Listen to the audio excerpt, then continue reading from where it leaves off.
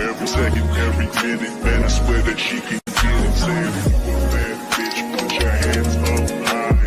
Hands up high. Hands up high. Till I feel the lights down right now. Put me in the mood. I'm talking about dark perfume. Go, go. I recognize your fragrance. Hold up, you ain't never gotta say shit. And I know your taste is a little bit high maintenance. Everybody else basic. You live life on an everyday basis with poetic justice. Poetic justice. If I told you that a flower bloomed in a dark room, would you trust it? I mean, I write poems in these songs dedicated to you when you're in the mood for empathy. There's blood in my pen. Better yet, with your friends and them. I really wanna know you all. I really wanna show you off. Fuck that. Pour up plenty of champagne. Cold nights when you curse this name. You called up your girlfriends and y'all curled in that little bitty range. I heard that she wanna go and party. She wanna go and party. Nigga, don't approach her with that Atari. Nigga, that ain't good game, homie, sorry. They say conversation rule the nation. I can tell, but I could never right my wrongs unless I write it down for real. P.S. You can get it, you can get it, you can get it, you can get it. And I don't you want it wrong. Oh, what a justice. Put it in the song, alright. You can get it, you can get it, you can get it, you can get it. And I don't you want it wrong. Oh, what a justice. Put it in the song, alright.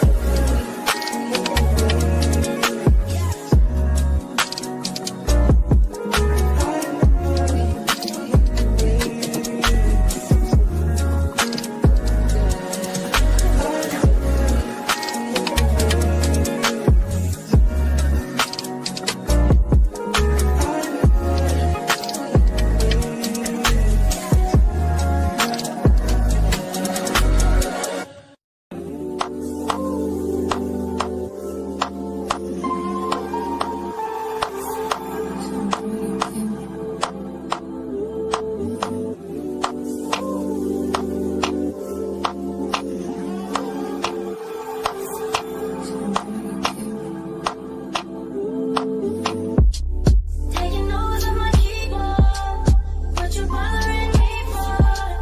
There's a room for the what you following me for? Sing a fucking sing along. So girl, what you singing for? Cause you blow like a sweet boy. My heart like a sweet boy.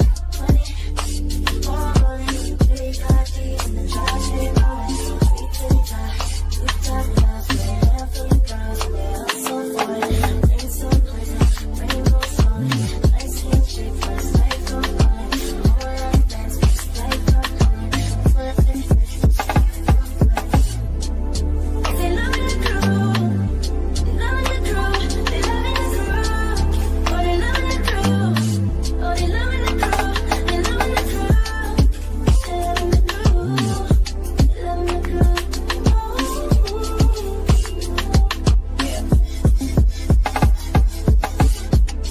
Taking notes on my keyboard, what you bothering me for? There's a room for the niggas, what you following me for? Sing a fucking sing along. So girl, what you singing for? Cause you blow like a sweet boy. My heart looks like a sweet boy.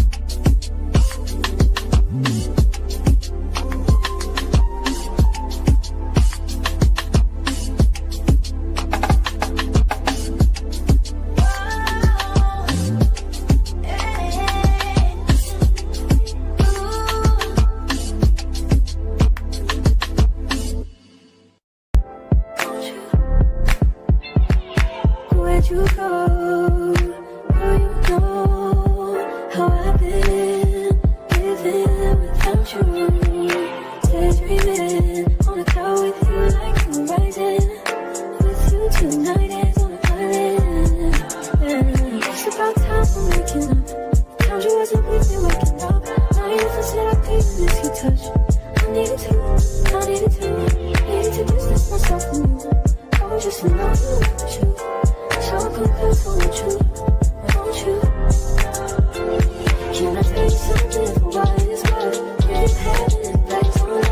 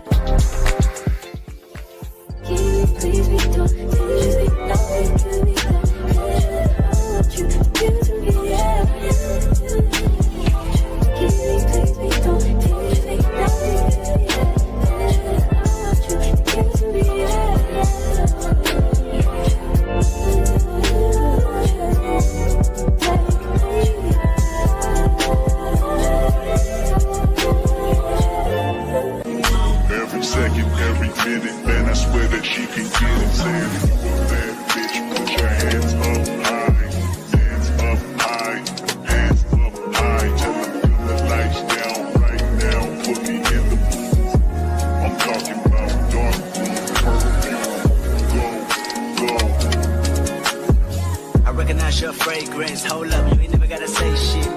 And I know your taste is a little bit high maintenance. Everybody else basic. You live life on an everyday basis with poetic justice. Poetic justice. If I told you that a flower bloomed in a dark room, would you trust it? I mean, I write poems in these songs dedicated to you when you're in the mood for empathy. There's blood in my pen. Better yet with your friends and them. I really wanna know you all. I really wanna show you off. Fuck that. Pour up plenty of champagne. Cold nights when you curse this name. You called up your girlfriends and y'all curled in that little bitty range. I heard that she wanna go and party. She wanna go and party. Nigga don't approach her with that Atari. Nigga that ain't good game, homie, sorry. They say conversation rule the nation. I can tell, but I could never right my wrongs unless I write it down for real. P.S. You can get it, you can get it, you can get it, you can get it. Don't you what you want?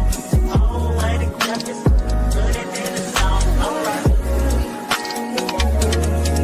You can get it, you can get it, you can get it, you can get it. Don't you what you want? Oh, I think justice, put it in the song, alright.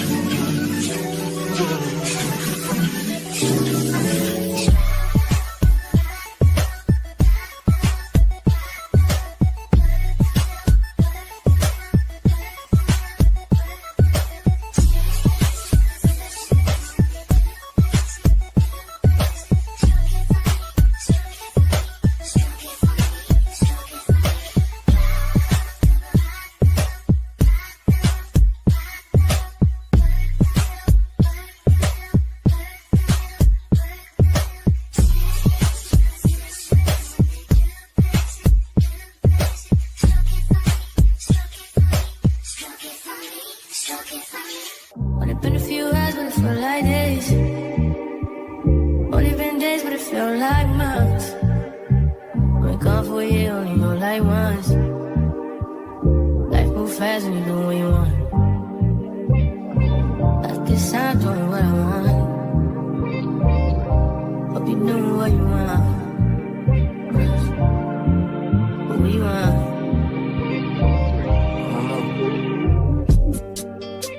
My new bitch look like Halle Berry, but she don't love me, she too scary.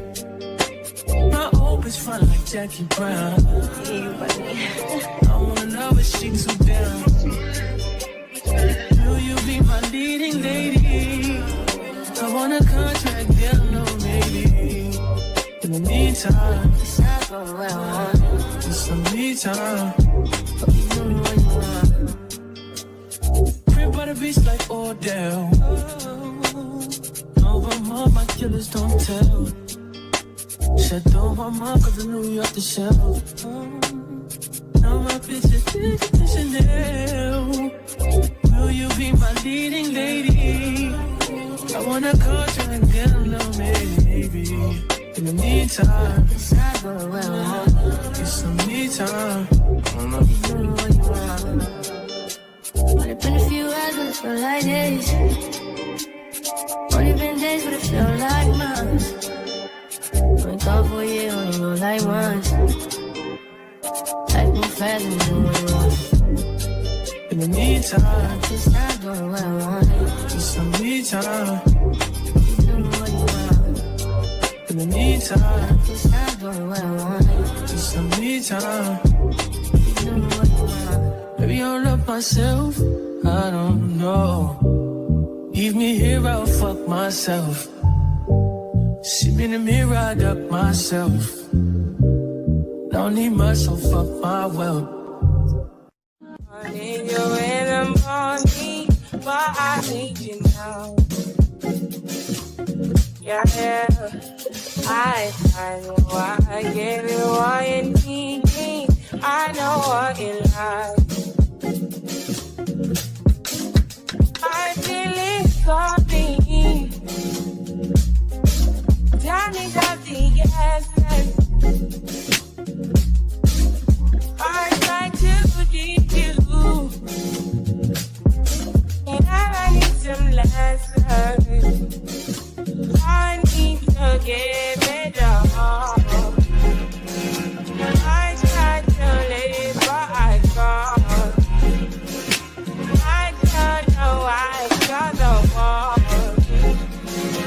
Just me out of my mind. Don't need no other body. Don't need no other body. Only you feel on my body. Only you feel on my body. You don't need no other body. Then I made it mess up my mind. And I made it make you free up your mind. Say your body talk to me nice. Say I'm the love you didn't need for your life. Yeah, our love no be like. Say every day together, yeah, day and night. Yeah, if I leave, you go by. Yeah, if you leave, I go loving your body, baby. Loving your body, baby. As you're whining your body, baby. So crazy. Loving your body, baby. Girl, you want it to me. I just wanna let you know. Hope every day Don't need no other body. Don't need no other body. Only you feel on my body. Only you feel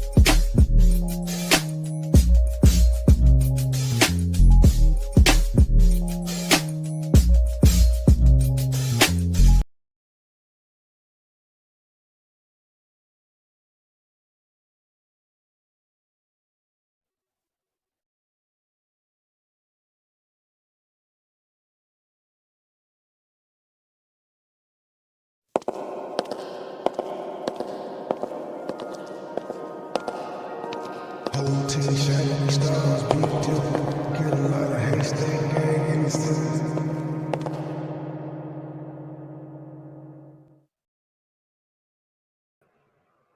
morning.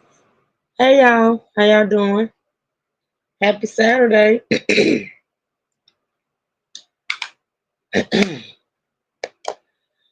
Happy Saturday, everybody. I hope everybody is having a blessed, beautiful morning so far. Okay.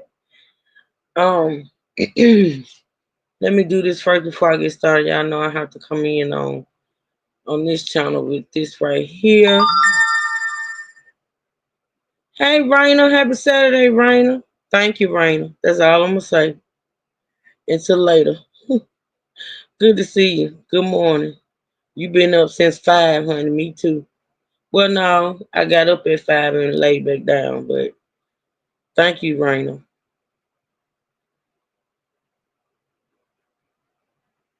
Y'all come on in, hit the like button on your way in. Y'all know I got to start it out. Girl, you crazy. Oh, Lord Jesus, Raina, girl, you know how these streets go, girl. It's going to be okay to me. Thank you, Miss B. I love my song. Shout out to Mad TV always. I love that song. I love that song. I love that song. Um, So yeah, we listen, y'all. So we back over here.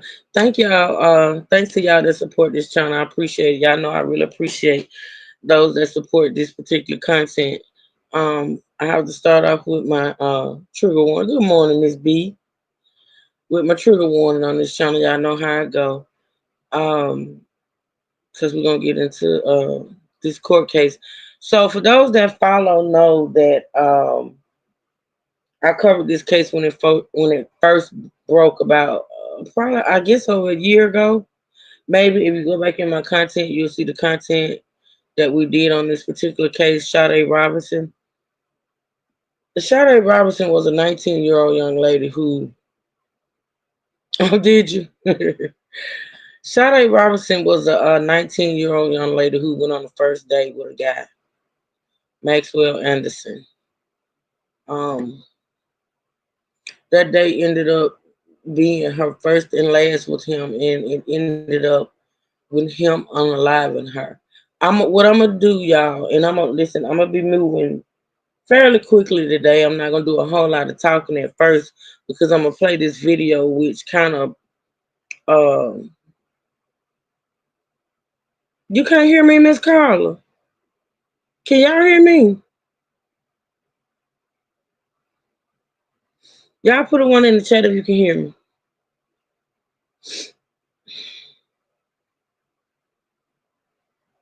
Okay, thank you, E. Brooks. Hey, E. Brooks. Girl, you know I get paranoid, honey. But I'm gonna play a video, y'all. I'm gonna play a video. We're gonna do that first. So for those that don't know about the case, and sort of kind of get a little background on the case and what's been going on with it and where we are today. Actually, yesterday was day 3 of the trial. I wanted to start covering this before today, but I'm gonna try my best today to get through as much as days 1, 2, and 3 as I can, and then tomorrow I'll finish it up, and hopefully we'll be back on track by Monday when they go back to court. So I'm gonna play a video, and I'm gonna try not to speak through it. If you watch the video and you have any questions, I'll answer the questions after the video. But I think I'm gonna pretty much play the video straight through with maybe stopping here or there. Let me put my little seal up. But I want y'all to get sort of kind of like a background before we get into the trial. I want y'all to get sort of kind of like a little background on what this case is about, if you don't know about it. Now, this case is in Milwaukee, Wisconsin. Okay. All right. So I'm gonna play the video. Hopefully it'll play. If not, we'll do audio. Y'all know how I'm doing right now with this whole get up, trying to get it right. But hopefully it'll play the visuals for me today. So I'm gonna play this video and we're gonna talk about it. Okay, here we go.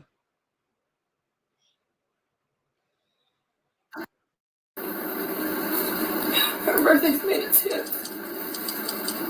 Shawty Sheena's a baby. Anderson and Robinson were meeting up for that first date on Monday, April 1st. They started at a Menominee Valley bar, the Twisted Fisherman, before heading over to Duke's on Water, which is in downtown Milwaukee. That phone is then traced to right here, Anderson's home at 39th in Oklahoma, and we know Robinson was never seen again. Evil exists in this world.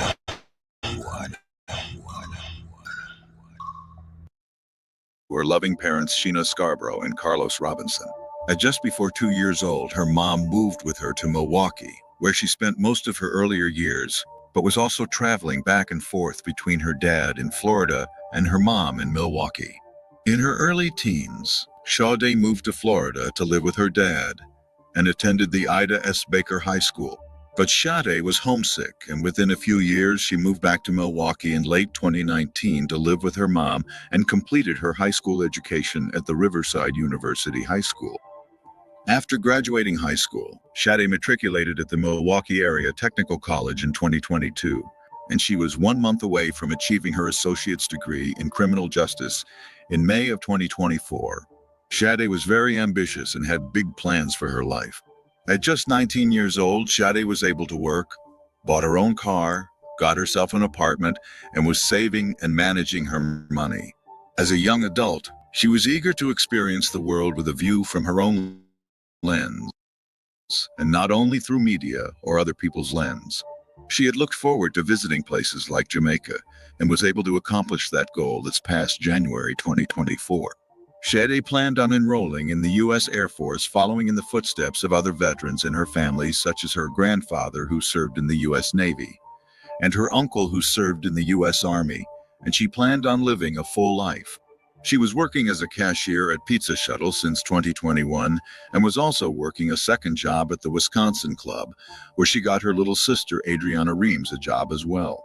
Sade was loved and adored by her family. She was the dream daughter every mom and dad would have loved to have, the dream sister every sibling would love to have, and the best staff and co-worker any business owner and staff team would have loved to work with. From all accounts, Sade was an amazing human being. She looks out for others and she takes initiative in getting things done. According to her mom, I was always so impressed by my daughter's initiative. Like when she graduated from high school a semester earlier after moving back from Florida, and when she surprised me by asking that I drive her to a job interview that I had no idea was even in the works.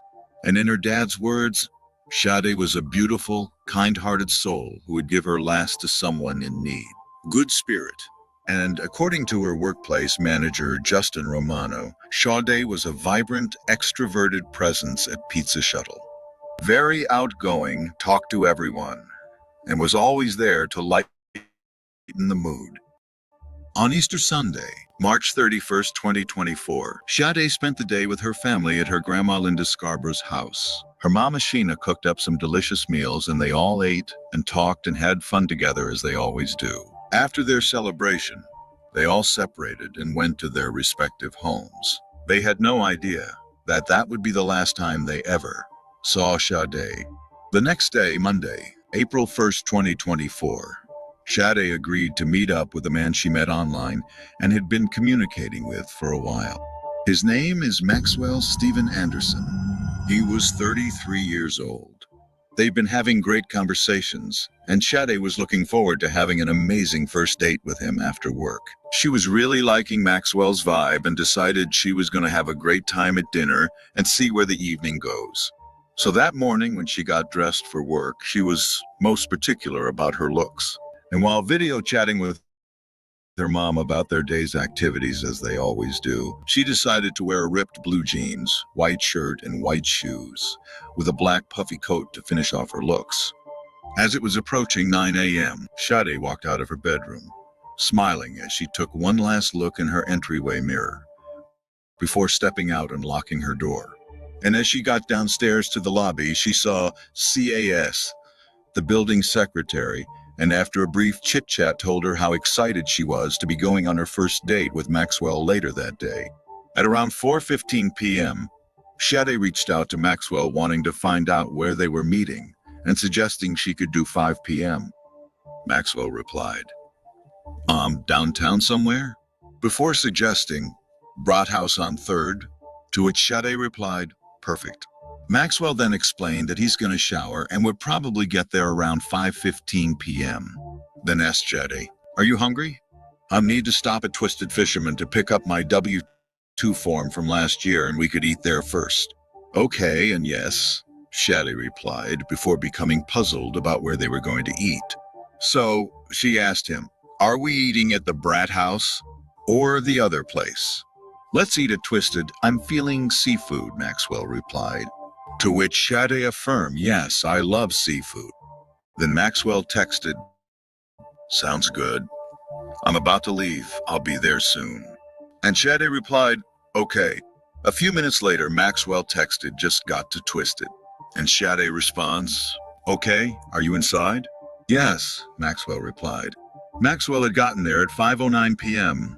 and Sade got there at 5:20 p.m. They meet and greeted each other and chit-chat a bit before placing their order. They enjoyed their meal and meet-up, and Maxwell suggested they finish their evening off with a few drinks. They then left the restaurant in Sade's car, with Sade at the wheel at 6:29 p.m., and head over to Duke's on Water Bar, arriving there at 6:35 p.m. They had a couple drinks and chatted some more, seemingly enjoying each other's company, and somehow, they both ended up at Maxwell's house at 9:24 p.m., entering the house using the back gate and not the front. He may have drugged her, or she went there willingly, but Sade went in, and she never came out. No one, except Maxwell, knows what happened inside that house that night between the hours of 9:24 p.m. and 12:47 a.m. The neighbors did not notice anything strange or heard any loud noise. It could be that he took her to his sex dungeon in his basement, where no one would be able to hear even the loudest of screams. But early the next morning, at 12:47 a.m., Maxwell loaded Sade's body parts in her car trunk, along with the clothing she was wearing the day before and her iPhone, then drove around the city carefully placing pieces of her body parts in a different location. He started out by driving in the direction of Sade's home, then continuing on to a roadway near Kem Park on the Milwaukee River adjacent to Pleasant Valley Park at 3305 Marina Road, and was there for 23 minutes, disposing of her torso, arms, her upper body. He then left that location at 2:01 a.m., driving to 5252 South Lake Drive at Warnemont Park, arriving there at 2:53 a.m., where he walked along the beach leaving pieces of her lower body, including her right leg, and was there for an hour and 42 minutes. He then left that area at 4:35 a.m., driving to 30th and Lisbon, where he doused the interior of Sade's car with gasoline, then tossing a lighter in it, catching it on fire at 7:30 a.m., but not before walking to an area near a playground at 31st and Galena and disposing of Sade's left foot and the rest of her body parts, including pieces of her flesh. He then spread open a memorial blanket Sade had of her dog Coco Chanel, who passed, which also has a pic of Sade on it, and left it on the ground. He then walked a few blocks to 35th and Lisbon, got on a bus at 8:12 a.m., paying his fare with cash, and head back to his house, arriving through the back alley behind his house at 8:43 a.m. At around 7:32 a.m., authorities got a call that a car was seen burning in an alleyway at 30th and Lisbon on Milwaukee's north side. It was catching on fire, and all of a sudden it's getting bigger, so I called the fire department, and they then you can hear the alarm going off in the car, the airbags exploding. Patricia Newton Powell says a car caught fire in the alley behind her house at 30th and Lisbon around 7:30 Tuesday morning. She doesn't think the fire started on its own. It looks like somebody had started it. Nothing else was smoking outside the car, so it started in the inside. They rushed over to the area and saw the burnt-out 2020 Honda Civic. The interior of the car was completely damaged, but the exterior was intact, including the registration sticker on the car, which authorities were able to use later on to identify the owner as Sade Robinson.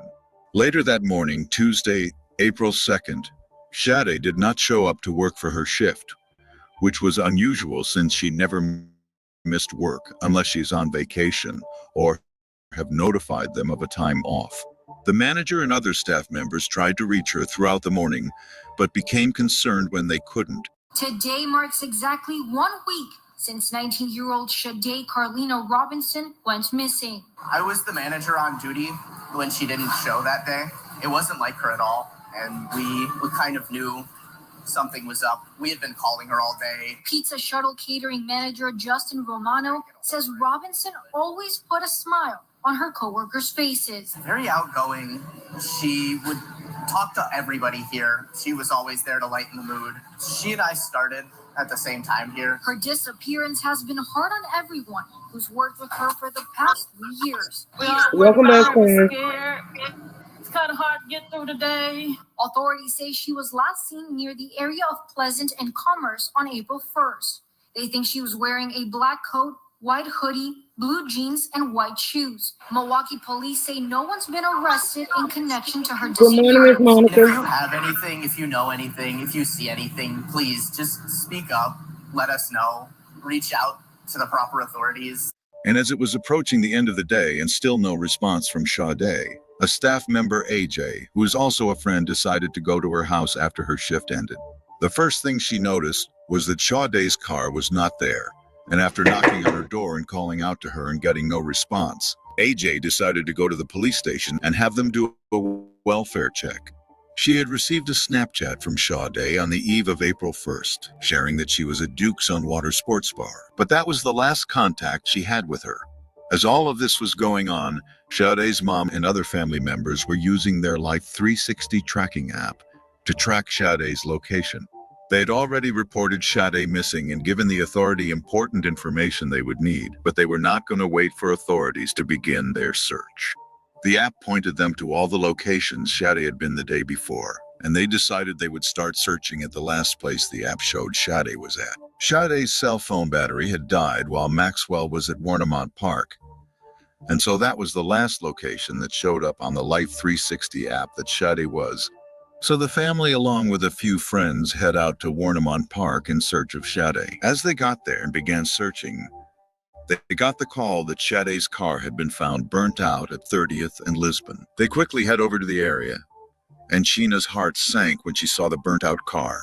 She knew that that was not a good sign. A few hours later, authorities received a call from a man stating that a woman's right leg with pink toenails had been spotted on the beach at Warnemont Park in Cudahy, 11 miles from where Sade's burnt-out car was found. Authorities rushed to the scene at around 5:29 p.m. and found the leg, which had been cut off just below the hip socket. Detectives were able to get surveillance footage from Cudahy High School, which was close by, which shows a vehicle entering the area at around 2:53 a.m. The vehicle breached the gate to get closer to Lake Michigan Beach, and authorities were able to recover broken pieces of the vehicle that belonged to a Honda Civic. Authorities were also able to get surveillance footage from the pump house in the location where the leg was found, which shows a human figure going down to the beach at around 3:02 a.m. The figure made multiple attempts to walk between the beach and the service drive for the pump house, and at approximately 4:31 a.m., the vehicle left the park. The next morning, Wednesday, April 3rd, unaware that the leg they had found the previous day belonged to Sade, authorities went to Sade's home to perform a welfare check. Sade was not inside. She was nowhere to be found. Her mom had gotten a text from her phone on the night of April 1st asking her for $15. She thought it was very odd since Sade makes good money and doesn't ask for money. However, she sent the $15 to her through Cash App because she thought, well, maybe she needed it to buy her favorite seafood at JJ Fish and Chicken. After sending the money, Sheena received a text saying, "Thank you, I love you." Meanwhile, authorities were working quickly to identify whose leg was found the previous day. And while investigators were at Sade's home contemplating what could be happening, they got a call that the DNA samples for the leg was done, and it was confirmed to be that of Sade's. This news was a game changer. Instead of looking for Sade alive, they realized they may actually be looking for Sade not only dead, but in pieces. The leg, according to the medical examiner, showed multiple cutting impressions around the amputation point, as well as sharp force trauma to the exposed femur bone, which indicated that the leg was intentionally severed with a sharp instrument, including the bone being sawn halfway through. When Sade's mom got the news that the leg they had found the previous day belonged to Sade, she was devastated. Sick son of a hurt my baby. She hurt nobody. She hurt nobody. A mother's worst nightmare had come true. She was so hurt and traumatized by the news she could not continue with the search. But her family, friends, and community members kept the search going in the hopes of finding all of Sade. Try to look up the bluff and down on the ground. Y'all know what y'all looking for? Yes. Okay. Later that day, authorities interviewed a woman who identified herself as Sade's friend ASF. She told them she became aware Sade was missing from the news, and upon checking the Life 360 app that Sade's family and close friends use to keep abreast of each other's locations, it showed that Sade's cell phone was in Warnemont Park around 4:33 a.m. Previous day, April 2nd. The authorities collected the records from ASF, and they had already collected SLS from Sade's mom Sheena earlier on. At this point, authorities had already accessed Sade's phone records, as well as surveillance video footages in multiple locations Maxwell had been to. And they also accessed surveillance footage from Maxwell's neighbor, which showed him in his backyard going back and forth between the house and Sade's car, from 11:25 p.m. on April 1st to 12:45 a.m. on April 2nd, which means Sade was dead within 2 hours of arriving at Maxwell's house. A criminal complaint released Friday says investigators used her cell phone records to follow her movements the night before on April 1st for what was supposed to be a first date with Anderson. After dinner and drinks, Robinson's phone was tracked to Anderson's home for 3 hours. An hour later, her phone pinged at Kern Park. And then following a drive across the city, its last trace to Warnemont Park, the same spot investigators found that severed leg. April 2nd, the Milwaukee police found Robinson's car torched near 31st and Lisbon, her clothes and phone in the trunk. 12 News has since learned footage from a city bus near that time and place captured Anderson. After reviewing the phone records, surveillance footages, and witness accounts, they realized the evidence were connecting one person to Sade, and that was Maxwell Stephen Anderson.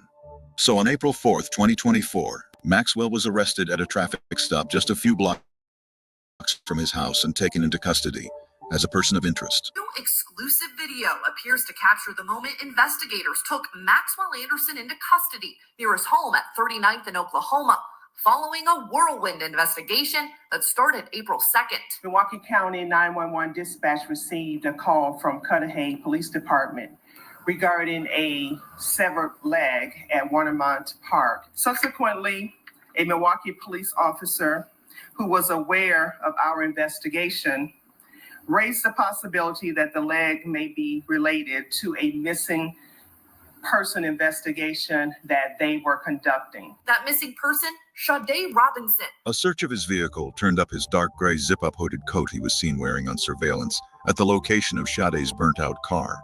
But all of this was not yet enough to charge Maxwell. Authorities then secured a search warrant and did a search of Maxwell's house, located at 3161 South 39th Street.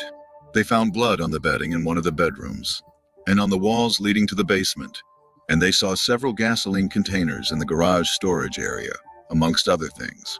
It was later determined that the blood in the house, on the bedding and wall, was not Sade's.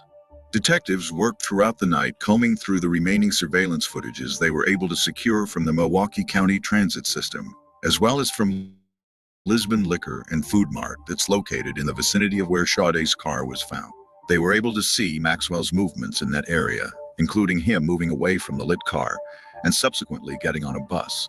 On Friday, April 5th, 2024, armed with more information based on the surveillance footages they went over the previous night, authorities went back to the location where Sade's car had been burnt and began canvassing the surrounding area.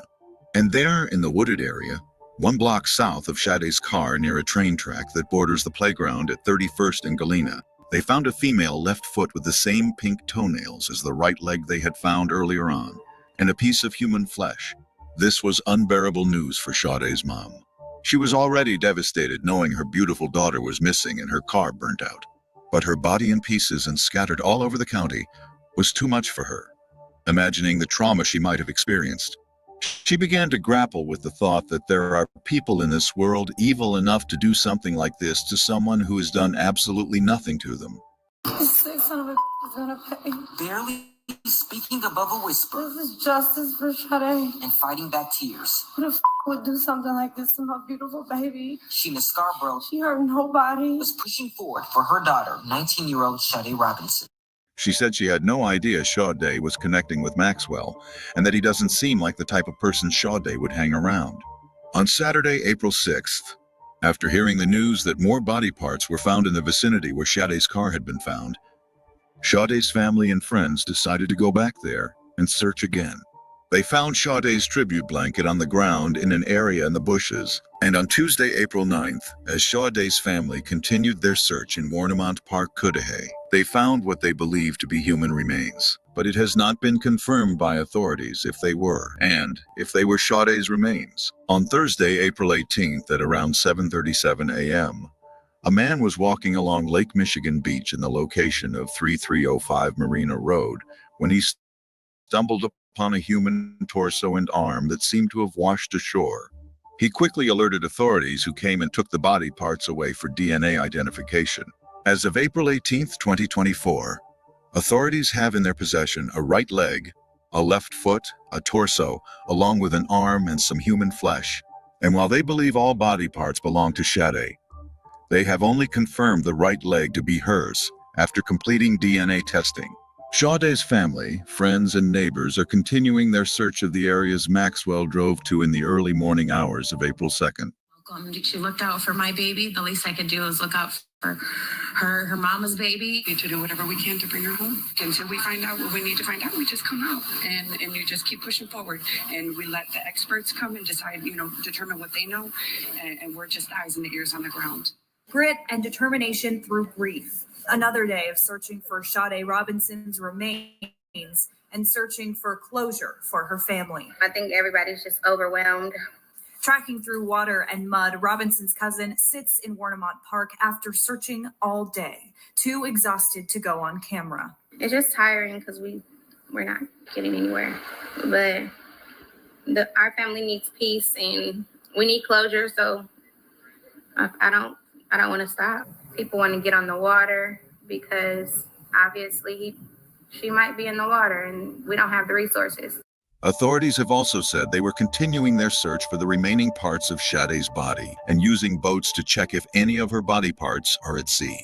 In light of all the overwhelming evidence pointing to Maxwell Anderson, he was later charged on April 12th with first-degree intentional homicide, mutilating a corpse, and arson. He has since pleaded Good morning, not guilty Natasha. and is currently being held at the Milwaukee County Jail on a $5 million bond, which he would need to pay in full in order to be released, pending his trial. In a gruesome murder mystery that's gripped the Milwaukee area for more than a week now. Good evening. Thanks so much for joining us. I'm Jessa Bryce-Beck. And I'm Amanda Porterfield. This morning, Maxwell Anderson was charged with murdering and dismembering 19-year-old Sade Robinson. The charges link two stories we've been covering for more than a week: the missing woman, Robinson, and body parts discovered in several locations throughout the city and county. We have team coverage for you tonight of this breaking news. CBS 58's Taj Mahal and Bryant McRae will have details on the investigation, but we start with Adam Reif. Adam. And this home is where prosecutors say Maxwell Anderson killed Sade Robinson after the two went on a date last Monday. Now, this case is bringing into light the story that has simmered in the shadows for days. While a concerned family was looking for a missing woman, body parts were turning up all across the city of Milwaukee. And now we have more information on why. Prosecutors say Anderson and Sade Robinson went out to two restaurants and bars the night of April 1st, then returned to Anderson's home on South 39th Street. They say at some point that night, Anderson killed Robinson, dismembered her body, then drove her car around while he scattered the body parts in various places. The allegations and the complaints are abhorrent. It is the highest level of violence imaginable. Anderson also did Sade's car and lit it on fire. He spoke just once during Friday's hearing. Do you understand the maximum potential penalties? Yes, Your Honor. Anderson's attorney first tried to get the homicide charge thrown out. And there's nothing in here that says that she died at Mr. Anderson's home. Sade's mother again lashed out. So I'd ask you to dismiss that count before we address. Anderson's attorney then alluded to Anderson being innocent. Had Mr. Anderson been involved in this horrible tragedy, we would expect one to flee. But bail was ultimately set at $5 million. Maxwell Stephen Anderson has had a privileged life growing up, with his father Stephen Anderson being a wealthy businessman. And we hope that with all the evidence pointing to his son, he will not bail him out but allow him to take full responsibility for the consequences of his actions. Money and privilege does not make a person. If anything, it could turn them into spoiled brats. But if that wasn't Maxwell, somewhere along the line, he fell off and started bar hopping as a bartender in random clubs and bars, his latest being the questionable Victor's nightclub. Here's what one attendee had to say about her experience there, though it was written in 2009. Her title, Victors or Victims. I might not be a native to this fine industrial city of vacant warehouses and peaking church steeples, but I've learned fast. Don't drink Budweiser in public, for one. And the lakefront brewery tour is the bee's knees. Some learning came from pleasant experiences, but not all nightlife adventures can be so sweet.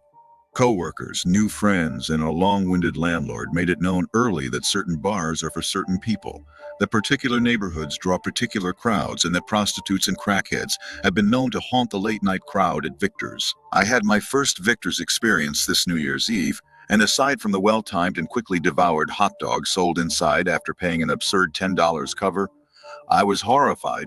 The lights and the mirrors played tricks with my perception. I was convinced the bar was endless. I became dizzy.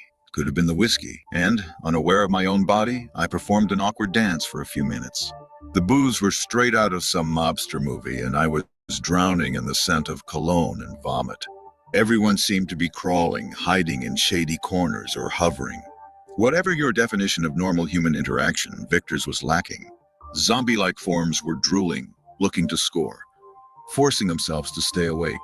Once I found the door, I decided my New Year's had to come to an end. The funny thing is that my companions stress that attending Victor's on New Year's Eve is a Milwaukee tradition. This I will never understand. A coworker assured me that Wisconsin traditions are just an excuse to get drunk at a shitty bar. She, along with many others, referred to this Milwaukee staple as victims. Never again. This is the kind of place Maxwell found fitting and thrived in. And then a woman who says she met Maxwell at Victor's nightclub and visited his house in the fall said she saw a massive hole in Maxwell's backyard. When asked, said he was building a garden with a hole deep enough to swallow a whale, looking like it was leading underground. And when she got inside the house, she said it looked as though it was under renovation, and that after he showed her around, Maxwell asked her if she wanted to see the basement, and she declined. Hannah, you've been looking into his past all day long.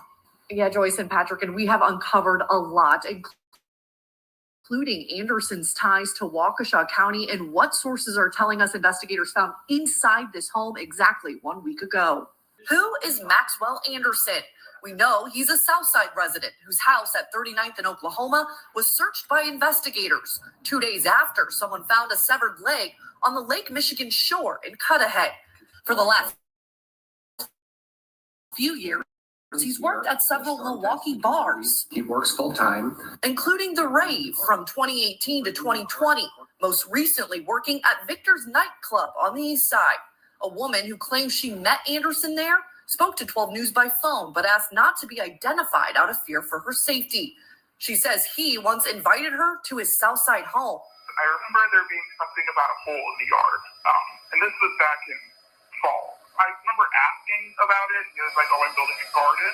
In a view from News Chopper 12, all right, that looks like a hole there, actually. A gaping hole next to Anderson's house was visible earlier this week.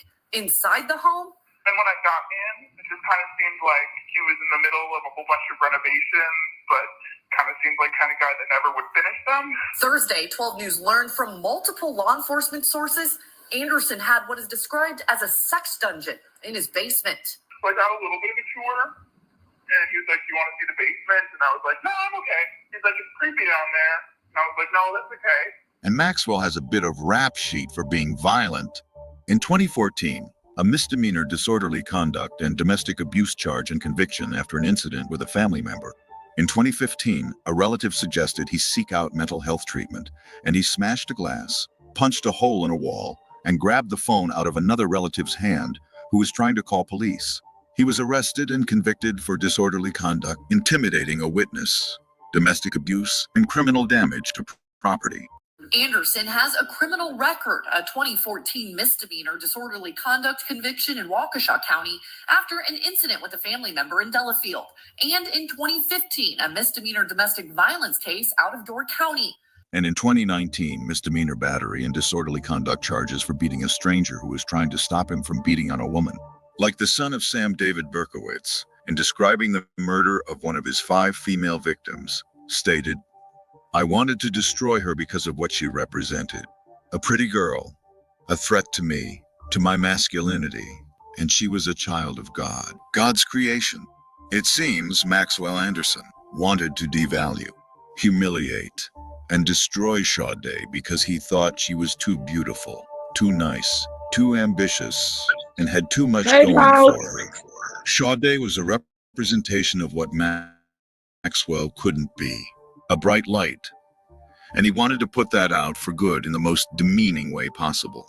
He tortured her, cut her in pieces, and distributed her throughout the city in places where he knew she would be easily found, naked and disfigured.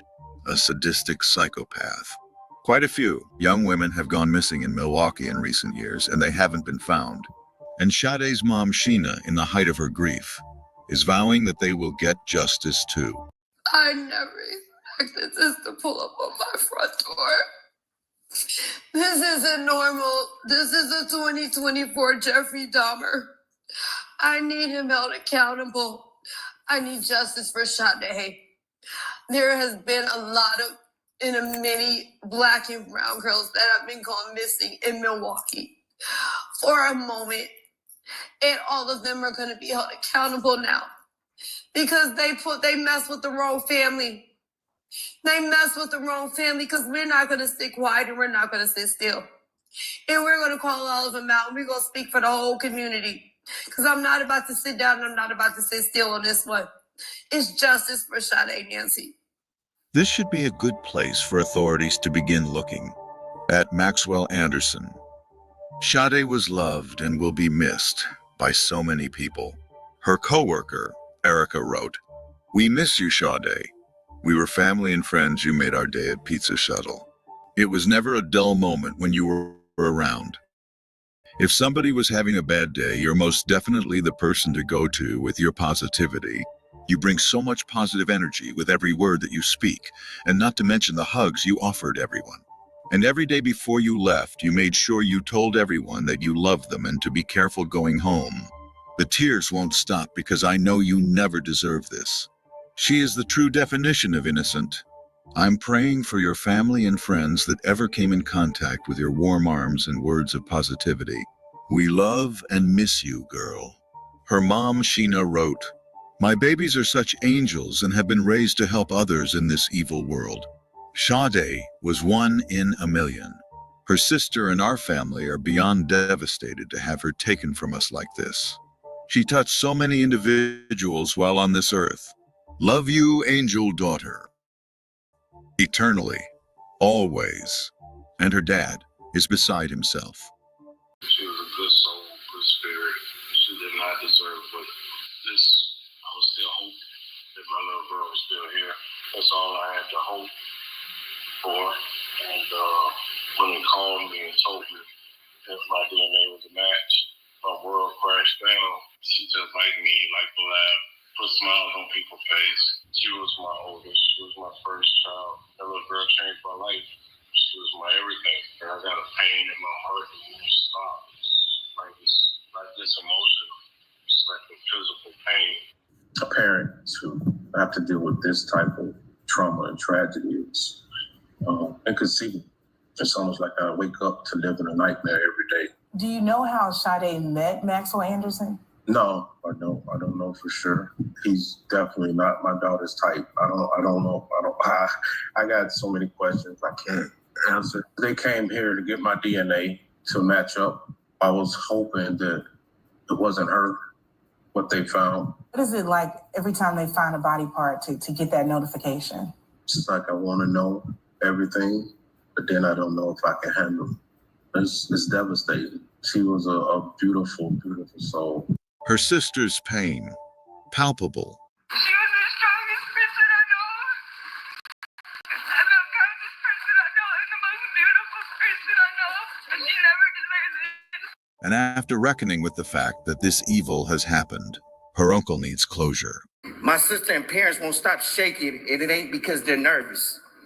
Imagine trying to bury your niece with no body for the service. Sade was a vibrant, kind-hearted young woman who saw the good in everyone and wanted the best for everyone.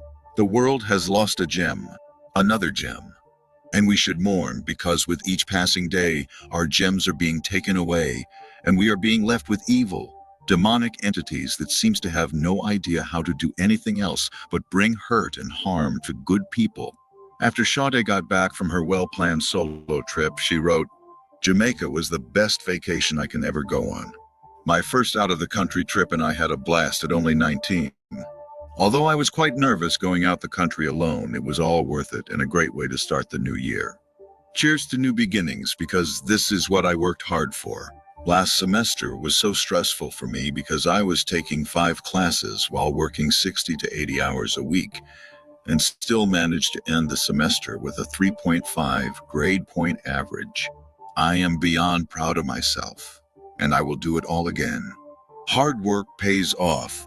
Even when you feel unmotivated, always keep that motivation going, because I mentally wanted to have a mental breakdown, putting myself under a lot of stress. But I did it and pulled through, and it was all worth it. No matter how hard something could be, just remember it's not impossible. So go on those trips you always wanted to go on, or do something you always wanted to do, because life is too short. Like I said, I'm only 19, and even though I travel, I still have my own responsibilities. I have my own car, my own apartment, my own bills, and still have to support me. So before traveling, some advice I will give is always take care of your priorities first, then travel second. I hope this can motivate someone to do what they love to do or always wanted to do. It doesn't even have to be traveling, but a hobby you always wanted to do. Go for it. So encouraging and positive and real. Sharing the good, but also sharing how difficult it can be while getting to the good. We don't know if Sade went willingly to Maxwell's house or if she was drugged and taken there. But we know that there are young women out here doing just that. So, young women, please stop going to strange men's houses. You do not know what you'll experience, and once you get inside, no one can help you then. And don't take them to your house. You are no match for their strength. A lot of people are dark-hearted, and you cannot tell which ones are just by looking at them. There are people that do evil, and it appears that he is one of those people, for whatever the reason, committed a horrendous crime. And not only did he kill her, apparently, but dismembering her is just beyond belief, something that's almost impossible to talk about. If you must meet with a strange man, meet him in a public place, and let a loved one know where you're going, who you're meeting with, and the time you're expected to be back. And if your date is to go eating, pay attention to your food and drinks at all times. It only takes a second to pop something in your food or drink, and you may be able to walk out of there like you're all good, depending on the drug they use. Some takes a while to kick in, but when you're knocked out, you won't know what is happening, or you may be able to feel the pain of what they're doing to you, but unable to move your body parts to do anything about it, like Jeffrey Dahmer did his victims. I personally did not like the fact that Sade agreed to go with him to eat at a place he used to work. I think they should have gone to a neutral place where neither of them knew the employees. Parents, you cannot afford to allow your teens to continue to be naive. Sit with your teens and read or watch videos about stories like this, and use those moments to speak on what is happening in the stories, what the victims did wrong, and what they should have done. Of course, you do not know your kid's mental state to the extent of how much they can and cannot take in. But imagine them going out into the world with the view that people are intrinsically and inherently great and the world safe, only to be caught off guard with a monster like this. You have to prepare them before they leave your home as young adults by showing them what's happening and letting them know the world isn't safe and people are not to be trusted. Some of these men are masters at identifying, luring and deceiving their prey, and it can sometimes be very hard to tell their intention, even after having several interactions with them. So the general rule is, if you must meet with a strange man, meet in a public space. No hotels, do not go to their house, and do not let them in yours. Teach your children to listen to their gut, their intuition, and never ignore that feeling. Please bring this to your young people's attention. This is really happening. It is not a joke, and it's not an out there phenomenon. It's happening right in our communities. If it happens to anybody else, it could happen to you if you do not take precaution. And how about as soon as you both meet on the date, you take a selfie with him and immediately share it to social media, so he knows others know who you're with. And take note of his reaction as you do. Is he tense? Is he secretly angry? And if he refused to take the selfie, giving lame excuses, you know you need to get away from him. One can only imagine the devastation Sade's mom, Sheena, is experiencing right now, having something so horrific and horrendous happen to her child. And especially not knowing what her daughter experienced at the hands of that wicked and evil monster that night. What was her last moments like? What was her last words? How much did she suffer before dying? What really happened that evening? Did she go to his house voluntarily? Was she fully cognizant? Was she drugged? Was she raped? Was she dead while he was dismembering her? Or was she feeling the cuts and screaming for dear life? Did he take her to his sex dungeon in his basement? Did he do too much in his dungeon and she accidentally died? Then he panicked and cut her up and disposed of her? How? Did he kill her? Where did he kill her? Why did he kill her? Why did he place her body parts in multiple locations throughout the city? And why did he place her body parts in public spaces, parks? These are all pressing questions that remain unanswered. But we will revisit this case as they hopefully locate the rest of Sade's body parts, or enough so that an autopsy can be done, and more details about what really happened come forward. Our thoughts and prayers are with the Scarborough and Robinson families as they navigate what will be one of their worst experiences in this lifetime. We hope every piece of Sade will be located, and soon, so her family can have a proper burial and find some form of peace. May Sade's precious soul rest in peace, and may her family find the strength to get through this tragic tragedy, and in the end get the justice they desire and deserve. Please contribute to their GoFundMe if you can. I will put a link to their page in the description. What would you have done if you've been invited on a first date as a precaution to ensure what happened to Sade did not happen to you? Think about it, then share in the comments. And please like, share, and subscribe for more videos. Thanks for tuning in. Until next time, stay safe out there. And remember, trust no one. Okay, so one of my mods, if I got a mod in the chat that's able to type, please put the name of this channel. It's called let me see. Horrendous Crimes. Horrendous Crimes. If one of y'all would drop that link for me if you can, if not, I'll do it. If y'all want to go there and check it out, that's what I got this story from. And it's pretty much a very detailed breakdown as to what and this video was dropped a year ago. It was dropped like right around the time that she was unalive. All right, so if I can get them all to drop that link, I would appreciate it. Thank y'all so much for joining. Hopefully y'all hitting the like button. Support the channel. Thank y'all for being here. We're gonna get into give me just a second. And we're gonna get into the first day of trial. which took place on Wednesday, I think. Okay. Let's see. Thank you, E. Brooks. Y'all go over and check it out. That's where we got that video from.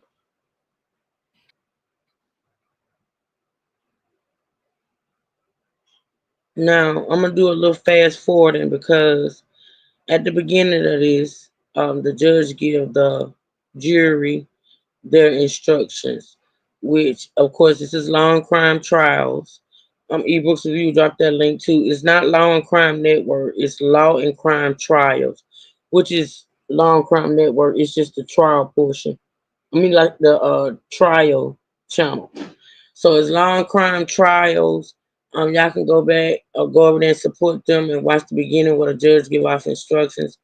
But I'm going to fast forward to the opening statements, okay? All right. Let me say this. Hi, React in chat. Good to see you. So y'all make sure y'all please send up prayers for Sade Robinson's family as they go through this trial. For those that have never been through losing a loved one to violence and had to go to court and it's like reliving, because this happened over a year ago. But going to court is actually like reliving the events as if it was yesterday. It's really, really hard. So can y'all please send up prayers for Sade Robinson's family? Also, let me ask y'all to send up prayers for Brian McKnight's family. Apparently he lost his 30-year-old son out. In the news, they say estranged. We know that like maybe a year, 2 years ago, whatever, there was this big story about Brian McKnight and his grown kids and some stuff they was going through. Now I don't know if those issues were resolved between Brian McKnight and his son that passed away. I want to say it was yesterday. He passed away yesterday at 30 years old from colon cancer. So if you all will send up a prayer for his family too as well. All right, so we're going to get into day one of the trial. I want to speed it up. If it's too fast, y'all let me know, and I'll slow it down. But I want to speed it up so we can get through as much as we can today. So we're going to start with the opening statements. Y'all please hit the like button, support the channel, hit the cash app. Also, if you got any questions, I played that video so y'all can get like a very detailed breakdown of what we're going to be, what the trial is about. Let me do this one more time before we get started.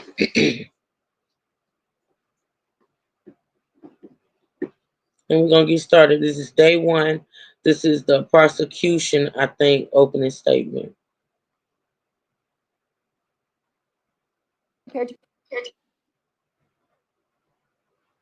Proceed? Yes.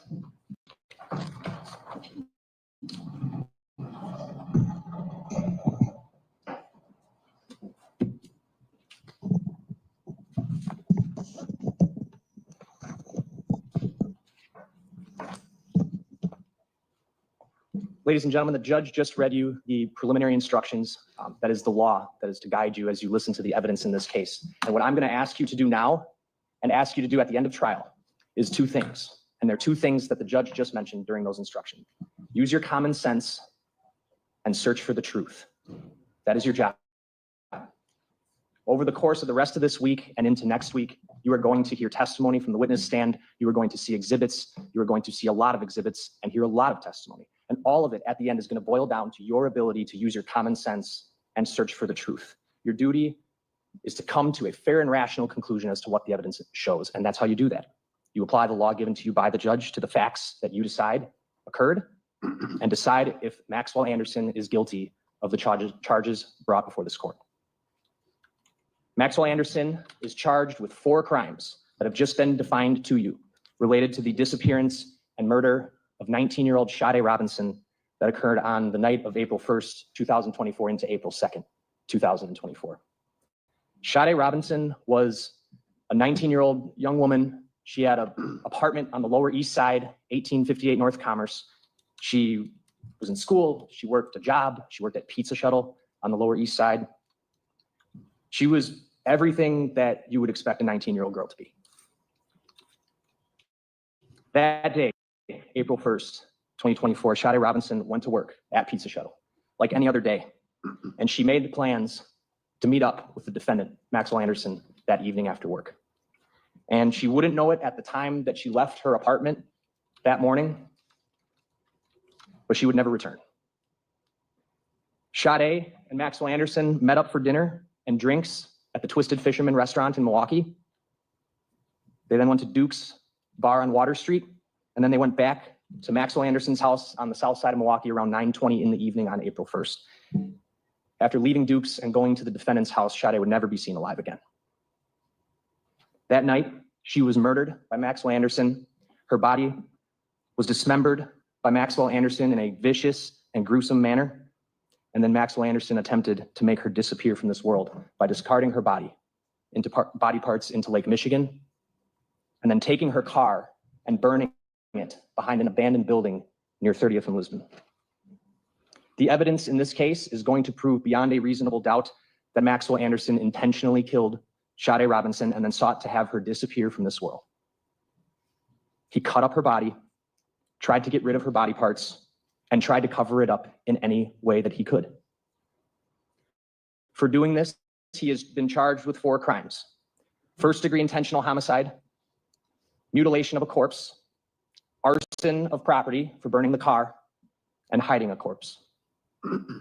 The evidence in this case, the testimony you're going to hear, is going to be voluminous. The judge just told you you're going to be allowed to take notes throughout the course of this trial. I would strongly encourage that you do that.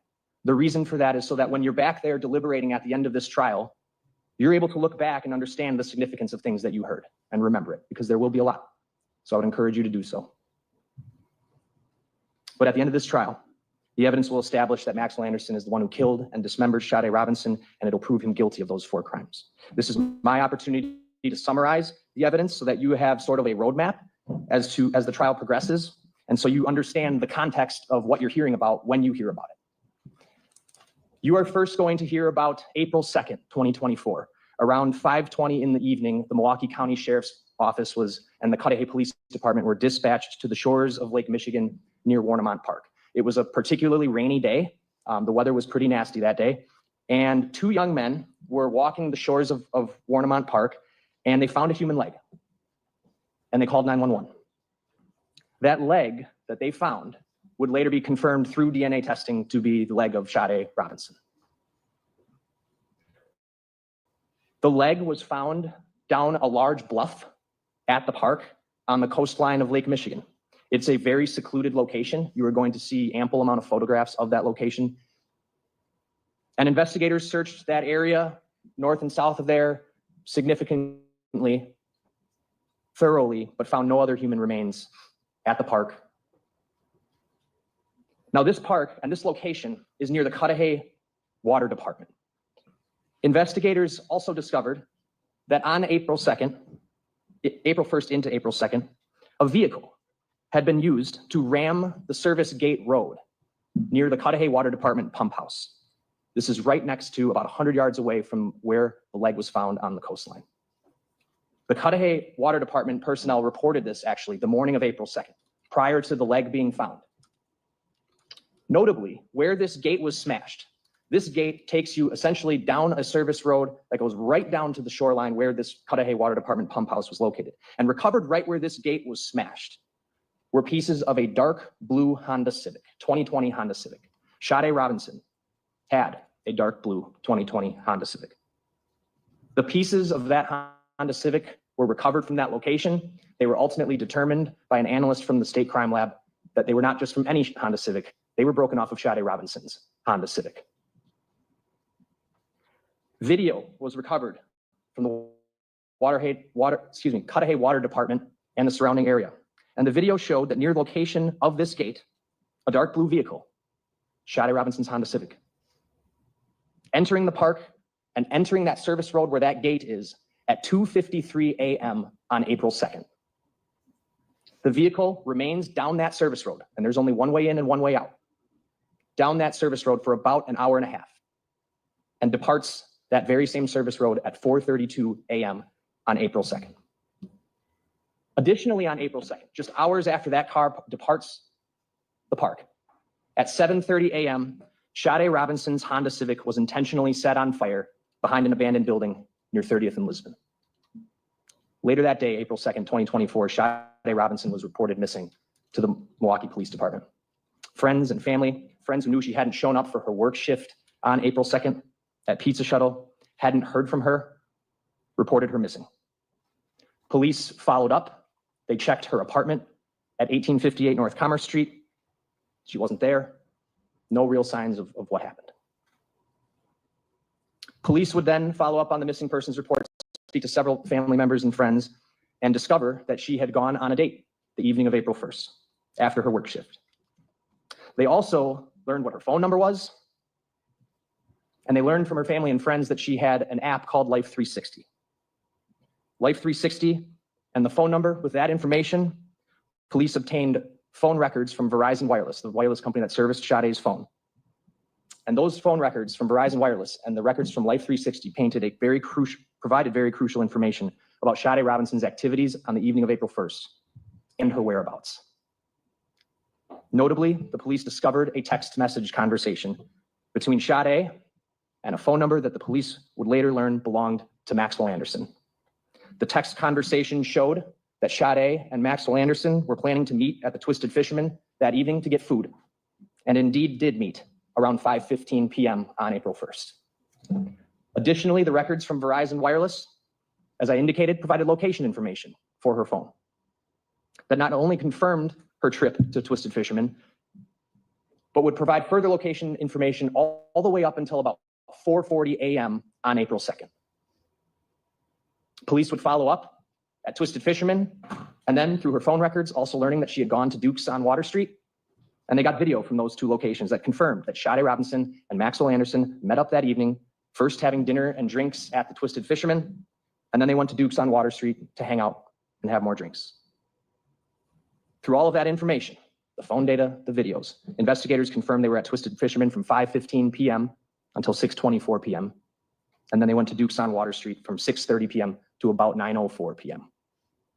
Videos also confirmed that that evening, Sade Robinson was driving her 2020 Honda Civic, the same vehicle that was used to smash the gate at the Cudahy Water Department pump house. Now, this would be time for me to mention it's a common vehicle, Honda Civic. Everyone's heard of one, but it does have distinct features. Honda Civics have sort of distinct features that are going to be worth noting when we go through the evidence in this case. Hers was dark blue. It had a sunroof, and particularly 2020 Honda Civics have these unique sort of C-shaped lights in the rear. And you're going to see those, all features that are noticeable on video, which will become important. At 9:04 p.m., Sade Robinson and Maxwell Anderson left Duke's together, and they left Duke's and got into Sade Robinson's Honda Civic. Sade was driving, Maxwell Anderson was riding passenger, just the two of them. The phone location information from both Sade's phone and Maxwell Anderson's phones, as well as other surveillance videos that you'll see from downtown and the area near Maxwell Anderson's residence on the south side of Milwaukee, confirmed that they drove from Duke's on Water to Anderson's residence. They arrived at his residence around 9:24 p.m., and you will see video of Sade's car arriving at his residence, driving right by the front of his house and then into the alley. At the exact time, her phone location information is showing her phone arriving at his residence. Sade's phone remains at Maxwell Anderson's home up until about 12:45 a.m. on April 2nd. There's a video from across the street from Maxwell Anderson's home that shows silhouettes and movement in Maxwell Anderson's residence for the intervening about 3 hours. The time she gets there, the time her phone shows that they got there, up until about 12:45 a.m. Consistent with Maxwell Anderson and Sade being there. That video from across the street, beginning about 11:24 p.m., all the way up until about 12:45 a.m. on the 2nd, shows some movement beginning in the side yard near where the back door is, where he would come out and go in. That stops around 12:45 a.m. And any human movement that you can see in the upper window stops at 12:45 a.m. Also occurring right after 12:45 a.m., Sade Robinson's phone location information begins to show her phone moving away from Maxwell Anderson's residence, where it's been stationary since her car arrived there around 9:24 p.m. Now, this is a very crucial time in the timeline. And this is where the phone location information that investigators got from Verizon Wireless and Life360 becomes extremely important. What occurs beginning just after 12:45 a.m. is that the victim's phone moves away from Maxwell Anderson's residence and begins to travel to various locations throughout Milwaukee County for the next few hours. And investigators were able to follow essentially a trail of videos where the victim's phone was showing her phone was at various times. From 12:45 a.m. all the way up until the approximate time her phone goes off the wireless network at 4:40 a.m. This is the time where that unique look of that Honda Civic is going to come into play for you all. You will see investigators followed where Sade's phone appeared to travel to and recovered videos around the county confirming that her car was traveling in those exact areas at those exact same times. So when the phone starts moving away from her residence just after 12:45 a.m., the records show her car driving northbound near 35th Street. Videos pick her car up driving in that exact direction. The phone then ends up downtown around 1 a.m. A camera downtown that actually is a license plate reader camera captures her plate downtown just after 1 a.m. The phone then travels up into the River West neighborhood where it remains until about 2 a.m. where cameras capture it again. It then leaves River West and heads westbound down Capitol Drive just after 2 a.m. where cameras catch it again. It then doubles back eastbound on Capitol Drive where cameras catch it again. And the records show it appears to get on the interstate and travel southbound towards and through downtown Milwaukee and ultimately appear to exit the interstate just around 2:40 a.m. where cameras capture it again. The phone then, after exiting the interstate near College Avenue, heads east in the direction of Warnemont Park, also captured by a trail of videos. And then by 2:53 a.m., video shows the Honda Civic arriving at Warnemont Park, which is the video I described before of the car smashing the pump house gate. Sade's phone shows her phone records show that her phone remained at Warnemont Park for about an hour and a half, the same amount of time that the car remained down that pump house road from the video. And in that time, police recovered video from that Cudahy Water Department pump house that overlooks Lake Michigan. That video, it's nighttime, it's dark, but it paints a telling tale. It shows, just after that car arrives, a silhouette of a person descending the bluffs near the coastline of Warnemont Park, near the Cudahy Water Department, where Sade Robinson's leg would later be found on April 2nd. That person, the evidence is going to show you, is Maxwell Anderson. This is the time where Sade's body was intentionally discarded into the lake after being dismembered. By this time, Sade is deceased, and Maxwell Anderson, using her own car, is trying to make her disappear. That video from the pump house confirms that he is down there for about an hour and a half before departing the pump house and departing Warnemont Park in her car around 4:30 a.m., which is exactly what the phone records show. Shortly after that, as the phone moves north, it goes off the network around 4:40 a.m. as it heads north into St. Francis towards downtown. Now, investigators also canvassed heavily near the area of where Sade's car was burned, way over on 30th and Lisbon on the north side of Milwaukee. And they also located a trail of videos from this location, picking up around 4:50 a.m., 10 minutes after Sade's phone appears to go off the network. And her Honda Civic is again picked up on those videos in the exact amount of time it would take to drive from where her phone went off the network to the location it's picked up on camera. That trail of videos shows her car, her 2020 Honda Civic, circling around the part of town where her vehicle would eventually be set on fire at 7:30 a.m. The Honda drives around from about 4:50 a.m. to 5:19 a.m., after which it is picked up next on a camera near a playground at 31st and Galena at 6:50 a.m. This is 1.5 blocks away from where her car would later be set on fire. The vehicle drives around more before pulling into the alley where it's set on fire. Police located video from a liquor store and a Milwaukee County Transit bus that depicts the time the vehicle fire was set. Now, you're not going to see it because he parked the car behind this abandoned building that did not obviously have functioning cameras. But these two videos show something crucial. They show two women walking down Lisbon Avenue, who all of a sudden stop and begin to act in distress as they are clearly watching something disturbing happen on the video, which has audio. And right after they see this, a white male walks away from the area where the fire was set as one woman points at him and yells to the passing traffic, "He did that, call the fire department." You will see this white male on video. You will see the distinct clothing he's wearing as he's walking away from Sade's burning vehicle. He's got a dark gray hooded top. He's got dark pants, shoes with white soles, and he's wearing a large camouflaged backpack that appears to be very full. Police are able to follow an additional trail of videos of this person, the person walking away from her burning car. That trail of videos will show you that the person who lit Sade's car on fire at 7:30 a.m. boarded a Milwaukee County Transit bus on 35th and Lisbon at 8:12 a.m. And when that person gets on the bus, you will see their face clear as day on the bus camera video. It is him. It is Maxwell Anderson.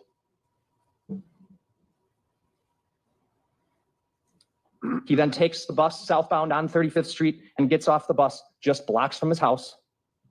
You will see that same vehicle, or that same video from across the street from his house that I mentioned before, showing him walking in his back door at 4:30 a.m., or excuse me, 8:43 a.m., right after he gets off the bus.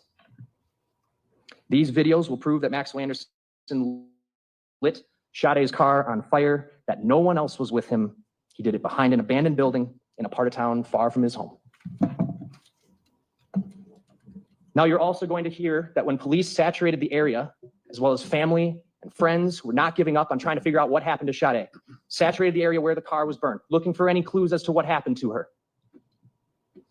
During these searches, family, friends, and police found Sade Robinson's other leg and other foot scattered and severed into pieces near that playground at 31st and Galena, just a block and a half away from where her car was set on fire. You will then hear that on April 18th, Sade's torso was discovered, having washed ashore on Lake Michigan in South Milwaukee. Sade's head had been intentionally cut off of her torso. Both of her legs intentionally severed from her torso. Her right arm intentionally severed from her torso. Her right breast intentionally cut off her torso. The torso was seriously decomposed, but identifying features confirmed it to be Sade. On May 11th, 2024, Sade's right arm was discovered having washed ashore on the shores of Waukegan, Illinois, severely decomposed. You will unfortunately see images of these body parts, which make it clear that Maxwell Anderson intentionally decapitated Sade Robinson, intentionally cut off both of her legs, cut off her left arm, intentionally cut off her right breast, which has never been found, and intentionally cut off her head to date, which is still missing and has never been recovered. While horribly gruesome, this will show you the intent behind what happened to Sade and the intent behind making sure she was disposed of from this world. By April 4th, Maxwell Anderson was arrested by the Milwaukee County Sheriff's Office, and you are going to hear that his cell phone was recovered from him, confirmed to be the same phone that Sade was texting on April 1st, the last text conversation Sade would ever have. Police searched Maxwell Anderson's phone. They searched his residence, trying in any way to learn more information about what happened to Sade. And while police did not locate any kind of gory scene in the residence, they located telling information in his residence and in his phone, including photos of Sade where she is laying on Maxwell Anderson's couch, face down with his hand grabbing her right breast. And another photo of Sade's pants and her underwear being pulled off her body. The same pants and underwear that you're going to see that she was wearing on video when she went out with him that night on April 1st. And police actually find those pants and underwear in the trunk of her car after it had been burned. You will also hear from police who searched the area around Maxwell Anderson's residence and who recovered the dark gray sweatshirt that Maxwell Anderson was wearing during the time he lit Sade's vehicle on fire. You will see it's clearly visible on the bus video of him getting on the bus where his face is visible. And you're going to hear that hoodie had Maxwell Anderson's DNA on it and Sade's DNA on it. Additionally, you are going to hear from the medical examiner who examined the body parts that were recovered and was able to conclude that Sade's body was intentionally cut into pieces after her death. The medical examiner will describe the wounds to the body and what she noticed that showed the intentional severing of limbs, including the intentional severing of Sade's head. You are also going to hear and see evidence that the shores of Warnemont Park, where Sade Robinson's leg was found, were not unfamiliar to Maxwell Anderson. It was a place he knew well. It was a place he had taken a prior girlfriend to before, and that he called his secret beach. That's the location where Sade Robinson was discarded into Lake Michigan. It was a place he was familiar with and had taken a prior girlfriend to before. In total, what the evidence in this case is going to show is that Maxwell Anderson murdered Sade Robinson the night of April 1st into April 2nd. He then brutally and callously cut her apart, disposed of her body parts, and burned her car.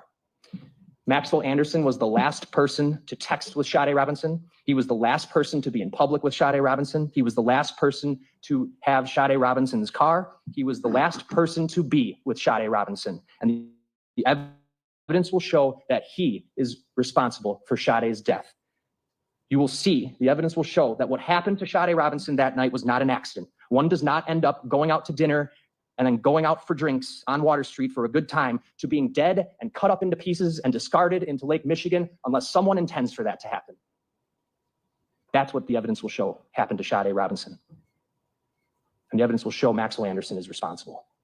At the end of this trial, I'm going to come back before you and again ask you to do what I asked you to do from the beginning, to use your common sense and search for the truth. And if you do those two things, you will find the defendant guilty. Defense. Okay, y'all, this is the defense opening statement. Thank y'all for joining. Hit that like button, support the channel. Good morning. The state began by using the phrase common sense. You heard it yesterday during jury selection, and you heard it again today in the state's opening.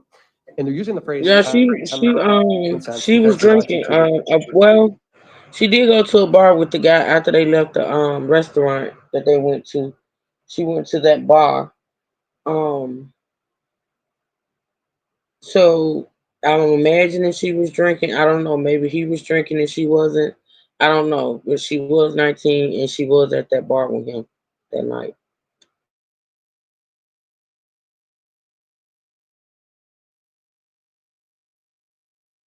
Ignore the mountain of reasonable doubt that exists in this case. I want to start by telling you guys that much of what Mr. Vance Curzan just talked to you about, we don't dispute. So a lot of this trial isn't in dispute. The timeline, the fact that Max met Sade, Max had met her, went on a date with her, that they went to the Twisted Fisherman, that they went to Duke's, that they were out together that night, that they went back to Max's house, none of that is in dispute. The fact that body parts wash up at Warnemont Park, the fact that body parts are found at 31st and Galena, the fact that those body parts belong to Sade, nobody here is disputing any of that. It's horrible what happened to Sade. It's horrible. Nobody deserved that. And what the state wants you to do is use the emotion of that, along with this phrase like common sense, and use that emotion to convict Mr. Anderson. But I implore you in this trial, your most important job as jurors is to study the evidence closely that's introduced by the district attorney's office. We have no burden of proof. Max is not required to prove anything. The entire burden lies here and rests here entirely on the district attorney's office. And it's the highest burden in the land to marshal together, to put together enough evidence to bring to you to show that Max killed Sade and that he committed those other crimes. There are a few pieces of evidence that the state will rely heavily on. Max near the scene of the car, Max when it's burning, Max being the last person to go on a date with Sade. And that's frankly why law enforcement zeroed in on Max. You are going to hear that the amount of law enforcement resources that were spent in this case by the Sheriff's Department, the Milwaukee Police Department, the FBI, the amount of resources that were spent on this case, I think is probably unparalleled in Milwaukee history. The amount of money and time and effort that was put into collecting video evidence, to searching Maxwell's home, to interviewing coworkers, interviewing people that might know him, an immense investigation. And the state knows that there are serious holes in their case. They know it. They know that there's reasonable doubt, and that's why they're coming at you with this phrase like common sense. So let's talk about that. There is absolutely no reason for Max to commit a crime like this. What you're going to hear in this trial is that Max and Sade lined up a date together like any couple of youngsters do, and they lined up a date at Twisted Fisherman. This is a place that Max used to work. You'll hear that they went there, they had dinner, and it was an ordinary evening. From Twisted Fisherman, as the state just told you, they went to Duke's. This is another place where Max is known. There was no secret place that Max took Sade that night, nowhere that anybody wouldn't have known him or recognized him. These are former places he worked and coworkers that he interacted with. And what I didn't hear was the theory of why Max did this, how Max did this. But I think what I heard in opening just now is that Max must have done this at his home. That seems to be the theory. Max brought Sade back to his home and killed her. Why? It's a normal date. You'll see them like camera footage leaving Duke's. You'll see them, Sade driving back to his place. You'll see them going there. In this timeline you were just given, I don't know how many witnesses they're going to call throughout this trial to put in this video or that video, but one thing you'll see throughout this is that we don't dispute any of that timeline, that they went out together and went back to Max's house, but that doesn't mean he killed her. How did he do it, and why did he do it? Why would he ever do something like that? If Max killed Sade in his home, if it happened in that location, as I think they're offering to you, there would be a mountain of DNA evidence. There would be blood. There would be some form of DNA. And I listened carefully when I heard the state's opening, because, well, yes, it's gruesome. Yes, it's horrible. Nobody deserves it. But Good morning, Ms. Fancy. What I heard was any discussion about DNA evidence. We have a crime lab in the state, law enforcement agencies that are tasked with collecting evidence from locations. I believe the theory that you're being offered today is that Sade was killed at Maxwell's house. What you'll hear about Max's house, I'm going to tell you a couple of things they didn't tell you. One is that the house is a duplex, upper and lower. There's a stairwell you can enter through the side of the home. If you go in the stairwell, there is a lower unit that has a tenant, if you will, a tenant who lives on the lower level. His name is Pete Warmington. You'll hear his testimony in this trial. Max lives upstairs. And the two of them went to that unit, that house. Pete Warmington, who's home on the lower level, is there that night. You will hear that Mr. Warmington is a self-described or self-professed light sleeper. I think one of the things he had said to the police is, even if one of Max's dogs is chewing a bone on the floor, he would even hear that and send messages to Max, your dog is chewing a bone, you're keeping me up, you're bothering me. He's a very light sleeper guy. And what Pete Warmington will tell you is that he was home, he was there that night, there was no struggle, there was no fight, there was no horrific event, argument between Max and Sade, but this is a downstairs tenant who can hear even the TV playing. He doesn't hear a thing, nothing, no struggle, no indication whatsoever that a murder is happening or happened upstairs. There's a common basement they share, but many of you can picture the type of home I'm describing, I'm sure. You walk in the door and it's a small stairwell that goes upstairs. So presumably their theory is that Max killed Sade upstairs. They didn't say it, they're suggesting the home, but upstairs, or maybe the basement is their theory. Either way, law enforcement pulled everything from that home. They searched it not once, but twice, 2 separate searches. You will also hear, by the way, that because of the publicity this case generated, other people had access to that home. Social justice people who were riled up online, who showed up at the home, entered, put up banners, entered the home, had access to the area. You'll hear about that too. But law enforcement for sure searched the home twice. They didn't find a murder weapon. What weapon was used to kill Sade? They didn't find any of Sade's blood. With all the samples they took throughout that entire house, every comforter, bed sheet, tabletop, wall, none of it has Sade's DNA, blood or DNA. And then I think the theory is that Max drove Sade's car and dismembered her. That Max did that. With what instruments? And you'll hear from medical examiners in this case, that at least one medical examiner who will testify about the sheer force that would be required to remove human limbs. That's no easy task. It's not the kind of thing that you do with a little Swiss Army knife. It's the kind of thing that you do with things like bone saws that they use in autopsies, no evidence of which Max has ever been in possession of or ever researched anything. They looked at everything about Max. Internet history, text message history. His text messages with Sade weren't deleted. They looked through his search history. Did he research how to cut up a body or how to kill someone? No, absolutely not. No evidence of that. You would expect that if she died at his house, as they are suggesting, that there would be blood and DNA in that home. Another thing that wasn't mentioned in opening. At Warmont Park, Sade's body, as you heard, a leg wash is located at Warmont Park. As law enforcement was looking through that area, they found bloody gloves. Now, these gloves played a central part in law enforcement's investigation because those gloves are sort of the quintessential evidence of a dismemberment or a murder. They have blood on them, they're plastic, sort of what you can picture, plastic gloves that you would wear, they're the clear type. And law enforcement, what they do is they try to determine, because they're certain you don't find bloody gloves near the scene, very close proximity to a leg. Certainly these gloves play some role in this crime.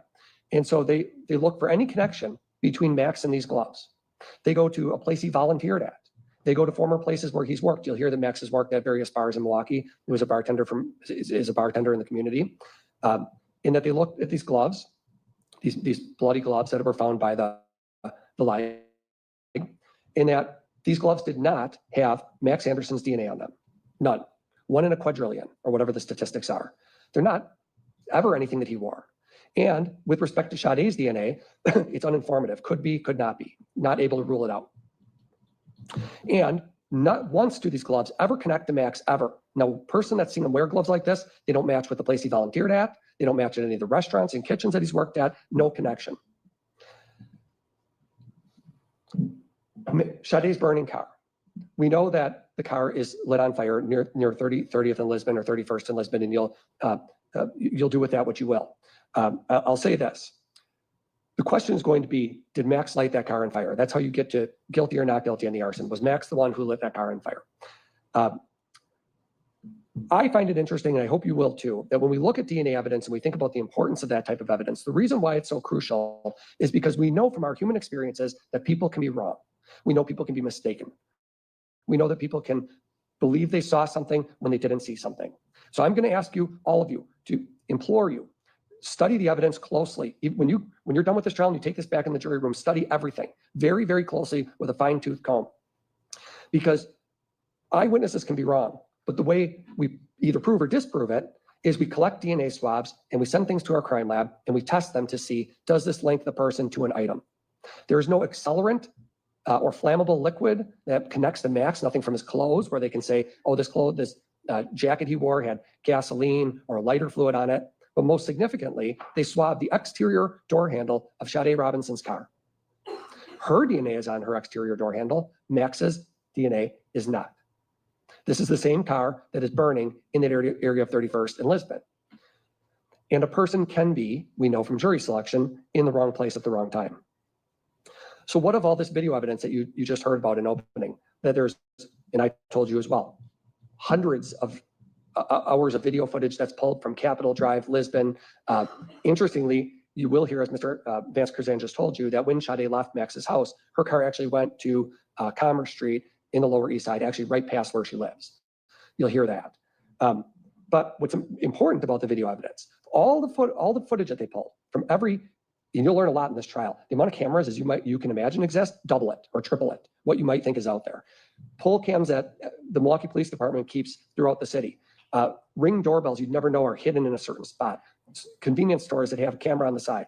All of this video, all the hundreds of hours of video of when Sade's, and I say 100-hour collectively because what you're talking about is all these videos that go back hours and they examine all of them. Not one time on any of the video footage do you ever see Max Anderson driving Sade Robinson Civic, ever. You can see the car, but you can't ever conclude that he is the one who is driving this vehicle. It's a pure speculation. And his phone never leaves his house after Sade goes home. What would one expect to see after an offense like this? What would you expect to see happens with Max Anderson? Perhaps changes in one's appearance. Perhaps they flee town. Perhaps they're acting different and nervous and unusual at work. Nothing changed with Max Anderson's routine after he and Sade had their date together. Continued to go to work. You'll hear from coworkers managers and coworkers that saw him. He continued going to his jobs. He didn't change his appearance. He didn't cut his hair.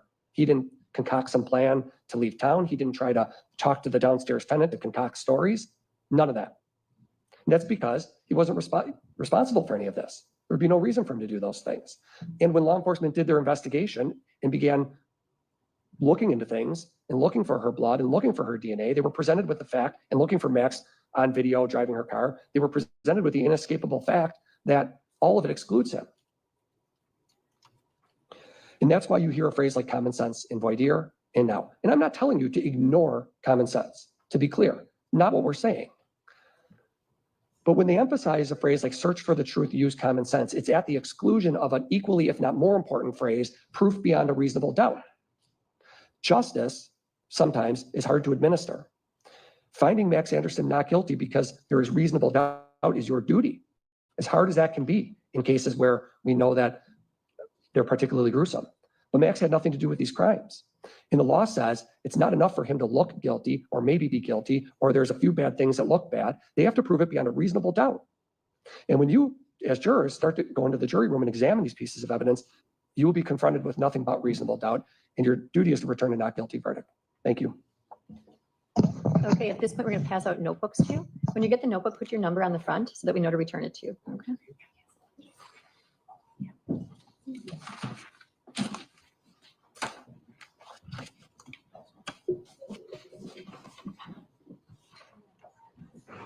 Okay, y'all. Anybody got any questions so far? We're gonna keep it pushing. Thank y'all for the likes. I appreciate that. Thank y'all so much for the likes. Please feel free to support the channel. Miss Patson, I do believe you supported my channel yesterday when I was on live, and I didn't see it before I got out. So I don't know. I don't remember whether or not I thank you or not. So thank you, Miss Patson, for supporting the T channel on yesterday. I appreciate that. If anybody has any questions while we're listening to this, put them in the chat and I'll do my best to answer them, okay? All right, so we're going to scoot it along to the first witness. All right. Let's see.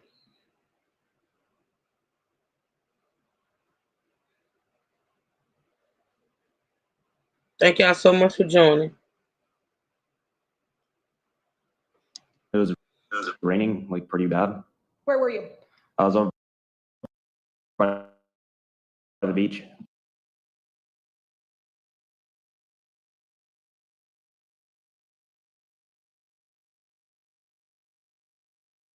He said, no problem. We were all laughing at J-Lo, so I figured you.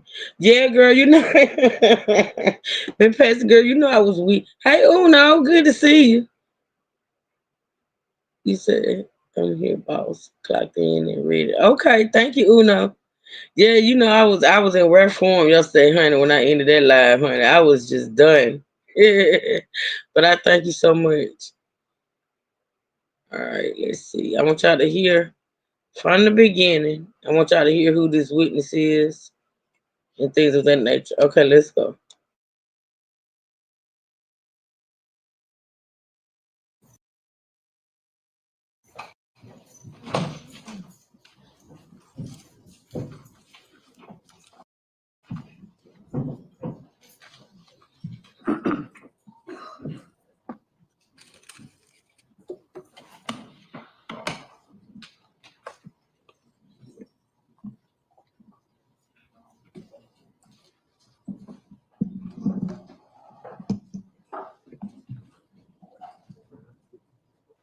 Okay, state, call your first witness, please.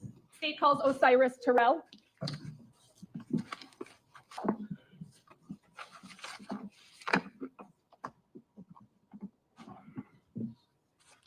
Just put these in the jury instruction.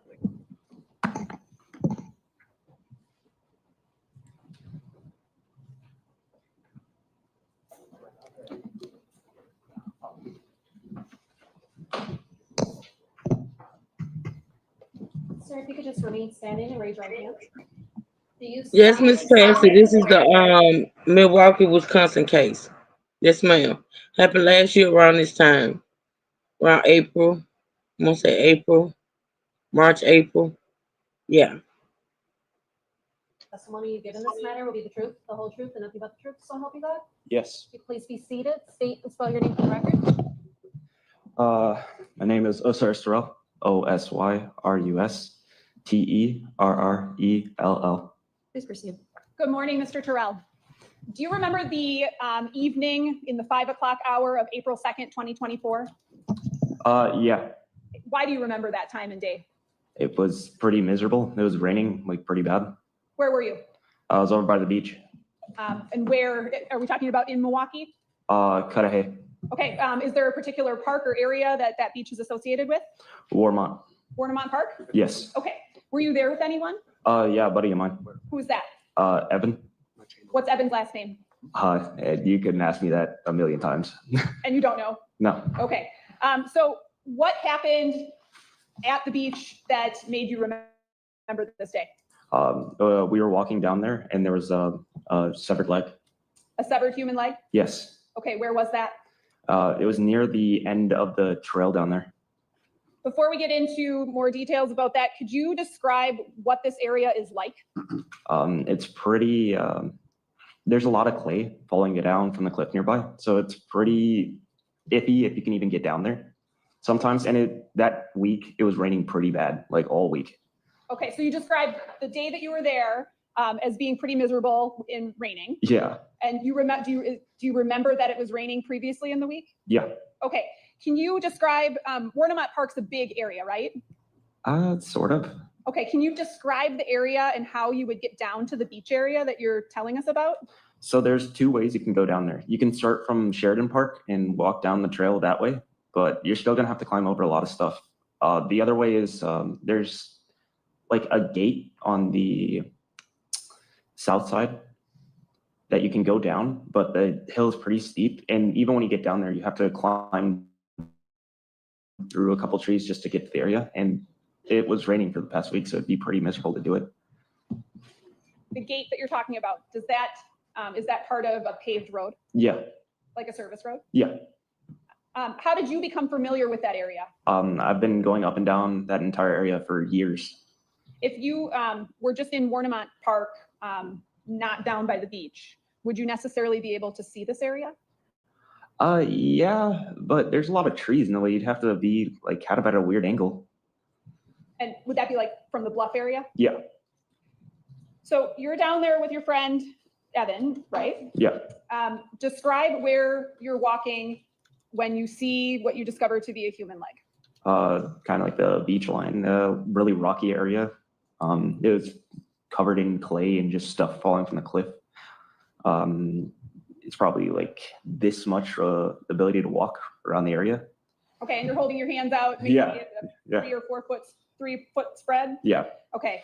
And what drew your attention to that bluff area?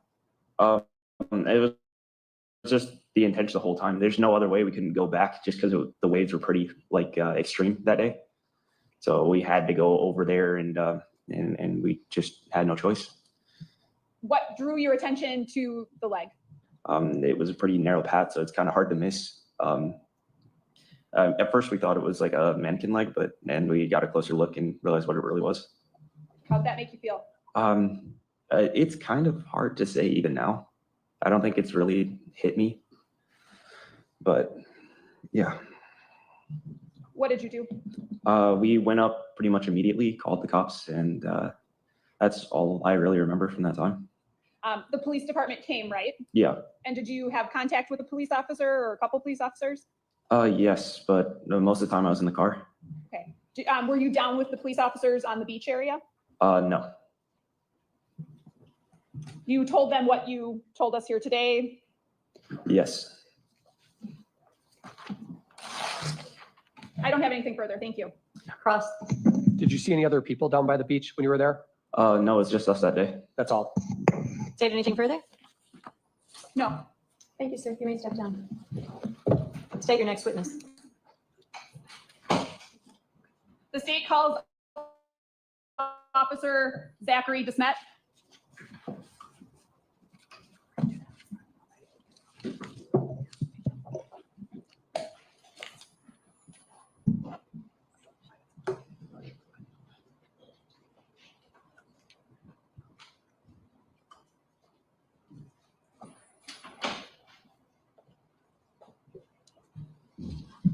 Do you solemnly swear that the testimony you give in this matter will be the truth, the whole truth, and nothing but the truth, so help you God? I do. If you could please be seated, state and spell your name for the record.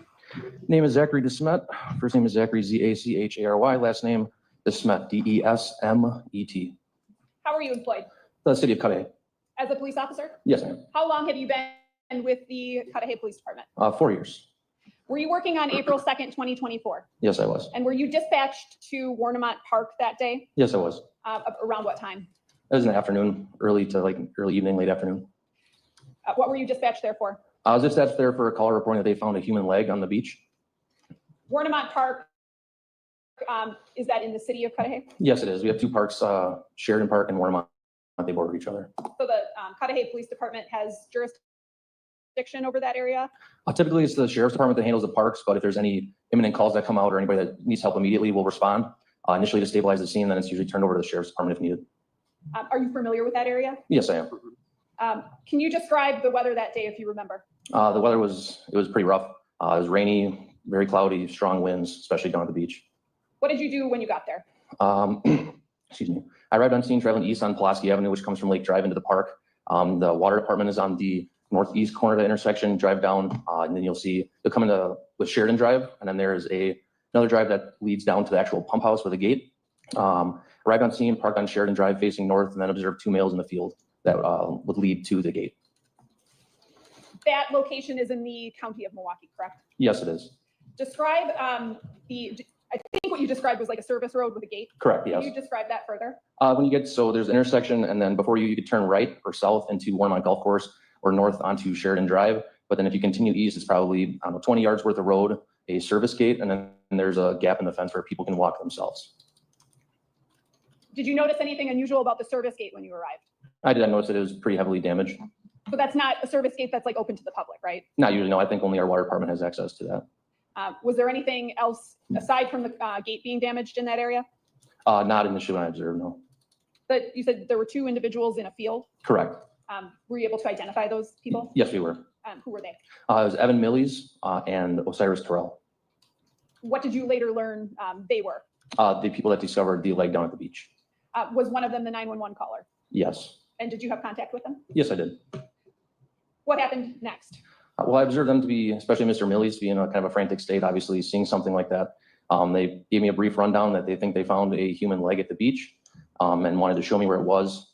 So I had Mr. Terrell sit in the back of my squad car. I'm more familiar with Mr. Millies, so I had him take me down to the beach. We went through that side gate or the opening in the fence where people can walk through freely. When you walk down, it's a steep hill because at that point in the park, it's very cliff-like.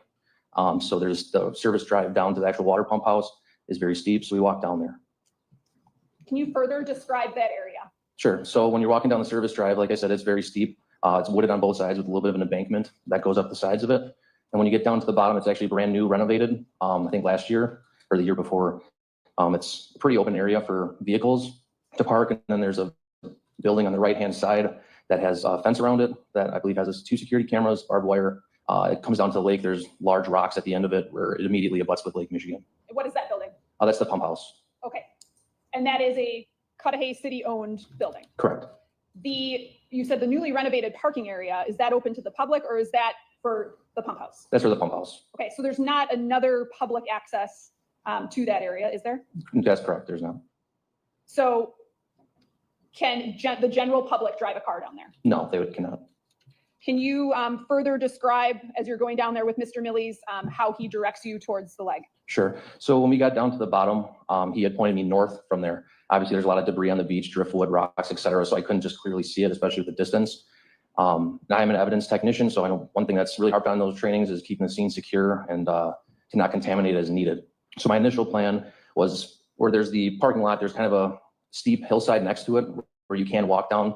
However, it was kind of sketchy that day because of the wetness. So my initial plan was I was going to have Mr. Millies stay up there. I was going to go down. I attempted to do that, but after, like I said, with the wind and the waves crashing after about 20 yards, I couldn't even hear him anymore. So I reapproached him, had him come down with me. At that point, I had him walk in front of me. He had a jacket on, so I grabbed the back of his jacket just to be able to direct him. Or if I saw anything that I thought was of evidentiary value, I could direct him or prevent him from destroying or stepping on it. Can you describe, once you leave like the parking lot pump house area, is there a path? Is there a clear way to get to the beach from there? Not really. Like I said, there's kind of a hillside on the side that is walkable, but again, depending on the conditions, it can be kind of iffy. That day was kind of rough, but we were able to get down there. The beach at that part is primarily rock, smaller rock, but still kind of generally unstable to walk on. and then you have the lake or Lake Michigan on your right-hand side or the east side. And then on the west side would be a steep cliff, essentially, from Warnimont and Sheridan Parks. As you and Mr. Millies are going through that area, what, if anything, do you see? So, like I said, there's a lot of water coming down off the sides of the cliff, a lot of debris. The waves were crashing pretty heavily. While I was walking down there before that, Mr. Millies told me that the leg was actually located on the side of the cliff, the side of the embankment, about 10 to 15 feet up. So as we were walking north on the beach, that's where I was initially looking. So it was up from the water line. Yes, Approximately how far? 10 to 15 feet, he said, up on the embankment. At what point do you see it? We were walking probably for a little bit, probably about 100, 125 yards. And like I said, we were both looking left to the cliff, and he was estimating and saying that like it should be right around here based on some things that he had seen. And then as we continued walking, he got startled really quick. And I was like, what's up? And he's like, it's right there. And so I had moved him to the side, and about 5 to 8 feet in front of us was the leg was located there. And where was it relative to the embankment? It was close to it, probably within 10 to 15 feet from the embankment. Given the rain, was there erosion that was happening? Yeah, there's some pretty severe, even you could see different streams cutting lines into the sides of the cliffs. What did you do next? At that point, I radioed my dispatchers and advised them that the leg was there, was confirmed, to request MCSO's response to shut down the scene. The only ways into the scene are from the Pump House Road and the S-curve down in Sheridan Park, which would be a significant walk, and then advise them on how to get to my location. Before we go further in that area, can you describe how you would access that area from Sheridan Park? From Sheridan Park, which is quite a ways north, probably at least half a mile, I'd say, or somewhere in that ballpark. You have to walk down a path. It's a steep path, but it goes down. It is paved down to the beach. Then you have to walk further south. You'd have to walk south quite a ways on that beachfront to even get to that scene. What, when you located the leg, what were your impressions? What were you able to readily discern? I could readily see that it was, I believe, to be a black female, a leg from either a late teenager or younger black female. The leg was short and had pink nail polish on the toenails. What did you do then? At that point, I had Mr. Millies stay. I put him on a rock, a bigger rock there. I told him to stay there, not move, and he stayed there until the MCSO deputies Leon Martin and Michael Kruger arrived on scene, which at that point he was later escorted up there, back up the hill to where I would assume he would be interviewed further in depth. So the sheriff's department joined you? Correct. In your walk with Mr. Millies down the beach and in your observations in the area around the leg, was there anything else that you located? I believe that on the way down there, Mr. Millies made me aware that there was like a bra and maybe a t-shirt that were located, but he was unaware if it was related. Then what did you do? At that point, deputies Martin and Kruger took Mr. Millies back up to interview him. Upon further investigation, I was looking at the leg that it was cut from the basically hip joint down to the foot. Other than that, the leg did not appear to be as disturbed, and I observed the cuts on the leg to be clean and not intentional, or intentional, I mean. That the cuts were or were not intentional? That they were straight, not jagged, not torn. Did you move the leg at all? Yes, I did. I had to move it 2 or 3 times just because the time of the day, the waves were getting, like I said, we were getting some pretty good waves and they were moving further and further inland. So 2 or 3 times I had to move the leg further west to prevent it from being taken by the water, which was documented on body camera as well. How did you do that? I grabbed it by the ankle with my left hand and under the thigh with my right hand, physically picked it up, moved it about 5-10 feet, set it down in the same way that it was laying, and then advised my dispatch to log that it had been moved. Did it appear to have been in the water or decomposed? It did not appear to be decomposing. It appeared to be fresh, just based on my experience with other deceased humans. And there was a lack of blood. I didn't really see much blood on it at all, which also could be attributed to the rain that had been coming down. That beach area, how would you describe the area in general? It's usually pretty calm. We don't really ever get calls there mostly.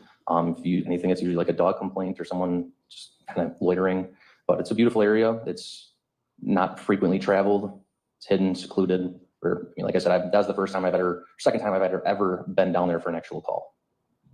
Thank you. I have nothing further. Cross? How long have you been a police officer? 4 years. Okay, with Cudahy the whole time? Yes, sir. And Warmont Park is entirely within the geographical area of Cudahy, right? Yes, sir. And we have, would you agree with me that the park itself is 248 acres? Sounds about right. It has an 18-hole golf course? Yes. Has a dog park? Yes, further south, much further south, the dog park is, but yes. Right, because Warmont Park stretches along the coast of Lake Michigan, basically, right? Correct, from about Pulaski Avenue down to College Avenue. Exactly. And so there's walking trails, right? Yes, there are. And there's, you said there's a dog park also at Warmont Park, right? That's correct. And isn't the Oak Leaf Trail, doesn't the Oak Leaf Trail run through Warmont Park or into Warmont Park? It does go through it. Right, there's trails you can run on from Cudahy in Warmont Park and head north if you wanted to, right? Yes, there's one paved path that goes to the park for the Oak Leaf Trail. And there's even races that go through there. There's the South Shore Half Marathon, for example, that runs through that area, right? There have been, yes. So the park, when you say secluded, you're referring to that little beach area, but the park itself is not a secluded park, right? That'd be correct, yes. In fact, it's a heavily trafficked park with lots of activities, right? Yes, that part of the park where the pump house is located isn't as traveled as the other sections, but yes. Right. And I think I heard you say before that a person, if they wanted to, can walk along the beach north to south or south to north. Didn't you say that? Yes, I did. In other words, where you find the leg, if a person had wanted to, they could walk up and down that beach north if they wanted to. Yes. Okay. And in fact, there's other parks that even connect in with it. There's Grant Park to the south, isn't there? Yes, there is. And Pulaski Park to the west? Yes, but it doesn't really connect much. And even Sheridan Park to the north, which you testified to, right? Yes. Thank you. That's all. State? Nothing further. Thank you, officer. You may step down. State your next witness. Deputy Leon Martin.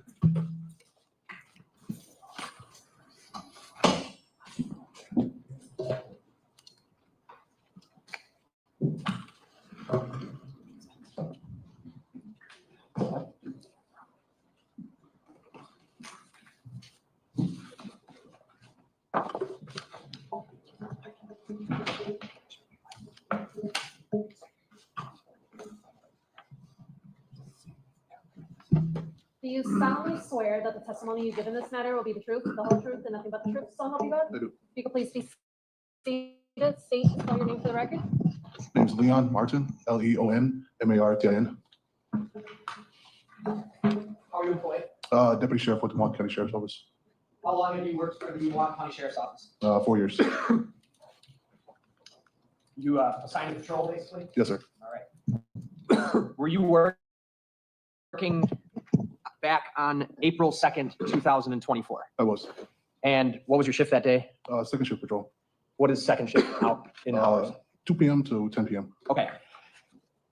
Around 5:30 in the evening that day, were you dispatched to a call for service at Warnemont Park? I was. Is that at or near 5400 South Lake Drive in the city of Cudahy, Milwaukee County? That's correct.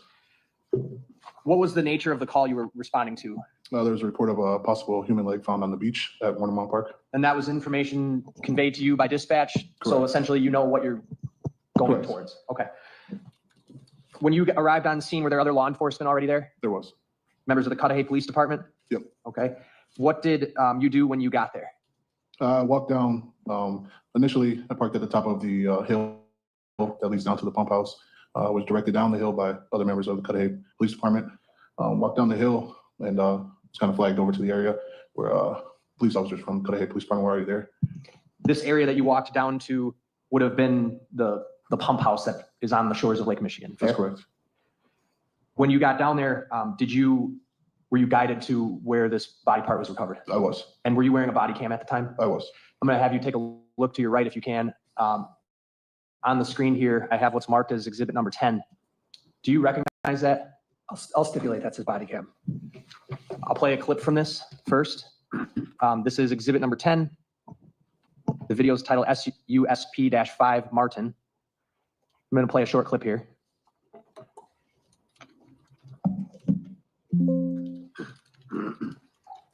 All right, I paused it at 8 seconds, started it at 0. Can you orient us right now? Where are we? So we're at the bottom of the hill. Right now I'm facing north, looking down towards the beach. All right, and on the left side, there is that steep cliff embankment. If you went up on the top of that, that's where the park would be, correct? Correct. You are at the end of the service road here? Yes, And did you have to climb down anything to get to the location where this video picked up? I did. There was large tree branches and like other foliage and whatnot that was in the way. Not somewhere a vehicle could get to, fair? Correct. But you indicated earlier that you had walked down the service road, and at the end of the service road, what's there? There's like a barrier, like a traffic barrier, and then the lake is there. So it's like a roundabout, so you can turn around and drive back up the hill. So vehicles can essentially get all the way down to essentially the shoreline, but could not get down to where you are right now in this video. That's correct. What do you have to do to get down to where you are in this video? I had to climb over a couple of large trees and just other like rocks and whatnot. And how far did you have to walk to get to the leg? That was about estimated, probably about 100 to 150 yards. Where I have this video paused, you're basically at the start of that walk. Is that fair to say? That's correct. Okay. I'm going to play it until 4:10. And there's no audio right now. When does the audio pick up? Approximately 30 seconds. Because that's how your body cameras work? Correct. When you activate your body cam, it plays 30 seconds before you actually activate it. Thank you.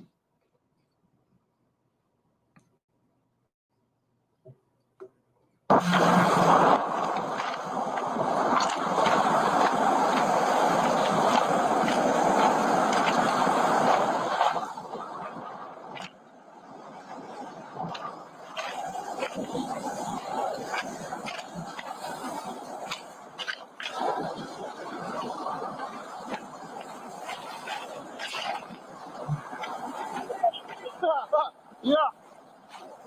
Good. I just cleaned my boots too, dude. Fuck, man. Stand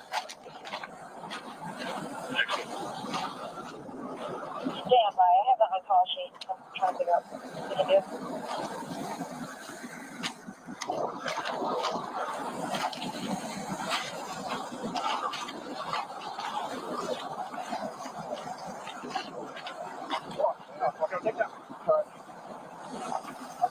What's up, man? So this is Evan Millies. We've dealt with him before. Sometimes mostly a good guy. He's gotten in this trouble a couple times, but good dude. Okay. So they walked down the S curve from Sheridan, started walking south just for fun, rough day on the beach. As they were walking, see that leg right there? Yeah. Said that it was up about approximately where the end of that stick, branches. By the bushes right there. Yeah, bushes. Said that they saw it up So it's there. like up on the hill, kind of? Yeah. Okay. So said that him and his buddy who's in my squad right now walked out, called us. And then when we came back, it was about, I don't know, maybe 7 feet east. I moved it just for evidence purposes. Okay, so they just swept away? Yeah. Okay. And I documented it well on body cam with different angles of where it was. Okay, cool. All right, we got to... What's your name again, bud? Evan. Evan? Okay, Evan. How long were you out here? About probably an hour. An hour? Yeah. Okay. You usually come this way? Yeah. Yeah? The first time you seen anything here? Yeah. It's the first time you seen anything like this? Yeah. Yeah? Okay. All right, Evan. Just hang tight. Don't go anywhere, okay? Yeah.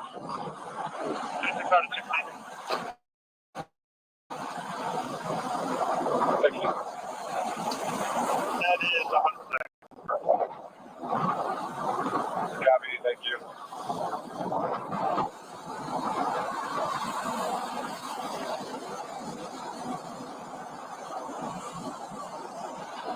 All right, hang on, Evan. We'll talk to you some more, okay?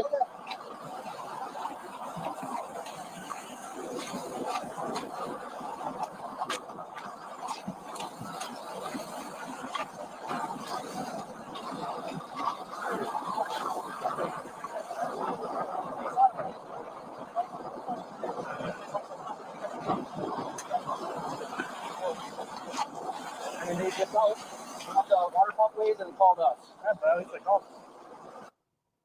Paused your body camera at 4:09. The object's right here, Deputy. That's the leg, correct? Correct.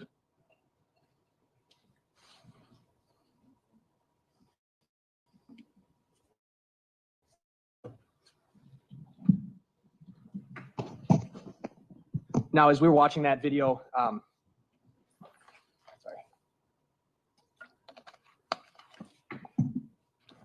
you're able to see the waves there were pretty violent. Is that fair to say? That's correct. And it was a rainy day? It was. Did you observe any blood or any kind of thing like that near the leg? I did not. Or near the area where he had originally indicated the leg was found? That's correct. There was no blood around the area or on the hill where it was initially found at. What did you observe about the leg when you saw it? The toenails were painted with pink nail polish. Based on the size of the leg, I could estimate that the person that the leg came from was rather short. The leg didn't appear to be decomposing in any type of way. So I was estimating that it had been placed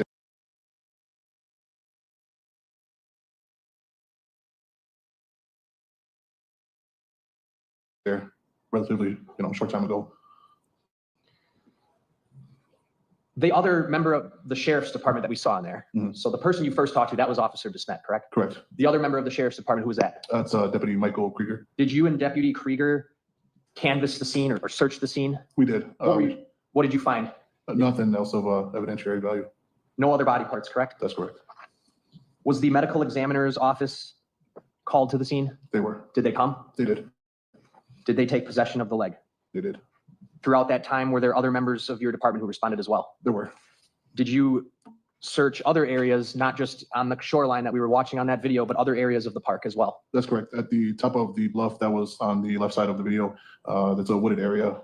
Myself and multiple detectives and other MCSO personnel searched the wooded area and didn't find anything else.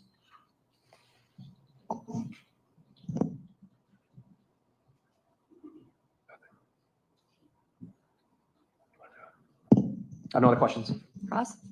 Good morning, officer. Good morning. So I just want to make sure I understand what, from where the parking lot is to the beach. So you said it's kind of like a wooded area? Not necessarily. There's a steep slope, like a driveway to access the Warnemount Pump House. It's not necessarily a parking lot. It's just a service road that leads down to the pump house. Okay, so to get from like the parking lot where the pump house is to the beach, is that flat or is it slanted, or what's the terrain look like? So it's like deteriorated from time and weather. So it's a steep hill that kind of goes down. Okay, so it goes from parking lot, steep hill to the beach. Correct. And we could see on the video, it looks like the beach is quite small. It is. It's basically cliff, a little landing space, and then the water. That's correct. Is it always like that, or do you not know? I'm not too familiar with that particular beach. That was my first time actually being on that portion of the beach. Okay, and you said that you didn't observe any blood or anything. That's correct. Did you observe any drag marks as like a body was dragged? I did not. You said you didn't locate any evidence of evidentiary value? That's correct. So you didn't find like a saw? No. You didn't find an axe? No. Or any sort of knife? That's correct. And it looks like you're walking through, it's a pretty muddy area. It looks like it's made of maybe like clay. Yeah, or mud or like sand and whatnot. It's not like a normal beach, like Bradford Beach or whatnot. Okay. I have nothing further. State? Nothing else. Thank you, Deputy. Thank you, Judge. Does anyone need a bathroom break on the jury? If you do, raise your hand. Okay, we're going to take a 10-minute morning break, and then we'll come back and continue the testimony. Please leave your notebooks on your chair or on the bench in front of you.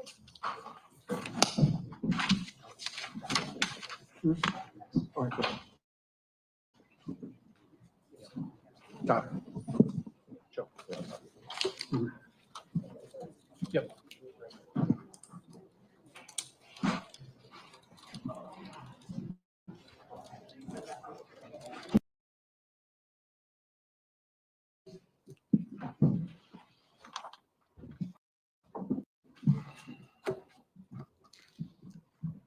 Do you solemnly swear that the testimony you give in this matter will be the truth, the whole truth, and nothing but the truth, so help you God? I do. If you could please be seated, state and spell your name for the record. Joanne Donner, Joann Donner. Good morning. How are you employed? With the Milwaukee County Sheriff's Office as a detective. How long have you been with the Milwaukee County Sheriff's Office? Just under 25 years. And how long a detective? 8. Through your work as a detective, have you investigated homicides before? I have. Okay. Were you working as a detective back in April of 2024, specifically around April 1st and 2nd of 2024? I was. Were you dispatched to the area of Warnemount Park in Milwaukee County I was. on April 2nd? That is correct. In the evening time? Approximately 6 p.m. All right. And the nature of the call was for what? For a severed human leg. Can you tell us why the Cudahy Police Department contacted your department? The Milwaukee County Parks are the jurisdiction of the Milwaukee County Sheriff's Office.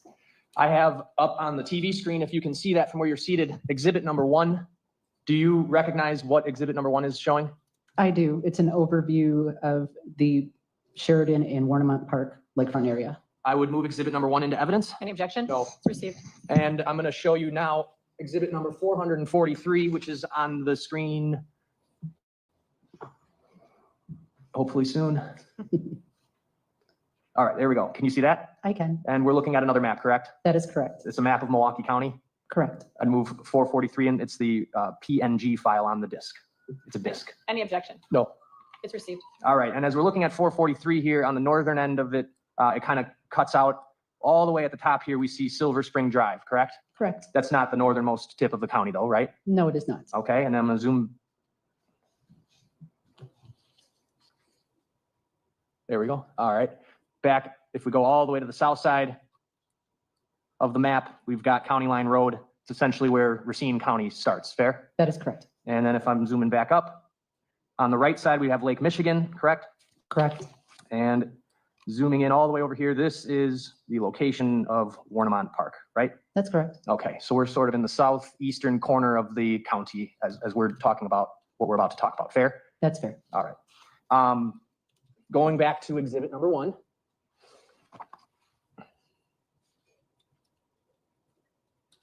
This CD just takes a little longer. Sort of on the left side of the map here, what is this road?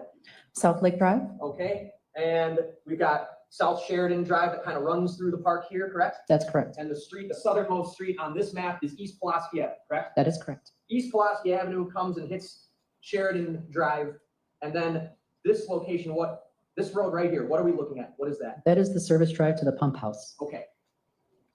For the Cudahy Water Department. That's correct. The Cudahy Water Department is located where on here? On the corner of Pulaski and South Lake Drive. Right here? That's correct. All right. So this is the location of the Cudahy Water Department. Well, they also have this building that we've been talking about, the pump house, which is where my finger's pointing right now. Is that right? That's right. Lower right-hand corner of the map. Right above the Cudahy Water Department, we've got, it says Cudahy City Hall. Correct. It also houses the police department. So the police department and local government is in that building? Correct. The building north of that? The high school. All right. Where is, strike that, is there a gate when you get to the end of Pulaski Drive, heading east? Where is there a gate that takes you down to the pump house? There is. It's right about where the M and the O are in Warnemont. All right, where I'm pointing here? Yes, This road that would go down to the pump house, that's the only way you could get a vehicle down there. Is that fair to say? that is correct. Okay.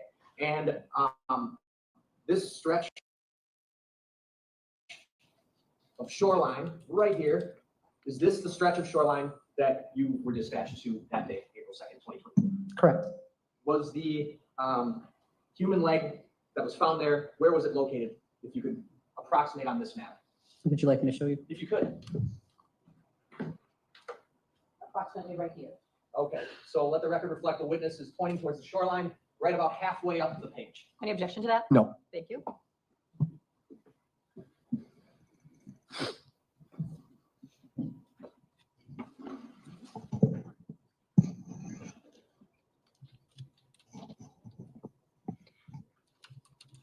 Where would the entrance from Sheridan Park be?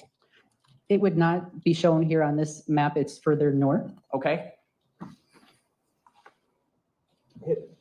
I'm changing it to exhibit 443.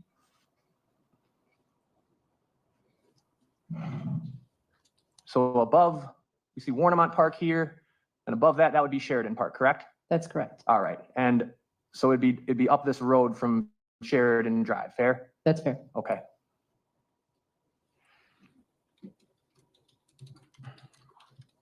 When you first got down to the shores of Lake Michigan at Warnemont Park on April 2nd, did you encounter Deputy Krieger? I did. All right, that's K-R-U-E-G-E-R for the record. Were you kind of briefed on what had happened prior to your arrival? I was. What was the, albeit limited, information that you were given at that time? I'm gonna read your comment. Boss said, this is so sad. Heavenly Father, yes. When Pastor said, boss, yes, mine are grown, but still pray for them. I have plans. Yeah. Y'all right. Thank y'all so much for joining this live. I appreciate y'all supporting it. Y'all, the likes are like, and I appreciate that. And like I said, if y'all have any questions, we just listen to this testimony so we can get caught up. So by the time they start back Monday, we'll be caught up. So, but if you have any questions, put it in the chat and I'll answer them for you, okay? Thank y'all again for being here. I was informed that there were 2 citizens that found the severed leg on the beach area and called Cudahy Police Department. From there, Cudahy called us due to its jurisdiction. Our 2 deputies then confirmed that there was a leg, secured the scene, and called for CID, Criminal Investigation Division, to respond. And you were the detective from CID who responded? That's correct. Were there other detectives who eventually responded? There were. But essentially, the scene investigation, you were going to take over that, correct? That's correct. Okay.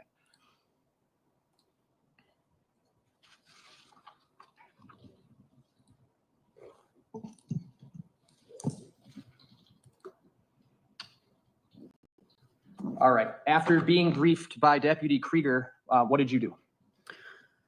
I initially just kind of did a once over of the overall area to get an idea of what it was that I was dealing with. The conditions were very poor. That lower area next to the pump house was under construction. They were going to be paving a certain area and laying grass, but at that time it was gravel and a lot of mud and muck. I changed into boots and was guided by Deputy Krieger down the beach. To get to that area, there is a very narrow tree line, and then it's a precarious, steep decline. It's short, but it's very steep, that you have to actually hang on to trees and roots or you'll lose your footing. From there, it was about 100 to 150 yards to the location of the lake. That terrain was rocky. The rocks varied in size from pebbles all the way up to probably the size of cantaloupes. It was not an easy navigation to get to. When you walked that 100 and 150 yards, what did you see? There I saw what appeared to be the right leg of a Black female. Based on the condition, it appeared that it wasn't there for very long. I did not see any visible decomposition. The skin was very smooth, free of blemishes. I didn't see any noticeable scarring or any tattoos on it. The nail polish was a bright pink color, and it appeared that it might be from a younger woman. What about its appearance did you take note of, if you want to elaborate on why you say that it appeared to be from a younger woman? Just the condition of the skin. It had a very youthful appearance to it. It was not crepey. There was, like I said, there was no decomposition, so it was in very good condition. What were you able to discern, if anything, about the size of this human? At one point, we had to move the leg again due to the waves crashing up a little too close to it. Deputy Krieger picked it up upright with the foot to the ground and the thigh upwards. And I noticed that the leg appeared to be a little bit shorter than I was, and I'm 5'3". It also, size-wise, looked similar to my weight. At that time was 170 pounds. Did you notice an obvious line where it had been dismembered from the body? I did. What did you observe about that? When the leg was being moved, the fold of skin and flesh had moved away from the bone. You could see that it was severed below that top ball of the femur.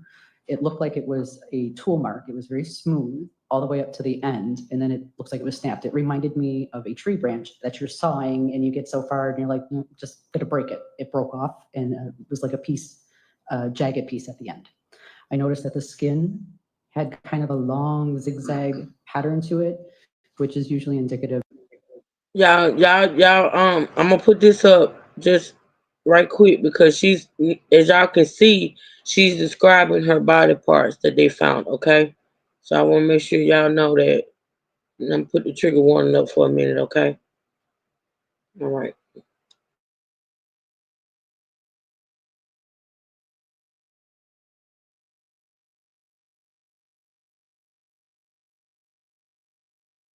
Of cutting rather than pulling to be ripped apart. That's why I was able to determine that it probably was not from like an accident, a boating accident or anything like that.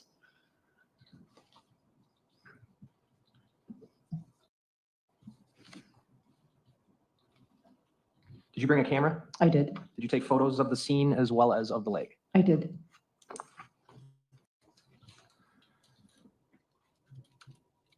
I'm going to show you exhibits 2 through 9. Now I'm going to bring them up on the TV screen with you. But first, why don't you page through 2 through 9?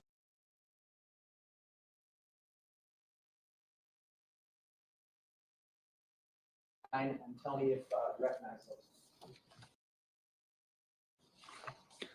I do. These are the photos that I took. Not all of them, correct? No, I took more than this. I moved 2 through 9 to that. Any objection? No. They're received. All right, Detective, I'm going to bring up exhibits 2 through 9 on my screen here. If I bring one up that is not one that's in front of you, tell me. Okay, thank you. All right, let's start with, this is going to be exhibit number.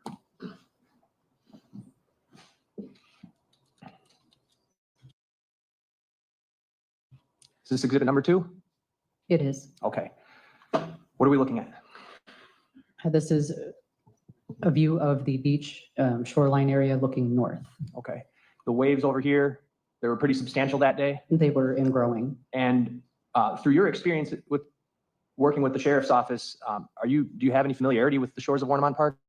I do. Do the tides change? They do, dependent on the weather. All right. And this weather on this day was what?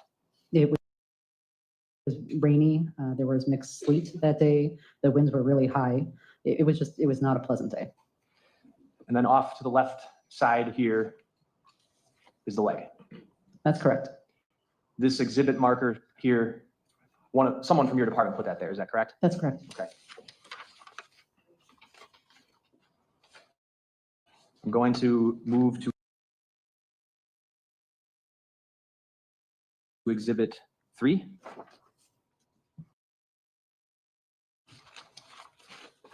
What are we looking at here? This is taken from the same position as exhibit number 2. I just rotated and now we're looking southbound. For purposes of sort of giving a visual as to how far you had to walk? That's correct. All right. And so I'm going to zoom here. There's 2 people. These would be investigators or people that were there on scene when you were doing your investigation, correct? That's correct. What are we looking at over here that I'm circling with my mouse where this wave is crashing into? So that's where the bottom of the hill where the pump house is. There's that kind of paved area. Well, at that time it was not paved. And they have a break wall and then there's the large boulders that go down into the lake. Just to the right of that is that rather steep embankment that I had to crawl down to get to the shoreline. All right. So would that be where my mouse is right now? Yes, it's a little hidden from view. Yes. This sort of right angle here that I'm highlighting with my mouse, is that the pump house? It is. And that's kind of over the bluff there, over the cliff. Correct. Okay. So and the service road would be also right by that pump house, correct? Yes. All right. Going to go to exhibit 4. What is this? This would be in, again, the same location. I'm just now looking west and up the bluff, just to demonstrate how steep that is as well. And at the bottom, it's angled, but at the top here, it kind of actually gets vertical. Is that fair to say? Correct. One would have an extremely difficult, if not impossible time trying to get down here from the top of that cliff, right? Definitely. Okay. Next exhibit.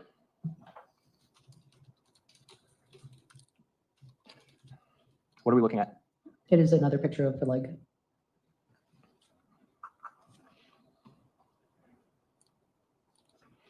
Next exhibit. What number is this? Number 6. What are we looking at? That is the top thigh portion of the leg. And this is what you were describing before. What did you note about how it was cut?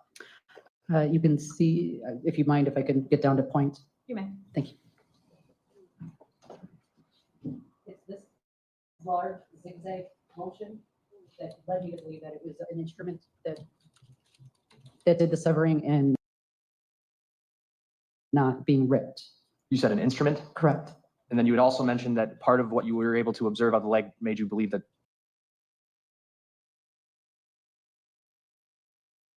an instrument stopped being used. Is that correct?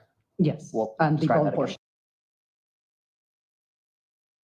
Yes. Okay. It's not visible in this photo. The flesh is covering that portion up again, but it does look smooth, like when you would cut a bone with a knife or saw. Next exhibit. What number is this? Number 7, and that shows her pink toenail polish. All right, zoom in on that.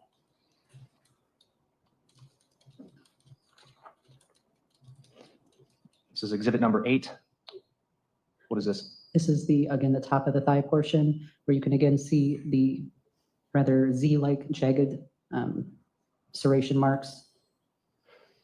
And lastly, exhibit 9. Again, just showing the location of the leg. At this point, it had been moved a few times. Still laying in the same position, like still facing the same direction, just had to move it closer to the embankment there. Do you recall about how far up the leg was described originally to have been when Evan and Osiris found it? Probably be about 10 to 15 feet. It'd be right about where that bush is in the photo, that dark spot. Where I'm circling? Correct. Okay.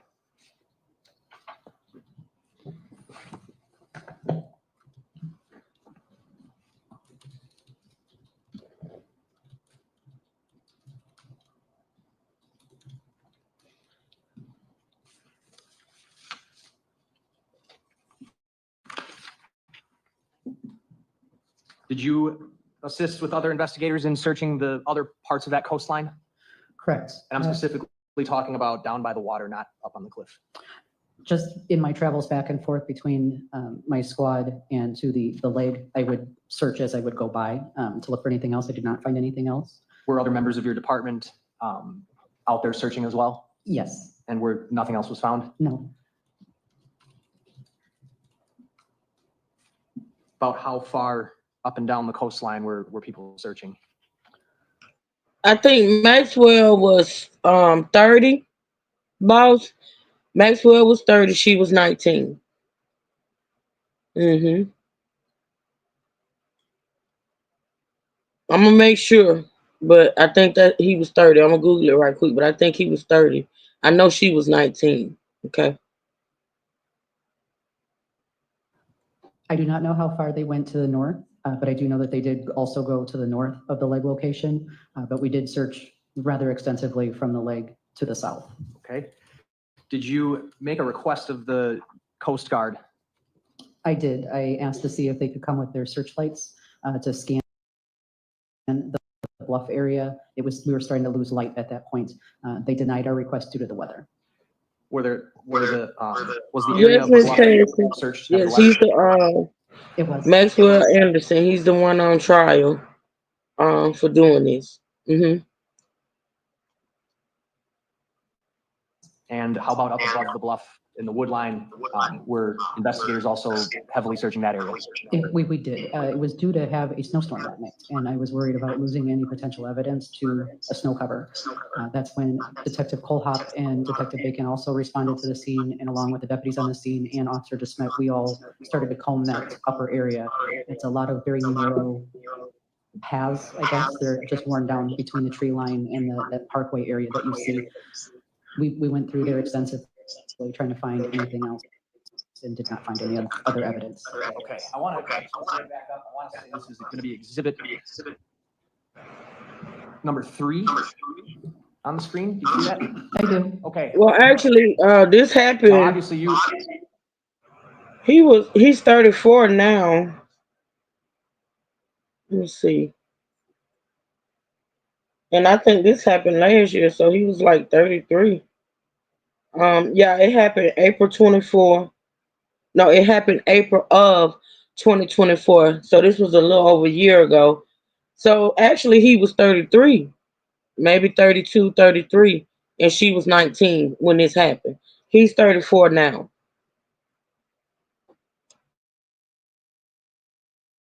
You came down here and were able to walk to where you were standing. You walked in a northern direction to get to where you're standing when you took this picture. Is there a way to walk? Is there a path essentially that would get you down over to the other side of the pump house, or is it kind of rocky and treacherous along there? It is. It's similar to that on top of the bluff area. The path south of the pump house is very narrow and it's just dirt. I did not go any farther south just because it was not, I didn't feel it was safe. No other body parts were located in the area of Warnemont Park, is that correct? That's correct. The medical examiner's office came and took possession of the leg? They did. Was it assigned case number 24-02296? It was. And their role was to conduct an autopsy of the leg at that time, right? That's correct. In addition to looking for other body parts, did you look for any other items that you thought might have some value? I did. And did you take note of anything? I did not. Okay. Any clothing found? There was a t-shirt and a bra, and that would have been very close to that initial tree line where you'd have to walk down. The bra was under driftwood and kind of covered with sand. The same with the t-shirt. It was up and off a little ways. They appeared to have been there for a while. They were soaked? They were. Okay. And you say appeared to have been there for a while and they were covered by like driftwood, you said? Debris, sand, and pieces of charred wood. Did it appear they were naturally covered by that stuff or like someone tried to bury them? Naturally. Okay. So your takeaway essentially was that you believe those had been there for a while. Correct. Is this a location where you've seen other stuff like that since you've been back there after this date?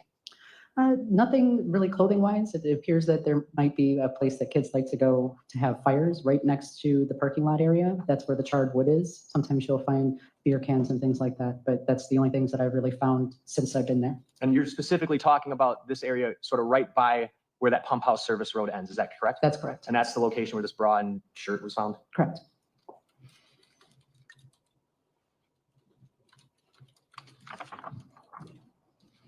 The following day, April 3rd, 2024, were you contacted by the Milwaukee Police Department? I was. What was the nature of that contact? I was asked to call an officer, Nora Burlow, that she had taken a welfare check the prior night for a Sade Robinson who has been reported missing by a coworker.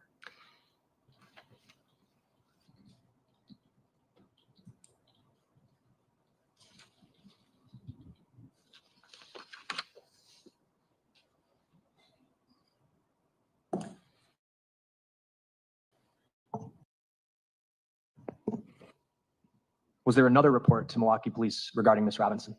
There was. Officer Burlow told me that she noticed this welfare check because it was an area that they don't often get called to, being Sade Robinson's apartment on North Commerce. When she opened the call up, she noticed that there was an associated call for a burnt out car earlier that morning, and that really piqued her interest, and that's when she went to the apartment. In response to learning that information from the Milwaukee Police Department, did you look into Sade Robinson's demographics? I did. And did Sade's description, through what you were able to find, seem to match the description of the leg that you had recovered at Warnemont Park? It did. According to the DOT demographics, she appeared to be the same height and weight and skin coloring of the leg.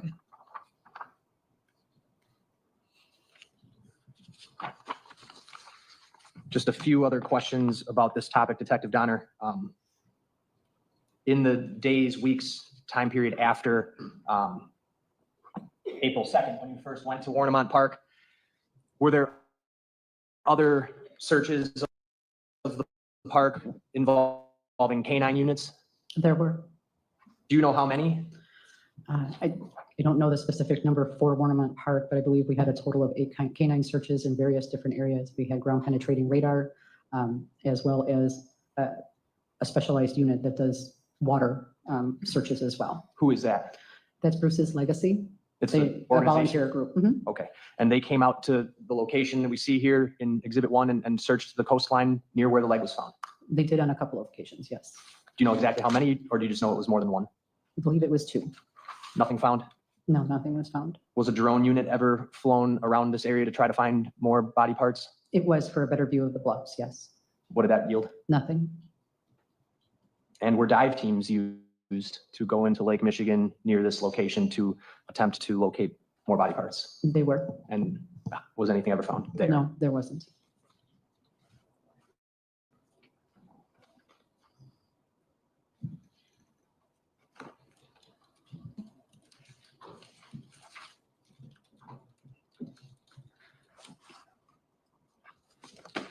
The area depicted in Exhibit 1, that shoreline, how many times have you been there? Probably a couple dozen since April 1st of last year. Did you ever see anybody else down in that area of the shoreline where the leg was found? Objection relevance. I'll allow it. You can answer it. Not on the shoreline portion. On the upper portion, I would see people walking their dogs, but not actually down by the lake.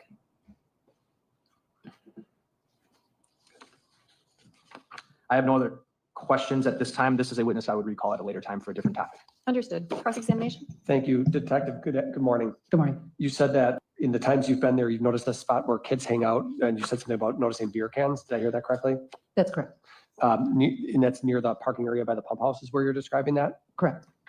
You say kids hang out. Did you ever have contact with kids that were hanging out there, or you're just using that as a generalization based on what you see?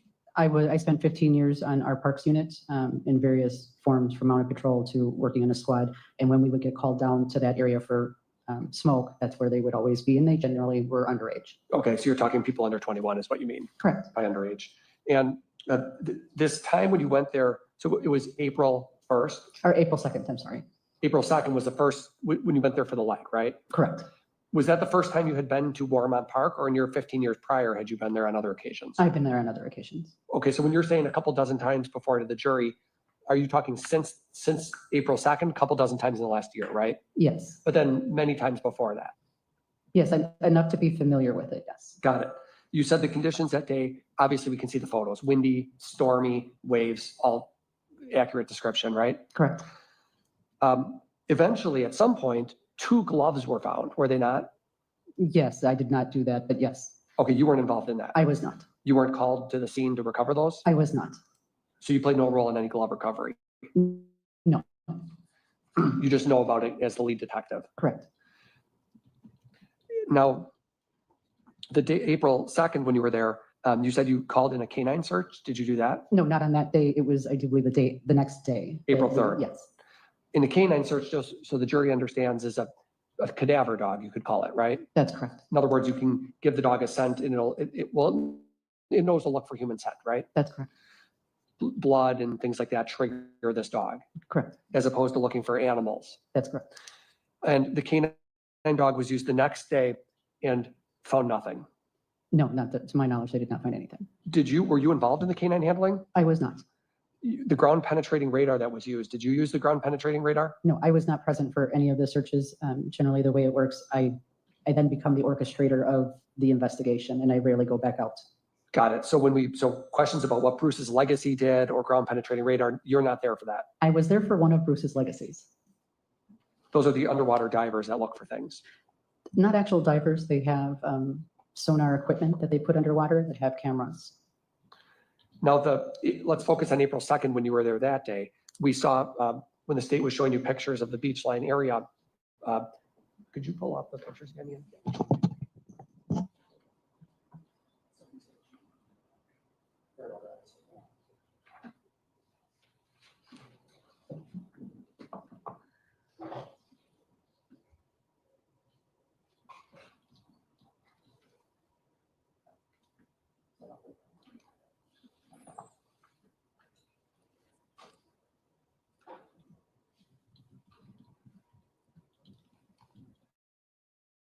Okay, so this is Exhibit 3, Detective Don. Is that look familiar? Yes, Do you have the actual printed photos in front of you? I do.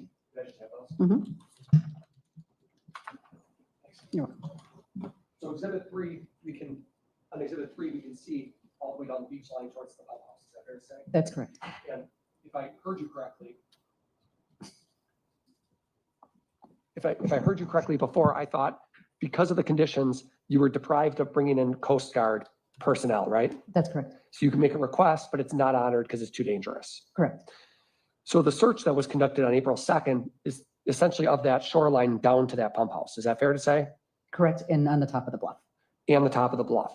South of the pump house, not that day. Not that day, no. And that's primarily due to the conditions, I assume. Correct. As the lead detective, you are aware of the fact that these bloody gloves were found south of the pump house on a later date. Correct. Anything else? Those are all my questions for this topic. Thank you. State. Nothing further. Thank you, Detective. State your next witness. Frank Miller.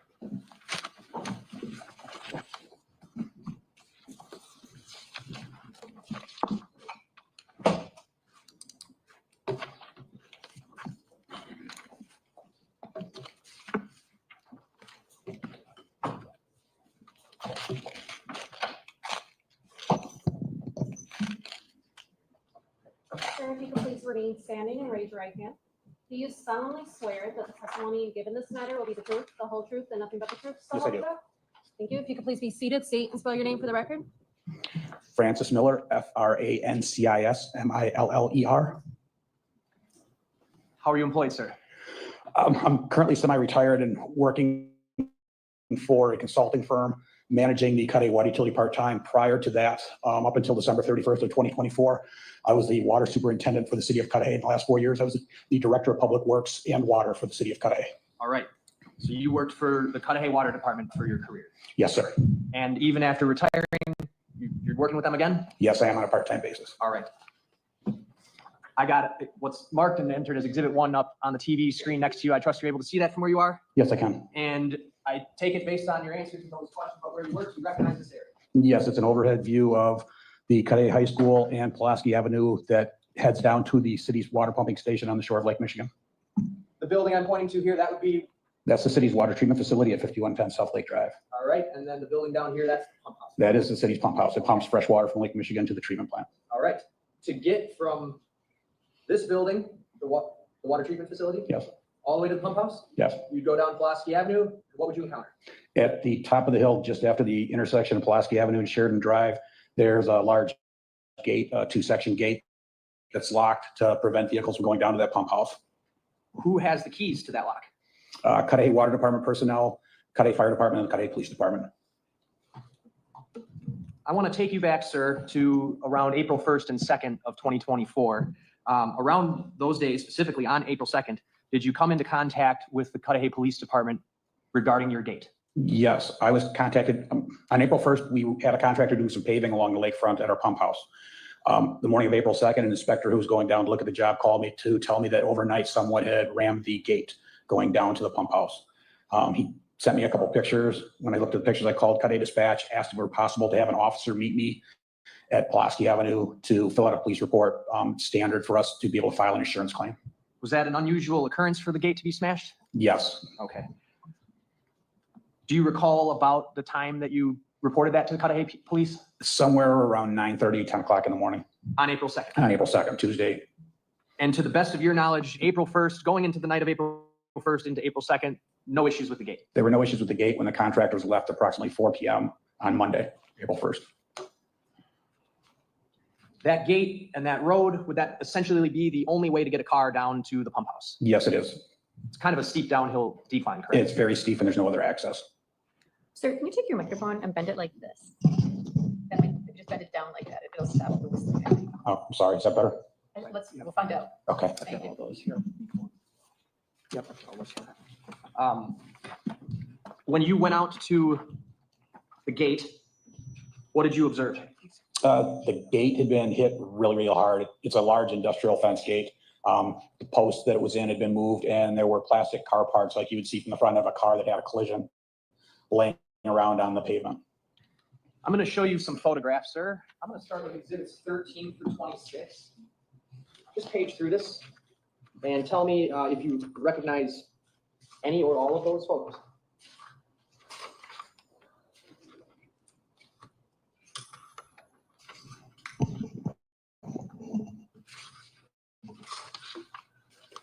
I recognize many of the photos. Many of them are similar to photos I took. I may have taken a few of these. There's like 1 or 2 photos here that I'm not sure if I've seen before. Sure. Why don't you pull out the ones you know you've seen before?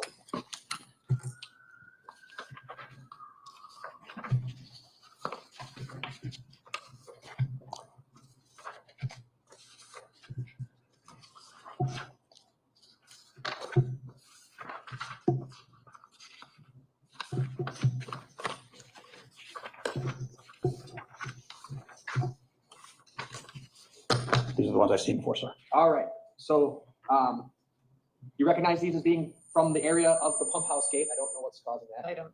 Do you recognize these all from being from the area of the pump house gate from that time? Yes, I do. All right. So I'm going to move in at 13, 14, 19, 20, 21, 22, 23, 24, 25, and 26, Your Honor. Any objection? No. Those are received. Take these. Thank you. And I'm going to ask the coach. Go right ahead. Thank you. Exhibit 13 here on the screen. What is this? Or what did it appear to be when you were there and saw it? It looked like it came from the front end of a car, the plastic front end pieces around your headlights and stuff. It looked like it was a piece of that. And you saw those pieces yourself? Yes. On scene? When I stopped to look while I was waiting for the Cudahy PD to show up, I saw them myself. Maybe try putting it back up. Yeah, I was wrong. We'll figure it out. It gets my voice.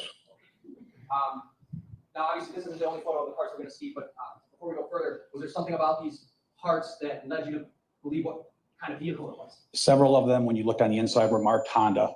And if you did a quick internet search on your phone with some of the part numbers, it popped up with models that it possibly could have been. And the Civic popped up quite a bit. The Civic. Honda Civic. Exhibit 14. This is one of those pieces you discussed with the Honda. Correct. All right, that's written at the bottom. It's written on the bottom in the black plastic. And so you did your own searches of those. It was natural curiosity while I was waiting for the police officer to show up. Exhibit 19. What are we looking at? That's looking down Pulaski Avenue, heading east towards the lake. And at the top of the photo are the gates that were struck. Okay, so behind you would be, behind the photographer here would be Sheridan. Would be Sheridan Drive, and then if you keep going West Lake Drive. And this is the broken gate. Those are the broken gates. is this how you first saw it when you went out there? No, it's not. That's how our utility staff pulled those apart to try and get some idea how we could secure the road for the evening that night. How did they appear when you first saw them? When I first saw them, the gates were together. They're normally latched with a large chain that keeps both sections together. Those gates were caved in. The posts on each side, right and left, that hold those gates were both shifted and loose in the ground, so the gates were kind of collapsing. All right. Were you able to discern whether a car would have been able to get through there A car was not able to get through the way I saw the gates when I got there, when you saw them? when I saw them. Okay. Let's look at the left side of the frame here. You see what I'm circling with my finger? It looks like the plastic car parts. Are these the parts that you saw? Yes. Okay. Different view of similar vantage point. Exhibit 20. There's a portage on the left, correct? Correct. We've been having a construction project going on for several months. All right. 21. This angle. Same area. Do you know if that's where is this where you originally observed the car parts, or did somebody sort of gather them up and move them there? Those look like they've been moved over from where I originally saw Where did you originally see them. They were more scattered on the road when the first time I showed up when I saw them. near the gate or somewhere else? Near the gate and kind of to the left from our view, but near the gate. Exhibit 22. Another Honda part, correct? Correct. Exhibit 23. Another Honda part with what appears to be like a product number. Yes, and that's one of them that I did a quick search on. It popped up with Honda Civic. Okay, so one of these numbers here in the middle, you were able to search that number on the internet and find out that it likely came from a Honda Civic. Correct.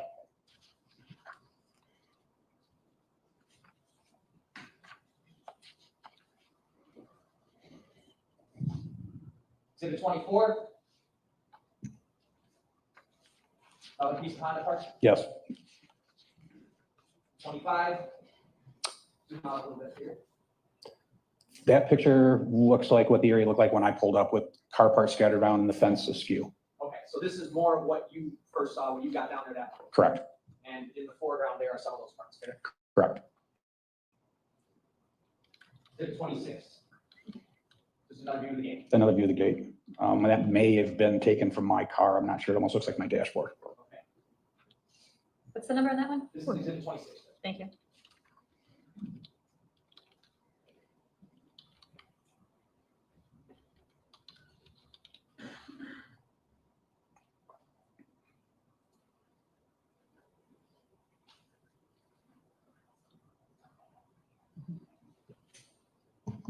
Other than what we saw in the photographs there, were there other noticeable car parts? And by noticeable, what I'm asking you, sir, is you were able to identify what part of the car they belonged.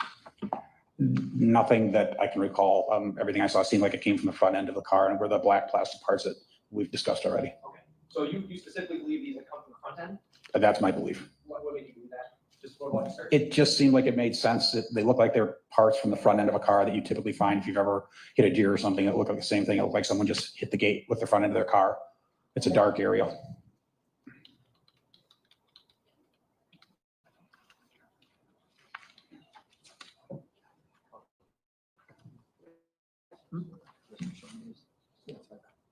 All right, I'm going to show you exhibits 216 through 223. See if you just recognize what is in those photos. And if so, set it aside.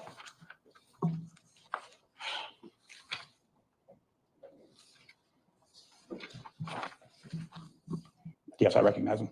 They all appear photos taken at or around that date? Correct. They look like they're taken at that site at that time. Okay, I moved 216 through 223 into evidence. Any objection? No. They're received. We'll go through these. Spanish gate. Correct. Yes. 217. It's another picture of the same gate before any of my people touched it. 218. That's a picture of the post that holds the gate up. That's the post you were talking about before? Correct. Okay. 219 shows sort of the whole post, correct? Yes. And then 220, a Honda part. Yes, correct. 221. Another Honda part. 222. Another car part I couldn't identify that as Honda or not. It doesn't have the markings on it, but it's another car part that was there. Look like it would be from like the front of a car. That's what I would think, but I'm not an auto body guy. That's fair. What makes you think that though? It just seems, it looks like it'd be a headlight or a marker light from the front of the car. All right. And last 223, another car, correct? Correct.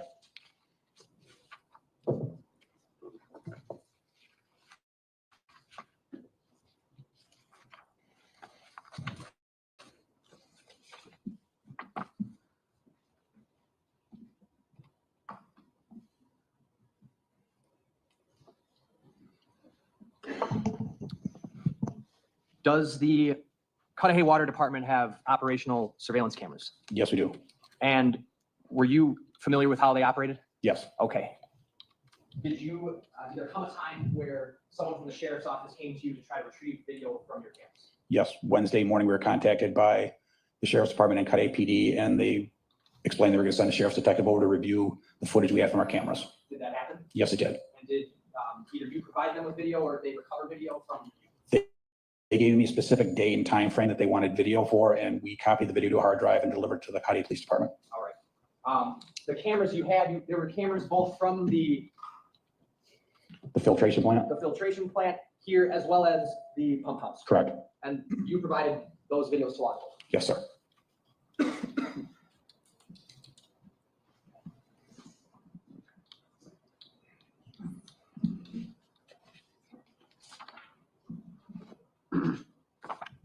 Do you recall whether or not those cameras were accurate to date and time, or were they about 30 minutes off? They were off. There'd been a power outage, and we didn't notice it until the officers were reviewing the film that we didn't update the time on the DVR. Okay, so it would have, the power outage would have set the time back, so it was about 30 minutes off? Correct. All right.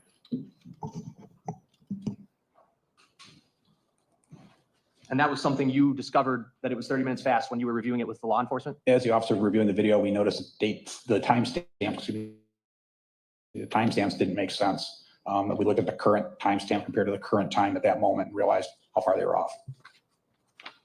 Nothing else. Cross? There's nothing hidden about this driveway, you would agree, right? No, it's the public who lives in the area is aware it's there. I'm sorry? People who live in the area are aware it is there. Comes right off of Sheridan Drive, right? Correct. And Pulaski runs right into it. Correct. And that's the reason there's gates there, because you don't want the general public just going on down there, right? Correct. What year did those gates go up?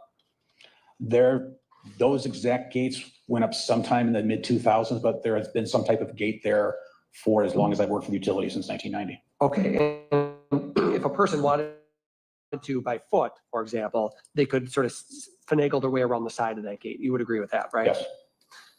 Yes. That's all. State? Nothing else, Judge. Thank you. You may step down somewhere. State, do you have a quick witness? No, I do have another witness. It's not going to be quick, though.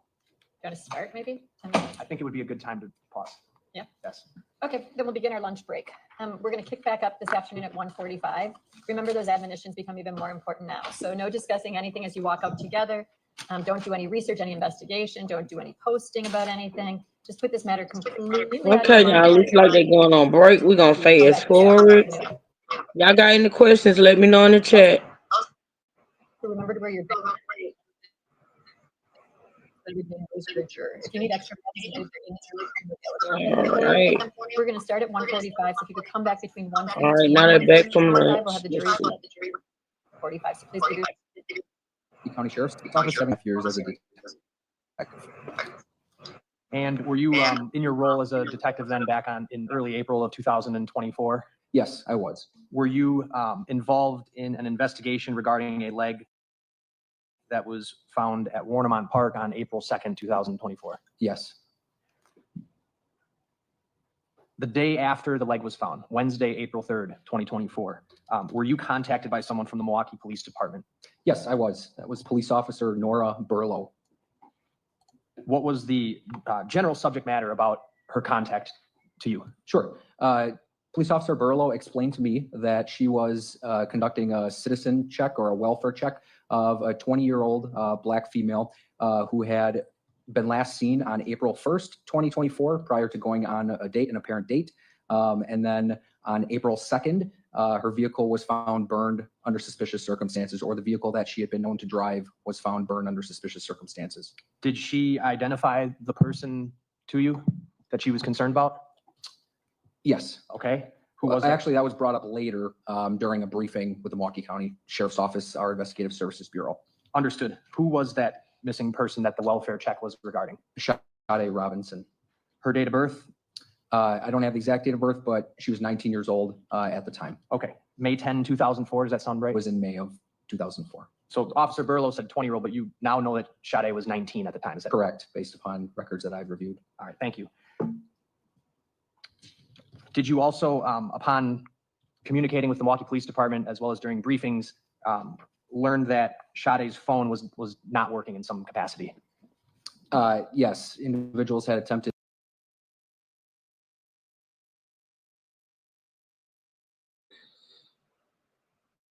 So let me tell y'all, for those that supporting this content, today we're gonna try to get, well, I know I'm gonna get through this whole entire day one of testimony, and then tomorrow morning I'm gonna come on early and we're gonna get through day 2.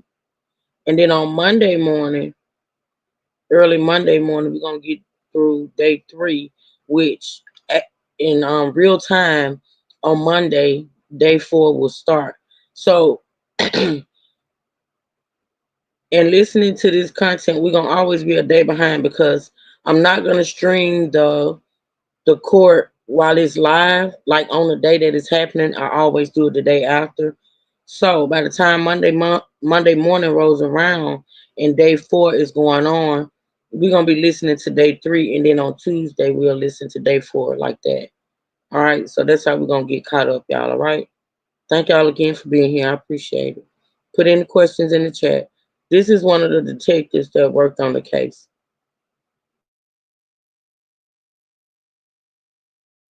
To contact her without success. The phone had been going to voicemail. Were you provided with a phone number for Sade Robinson? Yes, Detective Joanne Donner had conducted some investigation and identified a possible phone number for her. That possible phone number was 414-510-4769. Is that correct? That is correct. On April 3rd, when you became involved in this investigation after you were contacted by the Milwaukee Police Department and briefed, did you follow up in any way regarding Sade Robinson's phone? I did. What did you do?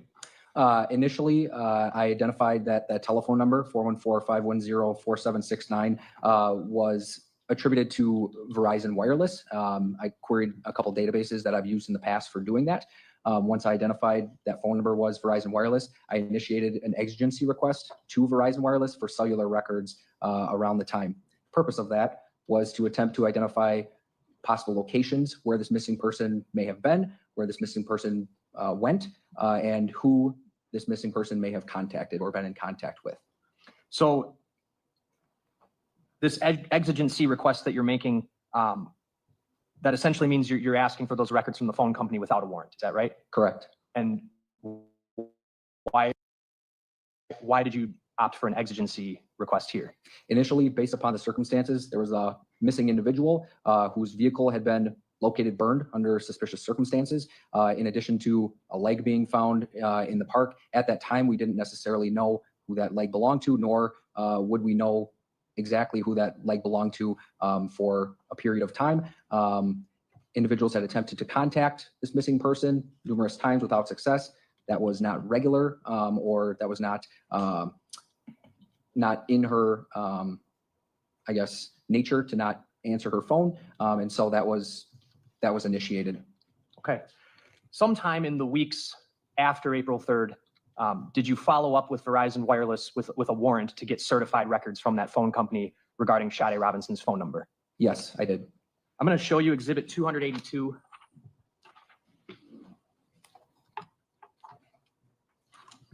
It's a disc and it's clipped to a piece of paper. Do you know what that is? Yes, this disc contains the records from Verizon, including the certification attached concerning telephone number 414-510-4769. This is the number that was listed before. And you made that disc, correct? Yes, I did. So you served a warrant on Verizon. They responded by sending you the certified phone records, and that's what's on that disc. Correct. They sent it to you electronically. Fair? Correct. Okay. And that certification, that piece of paper is also on the disc itself, correct? Yes, it is. I would move 282 into evidence, Judge. It's just one document, it's just one exhibit received. Thank you.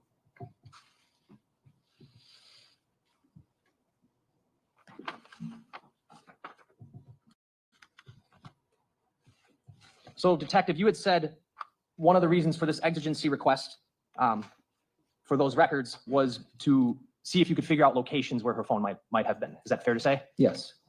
Did you, in fact, get that information in some form through that exigency request as well as through these certified records? Yes. I'm going to put 282 in here. Just give me 1 minute. Remind me again, what was the reason why you were worried about these locations? What did you think that was going to help you and your colleagues do? So ultimately, we were trying to locate the missing person, Sade Robinson. I know that in today's day and age, most people have cell phones, right? And a lot of times people have cell phones with them.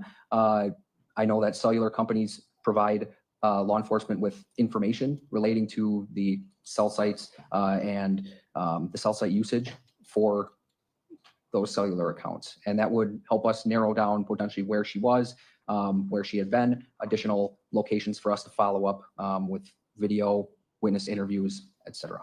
Possibly even helping you find the phone itself, correct? Yes. I'm going to put up on the screen. This is on Exhibit 282, an Excel spreadsheet. The beginning of the title, I'm not going to read the whole thing. The title begins with subscriber_MTN. There are a number of things on this disk, correct, Detective? Correct. And in fact, if I pull up the file log here, we're looking at all of the records that they gave you, correct? Correct. Okay.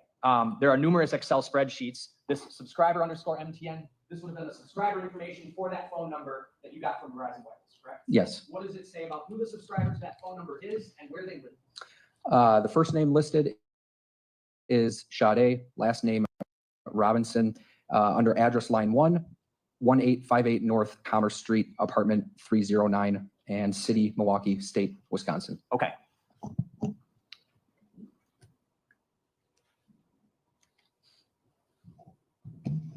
In these records, as well as the exigency records that you received, did you also get from Verizon Wireless text message content? Yes, I'm aware that Verizon Wireless maintains SMS, short message service, or text message content for approximately 5 days.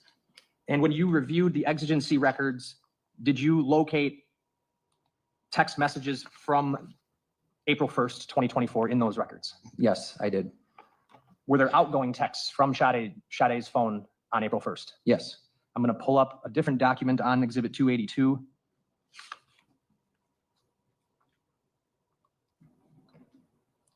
The beginning title of the Excel spreadsheet is SMS content. SMS stands for what again? Short message service. All right. And a lot of these records that we're looking at appear like this. Is that fair to say? Yes, they do. All right. This, if you just take a glance, looks like gibberish in a spreadsheet, right? Lots of numbers and letters on a spreadsheet. All yes. right. But if we look closely here, column A that I'm looking at over on the left side of the screen here, that shows what? Miss Patsy, you said did her family and friends know this Maxwell? No. Hold on. No, her family did not know him. In fact, she didn't really know him. She met him online and they spoke over the phone for a while. I'm not sure exactly how long they spoke over the phone, but she met him online. They spoke over the phone for a while, and then she finally met him up for the first date. And the first date ended up being the last date. But her family had no idea who he was. Nobody, not even her friends, knew who he was. Now, her friend knew she was going on a date, which is why she, had her location and everything. But none of her friends or family knew this guy. And she really, truly didn't know him herself. So I hope that answers your question. It was a first date. Like I said, she had only talked to him over the phone. And when they went out that night, it was the first date.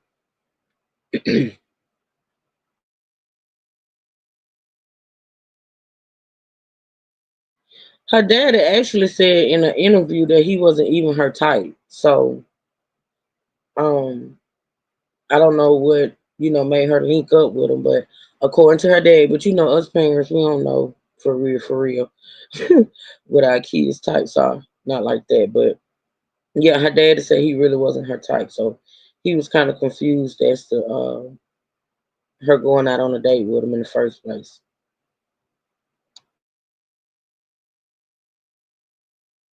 The header of column 8 is titled message arrival. All right. And then if we go across, we get all the way over here where it says originating MDM and terminating NDN. That would be columns I and K, correct? Correct. What are those? Originating MDN would be the sending telephone number in the conversation, and the terminating MDN would be the receiving telephone number in the conversation. All right. If we go over to column L, what is that? It's titled Message Content. And is this where you're going to see the actual substance of the text messages that were sent? Yes. All right. Did you locate a text conversation that appeared to be the last text conversation that Sade Robinson was actively engaging with another number? Yes, the parent text conversation in the 4 p.m. And early 5 p.m. hour on April 1st, 2024, between her number 414-510-4769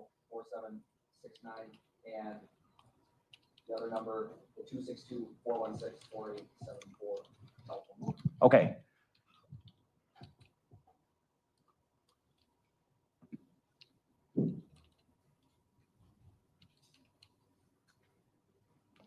That 262-416-4874 number. Did you also follow up and Hi, Melissa. I'm gonna say this as far as to whether or not he planned it. I don't know if anything's gonna come out in this trial that indicates that. I know I had saw uh, another content creator's title that insinuated that it may have been planned. But I will say this. They did talk for a while before they actually saw each other and met up in person, right? He knew there was gonna be a date that night. The thing about it may have been planned, the reason why I can kind of sort of entertain that is because the fact that this man did this to this young woman and he dismembered her. And he had to have dismembered her in his home and they found no blood. Like they found no blood, which is, you know, think about it. If you dismember a body, there's going to be a whole lot of blood. And I'm thinking that maybe, because see, it happened down, they think in his basement, right? Just think about it. Like if he had actually planned it, he could have set up the basement in a way to whereas he could kind of cover up the blood. Like let's just say, for instance, say you know you're gonna dismember a body. You can have plastic down there. You can have plastic where you do everything that you're gonna do as far as dismembering her, and you do it all on plastic, get rid of the plastic. I don't know. All I know is whether or not it was planned, I think it could have been just for the mere fact that they didn't find her blood. I don't understand that. Like to this day, I don't understand how they didn't find any of her blood in his basement, as far as I can remember. Now we're gonna listen, and I'm sure they're gonna testify about blood and not being able to find blood, but that's just weird to me. Unless he's done this before. And you know what? I think another content creator had talked about that too, because I don't know if you caught this from the beginning, but there was a person that he had dated before that did an interview with the police and said that he had invited her down in that basement when they had went out on a date and she declined.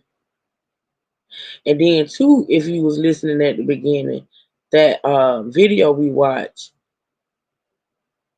where the mom stated that it had been a lot of brown skinned girls coming up missing around the same time she came up missing. So I don't know, y'all. All I know is if he did this and he was able to do what he did and not leave any blood trace, that wasn't his first time doing it. That's all I'm gonna say. That wasn't his first time doing it. Yeah, if you get a chance, just go back to the beginning where I played a video that pretty much breaks down the whole case. And it breaks down the whole case, and you will hear it in that video. All right, thank y'all again for being here. I appreciate it. Thank y'all for the likes. Thank y'all for the support. You got any more questions, just put them in the chat and I'll answer them.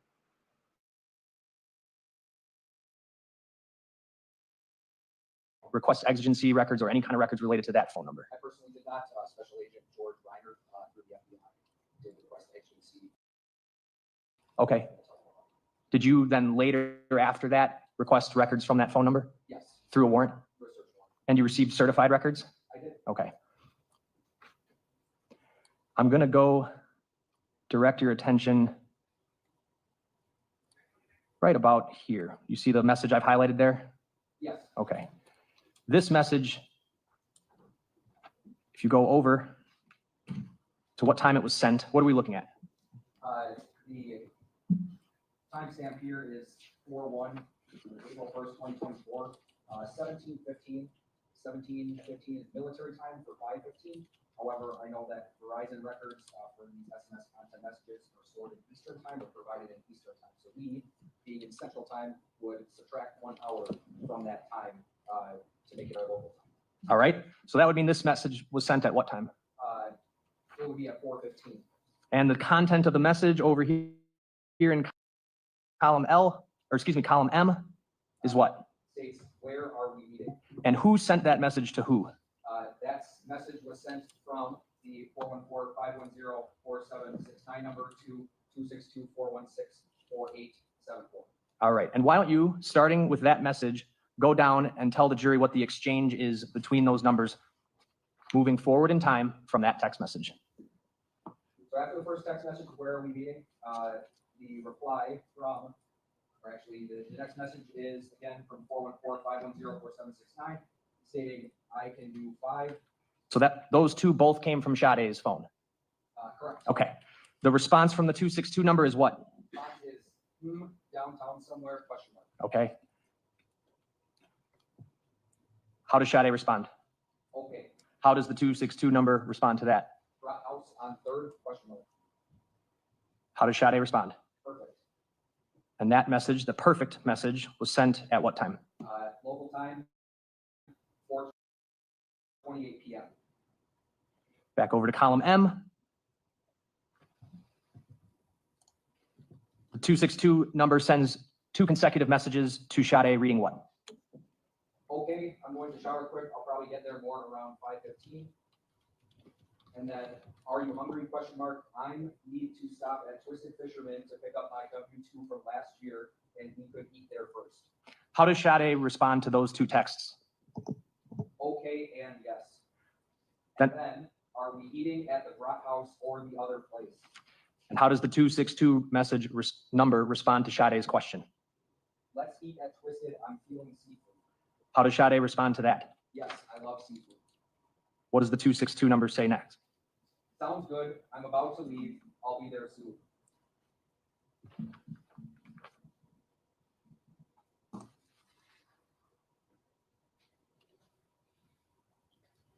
Okay.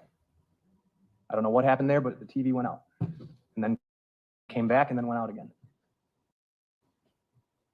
All right, we're back. After the 262 number says, sounds good, I'm about to leave and I'll be there soon. Actually, before I ask my next question, that message is sent at what time? 4:54 p.m. And then there's this odd looking response after that. Do you know what that's about? I don't know the exact content of the message, based upon the various symbols and characters.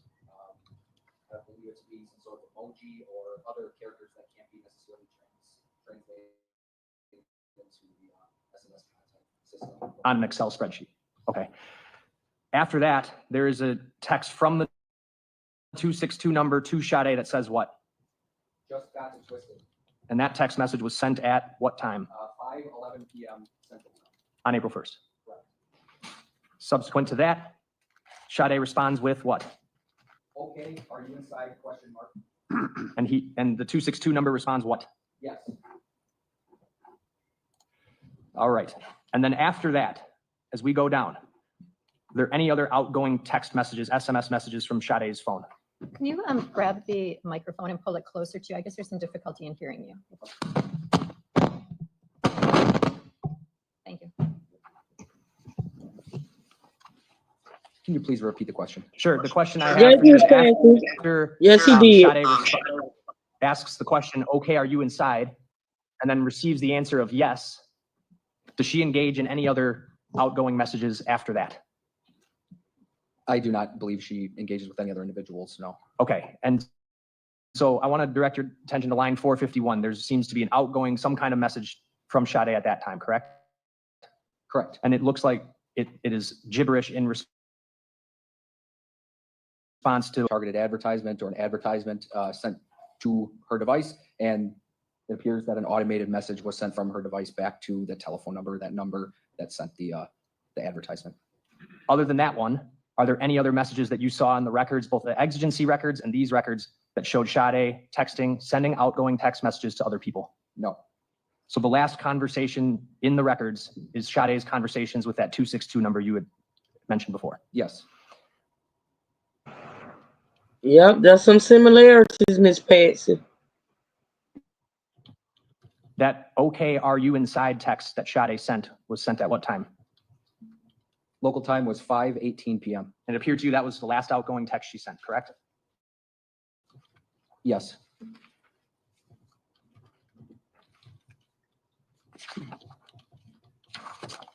You can have a seat, Detective. Thank you. Thank you.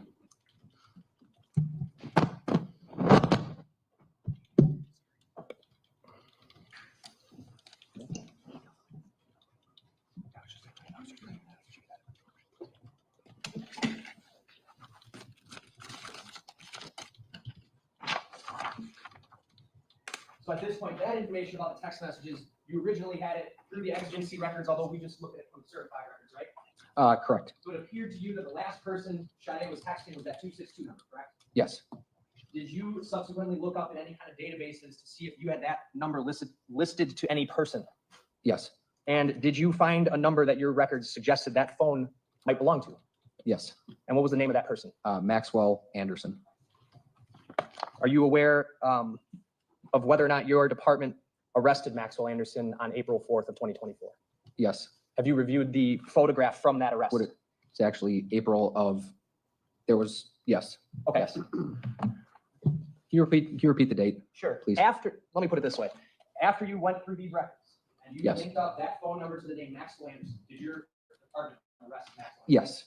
Have you reviewed the booking photo from that arrest? Yes. To show you Exhibit 445.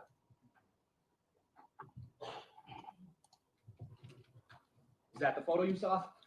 Yes, it is. I move 445 into evidence as published. Any objection? No. It's received. You may publish. You see that person in court today?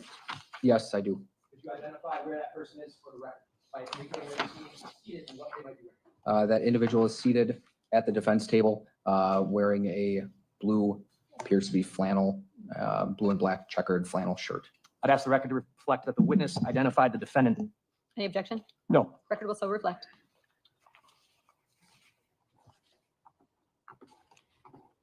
You subsequently got not only exigency records, but also through a warrant certified records from that phone number, correct? Yes. Did you do any similar practice to figure out what phone company serviced that 262 phone number? Yes. What was it? AT&T. I'm going to show you Exhibit 281. What is Exhibit 281 if you don't?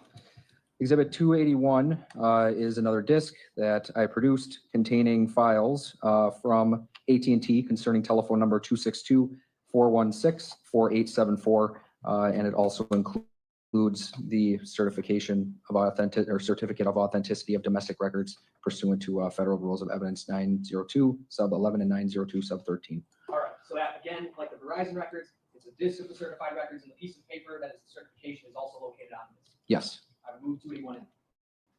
Any objection? No. 281 is received. Thank you.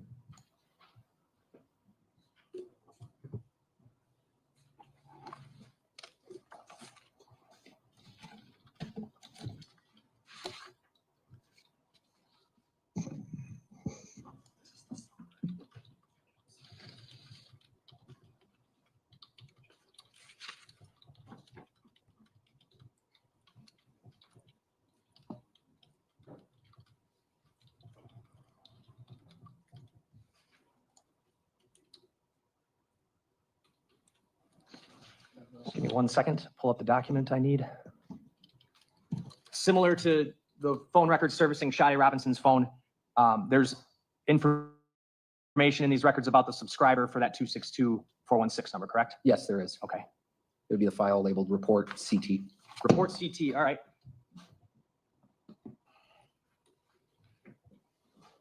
I've got on the screen now from Exhibit 281, the file titled Report CT. I think, Judge, this TV is about to turn off. We'll see if we can help. All right, we're back. There is specific user information on this page pertaining to the number 262-416-4874, right? Yes, And that would be the phone number that Sade, the last phone number Sade was texting. yes. And who does it say is the contact name for that? The contact name for that particular telephone number is Max Anderson.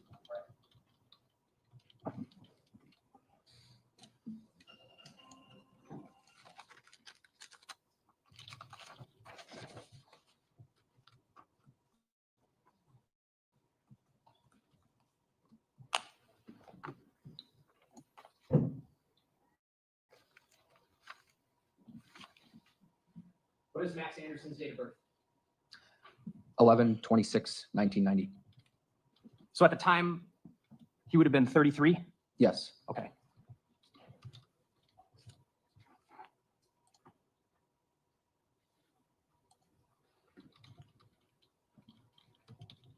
Did you also come to learn when you were trying to go through these various phone records and make the exigency requests for those records that Sade Robinson was known to have a Life 360 account?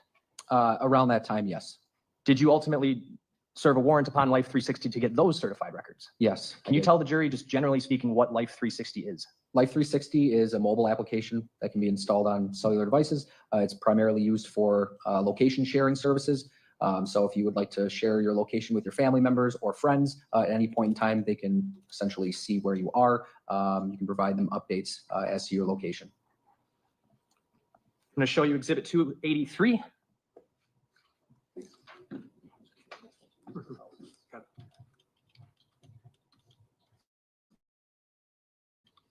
$283, you know what that is? Yes, exhibit number 283 is a disc containing the records I received from Life 360 Incorporated. Similar to the phone records we discussed. Are they certified? Yes, Is that what the piece of paper that's attached to the disc is? yes, including the certification of records for these records that I received. Could you see if that microphone you're standing in front of is on? And if it's not, the one actually next to it, I was thinking, and if that one's not on, can we turn it on? Because there's a difficulty hearing you, is what I'm being advised.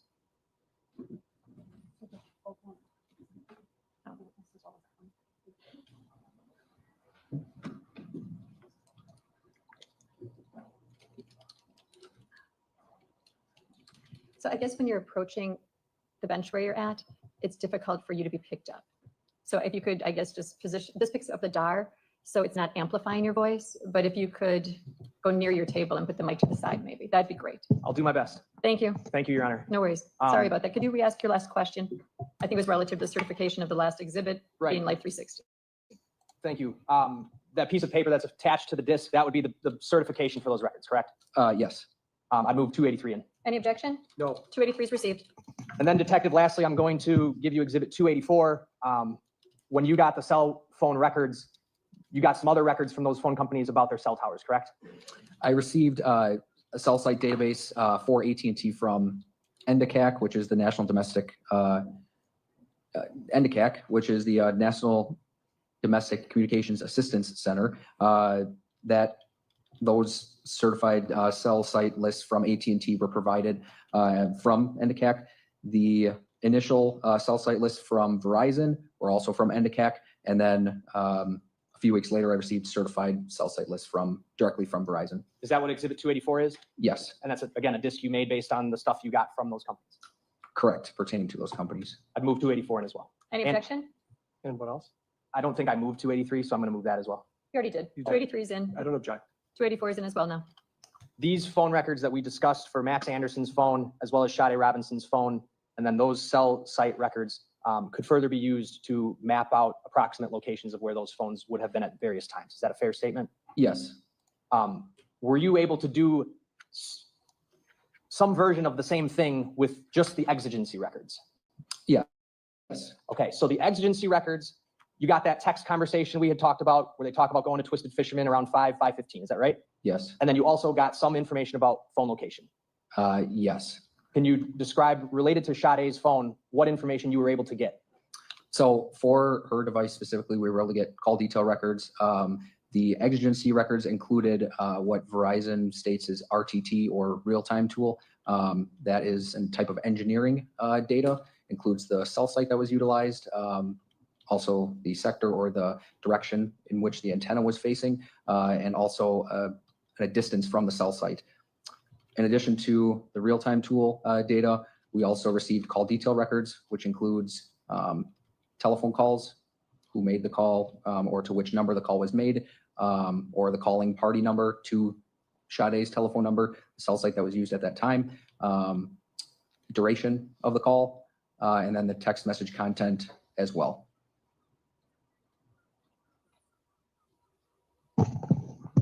All right, and with that information, actually, before I ask that question, it'd be fair to say, based on that last text conversation that she had, that it appeared she was planning on meeting up with someone at Twisted Fisherman, specifically Max Anderson, correct? Yes.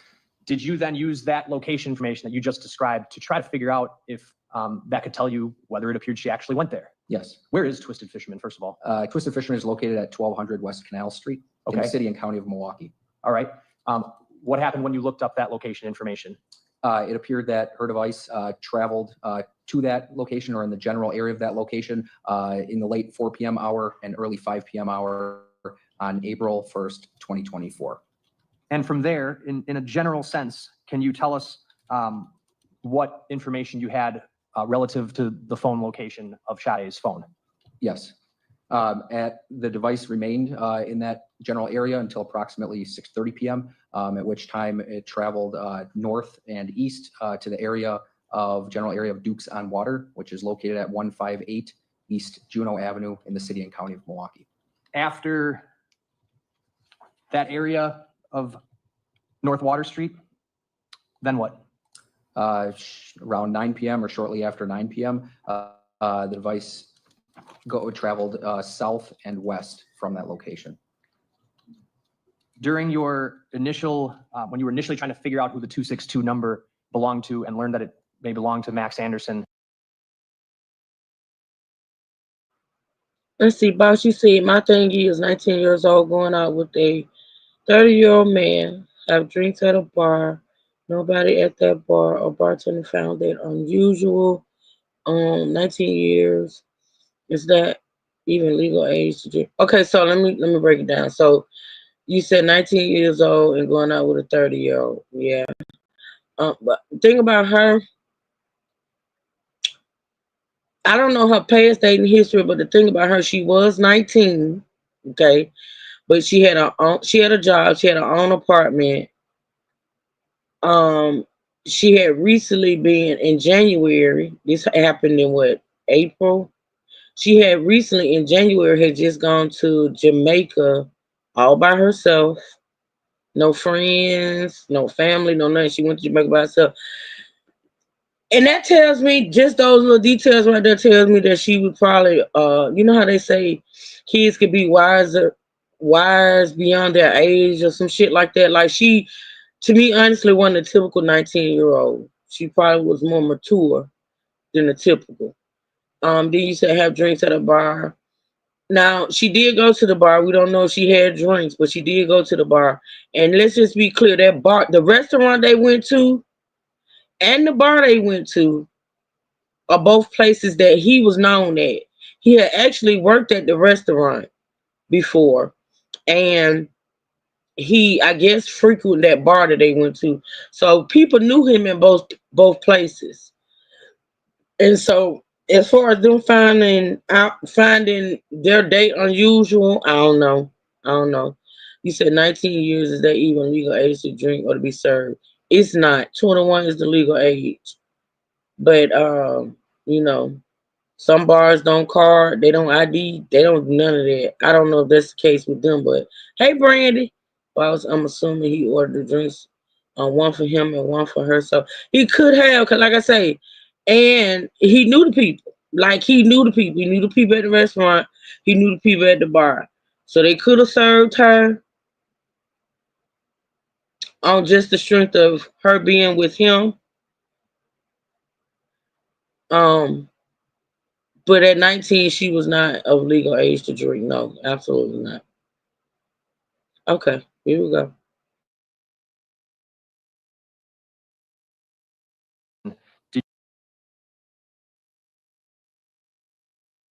you also learn of an address that was believed to be belonged to Mr. Anderson? Yes, Was that 3161 South 39th Street? that is correct. That basically be between Oklahoma and Euclid on South 39th Street, correct? In that area, yes.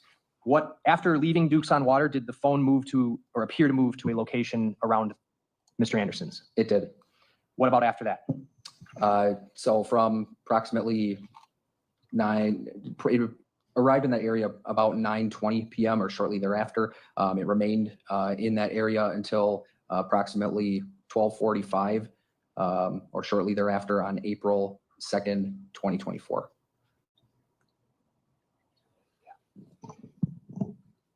After that? After that time, approximately 12:45, shortly thereafter on April 2nd, 2024, device moved north and east to the area of downtown Milwaukee.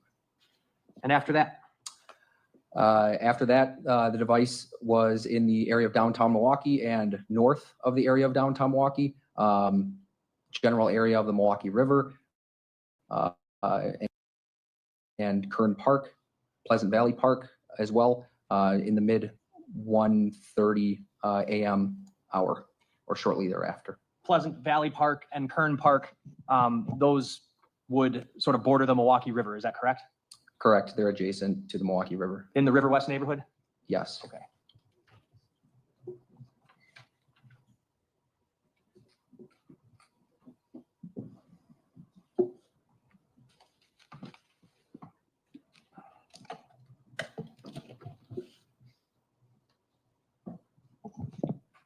I'm going to pull up Exhibit 443, which has already been admitted. Just need 1 second here.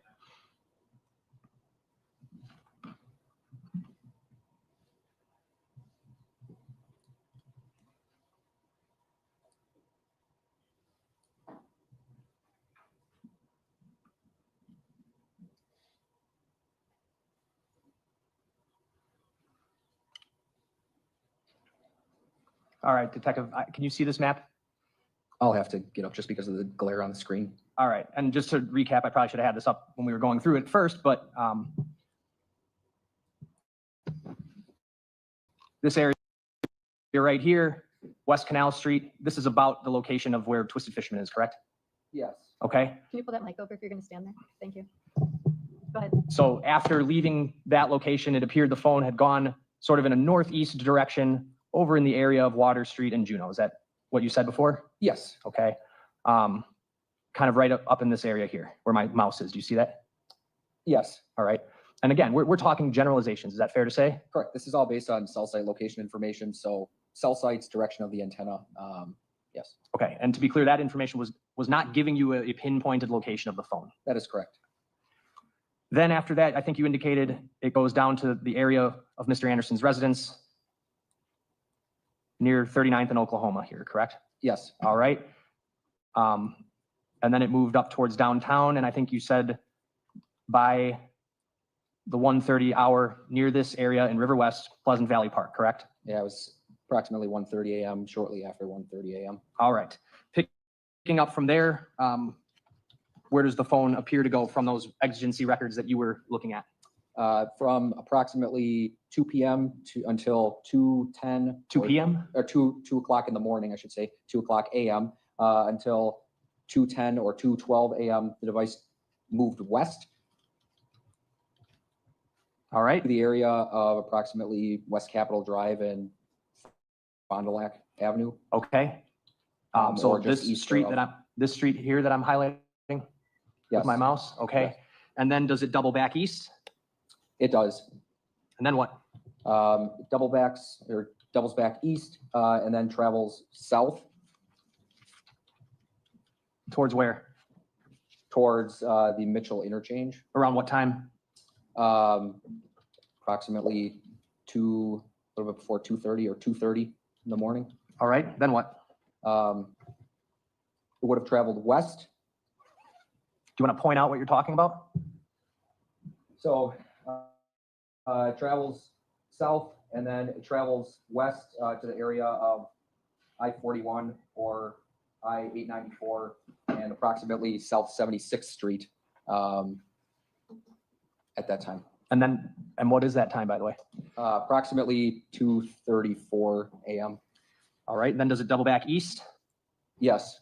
And where does it appear to go from there, if you want to point out? The device travels east, south, and then east again. Where? So east in the area of I-41, I-894, south in the area of I-41, I-94, and then east in the area of College Avenue. Okay, and that'd be just south. Area. And what time does it, and what does it do next and at what time? After traveling east, it traveled to the area of Warnemont Park, or Sheridan Park and Lake Michigan. All right, and if I zoom in Shortly on, after, arrived in that area shortly after 2:50 a.m. shortly after 2:50 a.m., the phone appears to be around the area of Warnemont Park here, correct? Yes.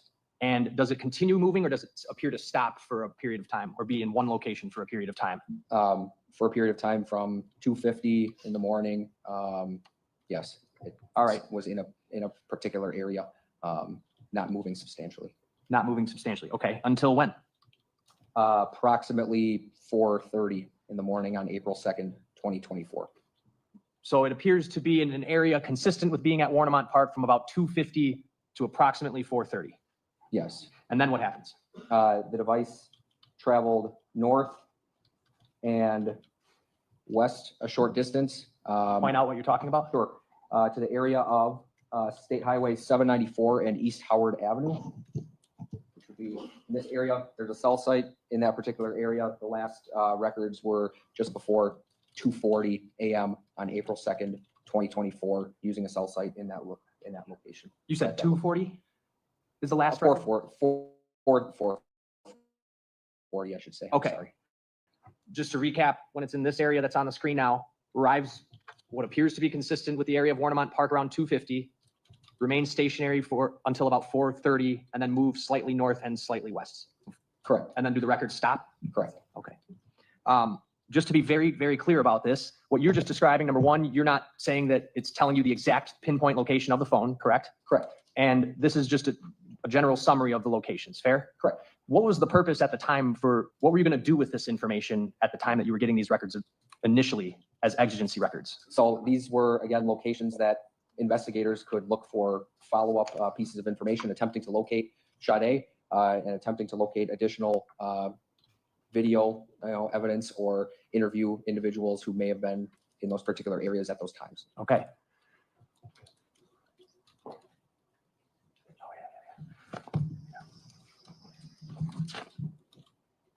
When you were analyzing these records, where you said you had mentioned an FBI special agent before, correct? Yes. Who was that person?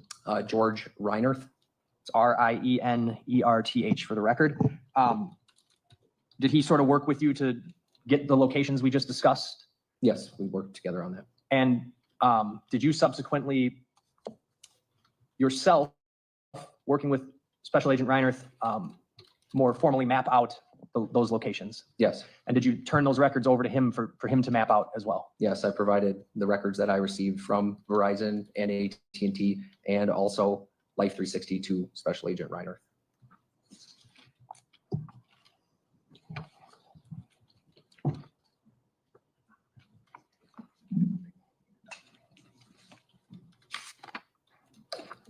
I think this kind of goes without saying, but those locations, you passed that information along to Detective Donner as well as other investigators to conduct follow-up in those areas, correct? Yes, Detective Donner, other investigators from the Milwaukee County Sheriff's Office and other investigators from the Milwaukee Police Department. I have no other questions. Thank you.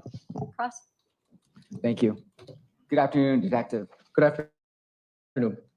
Okay, so I just want to start with just backing up why you requested these cell tower records. So you requested cell tower records because typically people have their phone on them, right? Correct. And when you have your phone on you, it's constantly tracking your movements via these satellite towers. The phone is attempting to connect to the tower with the best signal. Yes, if it were to need to make a phone call or a data connection. Okay. And you can use that location information for every time the phone's connecting to that tower to kind of track the path of someone's movement, right? Correct. And so if you're trying to pinpoint where someone was at a specific time or a general area, you can read these records and determine where in the general area they would be. You can determine the cell site that was used, the direction from which the antenna is facing, and then also possibly a distance from the actual antenna that was used. But it's not real precise because you can't pinpoint exactly where someone is. Correct. You can't pinpoint how long they're in that specific area because it's a range, right? Can you ask the question, rephrase the question? Based on the cell tower data, are you able to tell where someone is for a certain duration of time? In relation to the other records, we can get an approximation, a time frame. Okay, but it's an approximation. It's not precise. We know when the records were generated, but we have to consider it in relation to other records. Okay, and you might be able to tell a general area where someone is, but you don't know, the records can't tell you why the person is in the specific area, correct? Correct. And it can't tell you what that person is doing in that location, correct? Correct. And it can't tell you who that person is with, if they're with anyone. Correct, unless you have other information that goes along with that. Okay. And so the state showed us this, I guess, spreadsheet that had all these numbers. I think they described it as gibberish, right? Correct. Do you manually look at that, or do you ever put that into a system to kind of make it easier to read? There's software that we use to make it easier to read. It can be mapped manually, but we use software. And so you got all these records before Mr. Anderson was ever arrested, right? Correct. And so the exigency records. Okay. And so you review these records and you look at what past, conversations Ms. Robinson's phone had with other people, right? For a period of time, yes. And I guess we looked at some of these, you read through some of these text messages that Sade's phone has with Max's phone, and they start this conversation, you said, at 4:15 p.m. on April 1st, right? I would have to look at the exact timestamp, but yes, that sounds correct. Okay. And they're texting back and forth. Where are we meeting? And Sade says, I can do 5, right? Correct. And they talk about where they might want to meet. Broad House on 3rd, and they ultimately decide to meet at Twisted Fisherman, correct? Correct. And in the outgoing message from Max's phone, it says, I need to stop at Twisted Fisherman to pick up my W-2 from last year, right? Yes. And you know what a W-2 is, right? It's a work document. Yes. It's a tax-related work document. So one can conclude that Max most likely worked at some point, right? Yes. And he wanted to bring Sade there, a place that he's known at because he worked there, right? Yes. It wasn't some obscure location where, Max didn't have any contact with, right? I didn't know any previous contacts, but based upon the context of the text message content, yes. Okay. And those text messages, they seem pretty light, correct? It's just two people getting to know each other. That's what the text messages seem indicative of, right? I guess I don't know necessarily the backstory to the message, I guess, conversation, but it's a basic conversation, yes. About There's nothing threatening in those texts, right? No. Not aggressive? No. Okay. And you talked about these weird symbols that you said that you believe they might be an emoji. Correct. And you know what emojis are, right? Yes. You can send smiley faces, right? Smiley faces are one, yes. You can send animals. Yes. Vegetables. Sure. And all sorts of hearts, right? Yes. And it's kind of like it's a playful image, right? Usually that's typically from your, real life experience that you send those and they're kind of like a playful image. It can be, yes. And so I want to move just forward a little bit. You said that the last outgoing message from Sade's phone is around 5:18 when she asks, "Are you inside?" Yes. And that's the last outgoing text message, right? In that, yes. But you're aware that in this day and age, there's lots of ways to communicate with people. I do. Used to be a lot of emails, right? I suppose, yeah. And then I guess as generations move up, there's all these social media platforms that you can communicate with people, right? Correct. Like Snapchat. Correct. Like Instagram. Correct. They call it a DM, right? You can message someone, direct message, it's a DM. Correct. And TikTok, right? Correct. And those cell records you analyzed, those didn't contain any information from any of those applications, right? Correct. That would have to be from a device specific information. Okay, so based on the records you reviewed, you can't tell whether Ms. Robinson's phone was communicating with anyone else on any of these other platforms. Correct.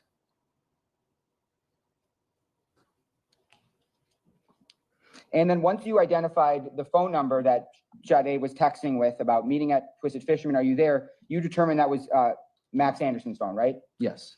And then you arrested him right after that, right? I personally did not. But are you aware that law enforcement arrested him shortly after that? Yes. Okay.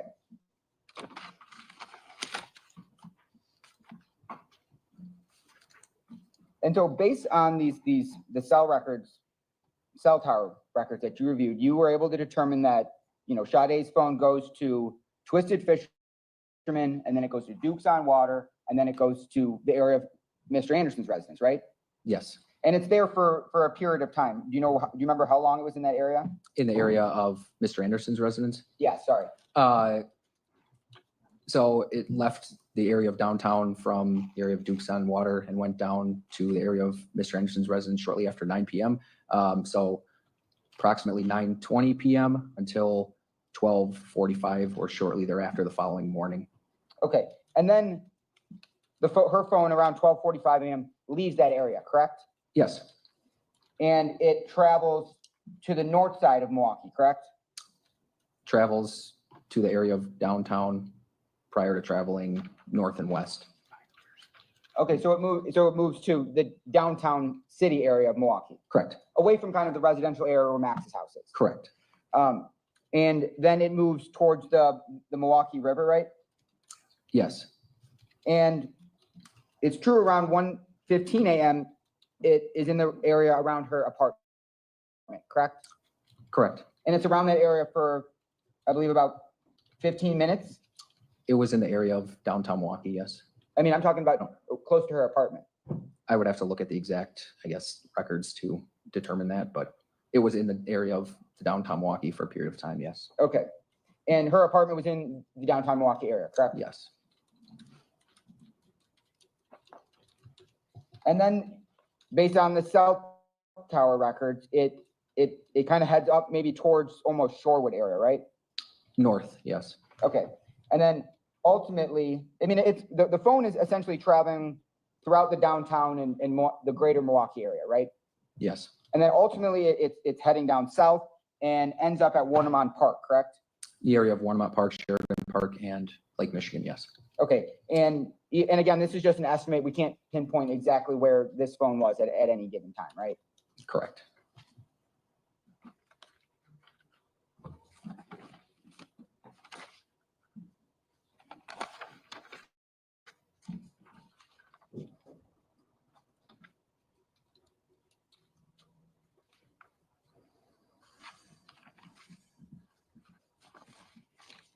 And so what these cell tower records really do is they tell us where someone's phone is, and why that's important in an investigation is because typically people have their phones on them.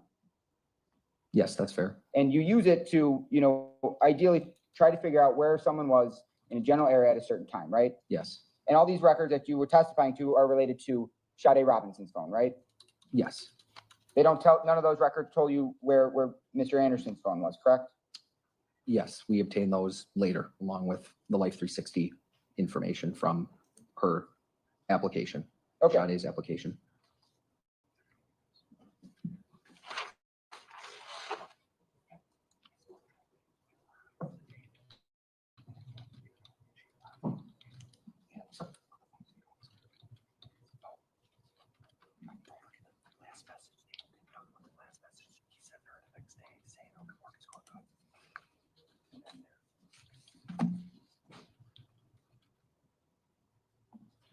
And when you reviewed, well, I guess one of the last text messages that was received by Sade's phone was from Max, where he asked how work is going, correct?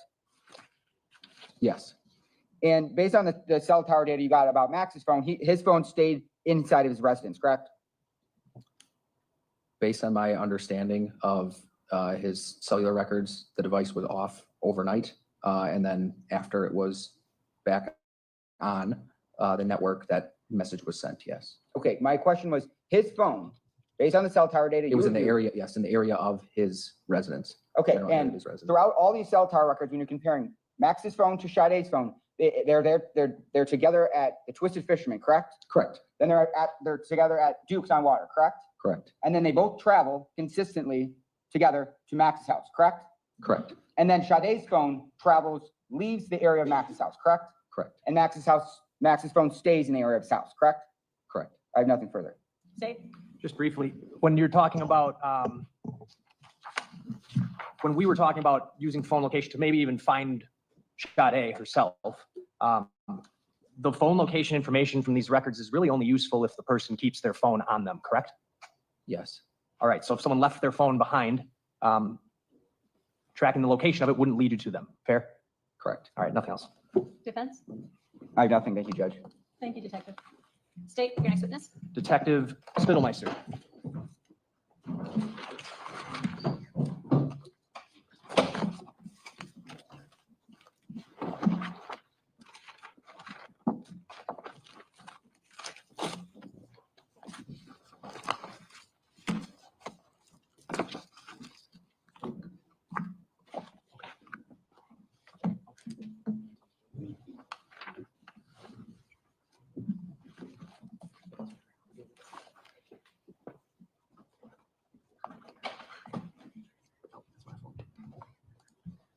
Do you solemnly swear that the testimony you give in this matter will be the truth, the whole truth, and nothing but the truth, so help you God? I do. You could please be seated, seat, and spell your name for the record.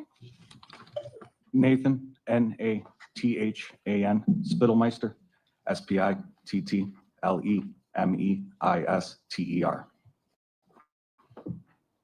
you a detective with the Milwaukee County Sheriff's Office? I am. How long have you been a law enforcement officer with the Milwaukee County Sheriff's Office? For about 9 years, How long as a detective?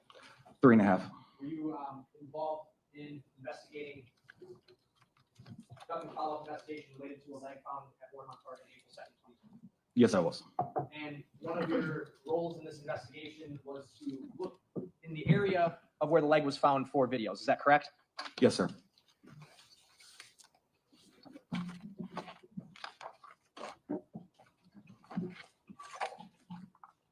I have up on the screen next to you exhibit number 1 that's already been admitted. This would be the area where the leg was found, right? That's correct. Did you go to various locations that are depicted in this map to recover video? I did. Can you tell the jury where? Cudahy High School, Cudahy Police Department, the Cudahy Water Department. All right. I'm going to show you exhibit 11, 12, and 27.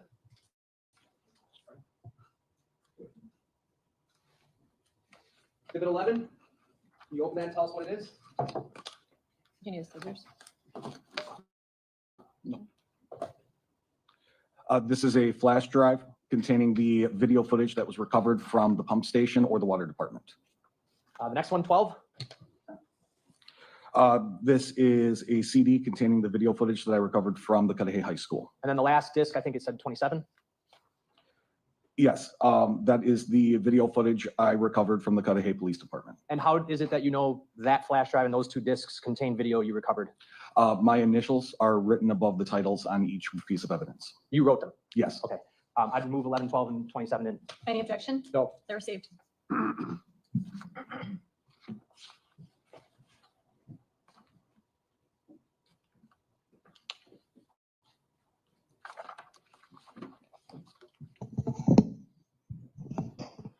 All right, Detective, before playing them, I want to use the map to just help us understand where these videos are going to be from. So the building I'm pointing to with my pen here, that is the Cudahy Water Department, correct?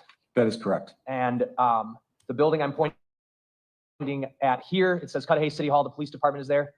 That is correct. And then right north of that, where my pen is going now, that's the high school, correct? Correct. What cameras are we going to be looking at from the Cudahy Water Department?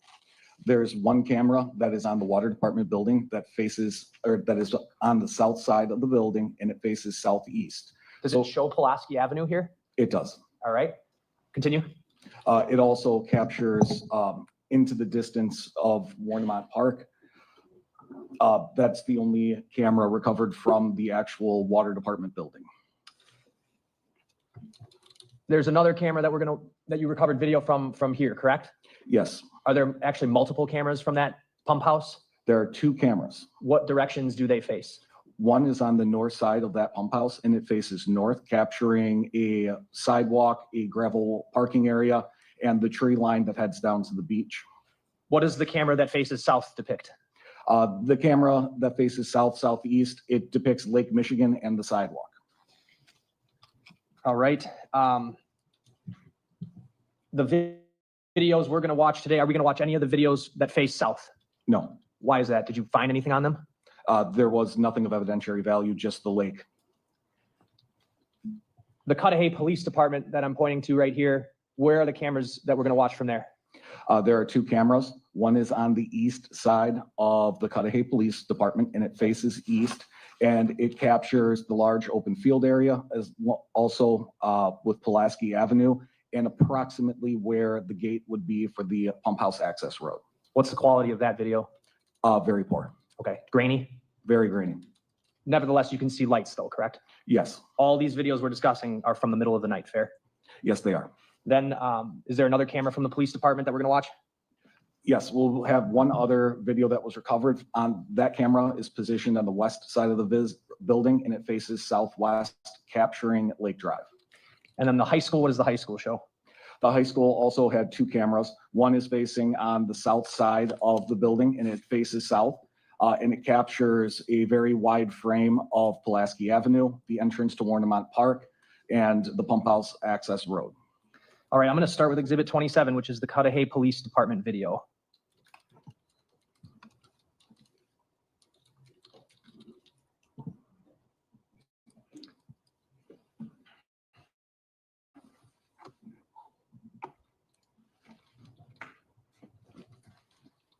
Judge, I would ask if jurors wanted to stand up at this time, would the court allow that? We can pull this TV closer to the jurors, I think. And that might help. That one has to stay at the edge of this table, so I can't bring it that much more forward. Are you able to see this? I can always move my position, sir. And I guess if anybody at the backside wants to come closer to this one, you could. Or if you can see, okay. All right. This is the Cudahy Police Department video. On the bottom, it looks like there's a date and a timestamp, correct? That's correct. And what can you tell us generally about the accuracy of that date and timestamp? On the camera that's facing east, it's probably about a minute and 20 seconds fast than the actual confirmed timestamps that we were able to get. All right. So right now I have the video queued up. The title of the video begins 2 CUPD East. We are looking towards Lake Michigan, is that correct? That's correct. And where are we going to be wanting to look when this video plays, and what are we going to be seeing? If you could describe that for the jury. At the top of the video feed, you're going to see a white shed. Okay. In the area of that white shed, you will see a pair of headlights or taillights from the vehicle that you'll be able to see traveling east on what is Pulaski Avenue. All right. And by going east, it's going away from this camera, correct? That's correct. Not across the screen where like my mouse is doing right now, right? Correct. That would be Sheridan. And where you see those lights, you've obviously been here yourself, fair? Yes. Where does it appear that those lights are heading towards? To the pump house access road. Pulaski Avenue ends at Sheridan, and then it turns into a gated access to the pump house access road. So Pulaski Avenue then would be to the right of this camera. Correct. All right, I'm going to play this 48-second clip. And when you see it, detective, please point out what you were talking about.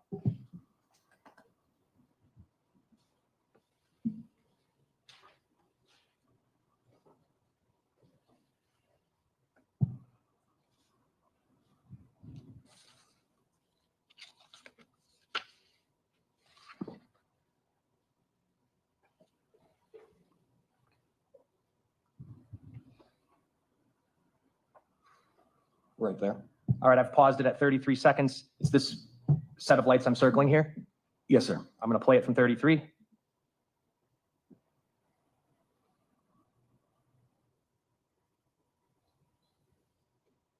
And the lights have disappeared, correct? That's correct. All right, so by 2:54:17 a.m. on the camera, the lights are gone. That's correct. And would that be consistent with the vehicle arriving at that gate around that time? That's correct. The next clip I'm going to play is titled 6 space CUPD. We're looking at the same camera now, correct? That's correct. But a different time. Correct. What time are we looking at? 4:32 a.m. I'm going to play this clip. It's 39 seconds. What are we going to see? From the last location that we saw the lights earlier on the previous video, you will see those LED headlights again, and they will appear to be traveling in the opposing direction, heading west on Pulaski Avenue. Away from the lake? Correct. Okay.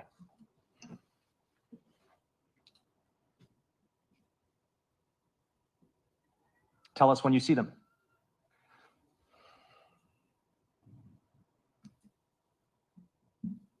Right there. All right, so about 4:32:24. That's correct. Playing, I paused it at 17 seconds. I'm playing it from there.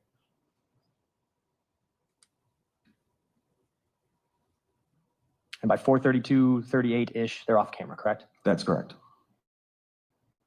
Last clip, it's titled 8 CUPD, different camera. Tell us what we're looking at. This is the camera that's on the west side of the Cudahy Police Department. It is facing southwest, and you see Lake Drive is the road directly to the west of that parking lot. So Lake Drive would be this road here, That's correct. and to get to Pulaski Avenue, which would get you into Warmont Park, if you were here, you would essentially go down this street and you would turn left up here, correct? Correct. Okay. What are we going to be looking for and see on this one? The subjects or the vehicle that was captured on Pulaski Avenue. We'll not be able to see it traveling on Pulaski Avenue, but on the houses on the left side of the video frame, you're going to see those houses lighted by headlights that would be coming towards them. You'll then see a vehicle that will enter the camera frame traveling north. Away from Pulaski Avenue. Correct. Playing clip 8. 8 CUPD. It's 55 seconds. Tell us when we see what you just described, please.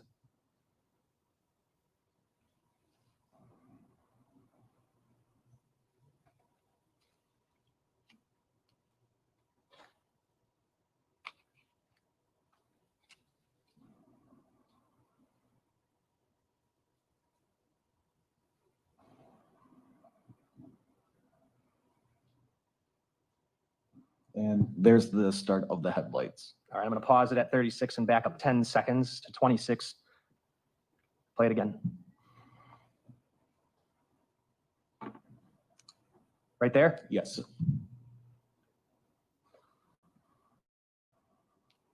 And now you see the headlights of a vehicle heading northbound? That's correct. Okay. Paused at 44 seconds. What general description can you get of the vehicle from that? That vehicle appears to be a smaller sedan with kind of like C taillights, because you are able to see the end of the taillights on that camera frame. Okay. Pretty blurry, but small sedan style vehicle. Correct. All right. Dark colored? Yes, sir. And what did you say about the timestamp here related to the other timestamp? So right now it's just gone off frame at 4:34:56 a.m. This camera that faces west appeared to be about 40 seconds fast, a little bit different from the camera on the east. Okay.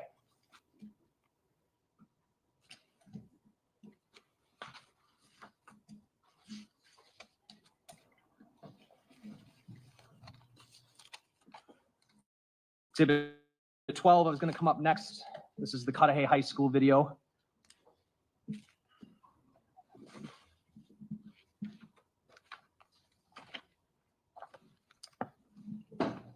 About to see somewhat of a similar camera frame, but depicting similar areas, correct? That's correct. Okay.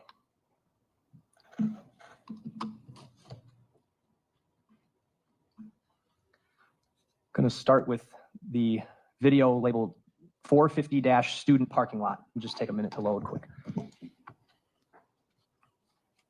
Was there, and while that's loading, let me ask you, Detective, was there a specific reason why you were looking for video footage from these locations from that specific time frame of 2:50 a.m. to about 4:40 a.m.? We had received records from Life 360 that depicted that the victim's phone had been in the area between 2:50 a.m. and 4:30 a.m. So you zoned in on that time frame because that was the information you had about when Sade's phone appeared to have been in the area of Warnemont Park, correct? That's correct. And it obviously goes without saying, you had known already that a leg had been found there on April 2nd. Yes. When was it that you were going to collect these videos then? Would it have been that day? I would have started on April 3rd. All right. I have the student parking lot video queued up here. This one is sort of difficult to see, but what are we going to want to be looking at? If you could orient the jury, please. On the upper left-hand side of the video, you'll see again a white shed. That is the same shed I pointed out in the Cudahy Police Department video. And the thing I'm circling here? Yes, it is. Okay.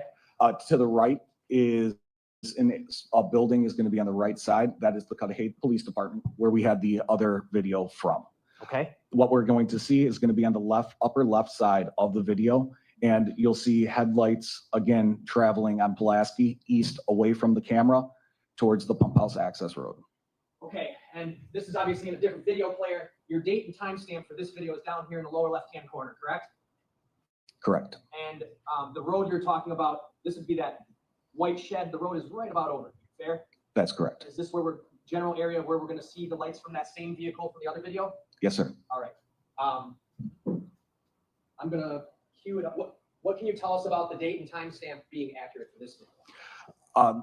The Cudahy High School is one of the first places that I had access to recover video footage. While I was in the school resource officer's office, I reviewed the timestamp and confirmed that they were correct to the second. Based on checking your time? Yes. Okay. I'm going to play this video from 2:52 a.m. to 2:53 a.m. And detective, if you could, if Your Honor will allow the witness to stand up and point out what he's talking about, as it is kind of small on the top of the screen. That's fine. Just pull that microphone as far over as you can. Can you bring the mic with you if possible? I apologize for that.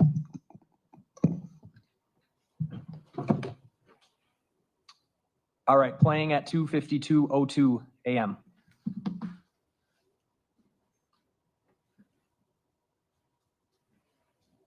Right here. Right where I just pointed was a vehicle traveling east on Pulaski. All right, where my mouse is circling here? That's correct, and it's pulling up to a four-way stop sign at the intersection of Sheridan.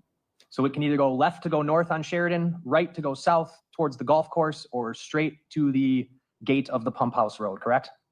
That's correct. And what does it do? It goes straight and towards the pump house access road. And you know that because you can't see its lights going to the left or right, fair? That's correct.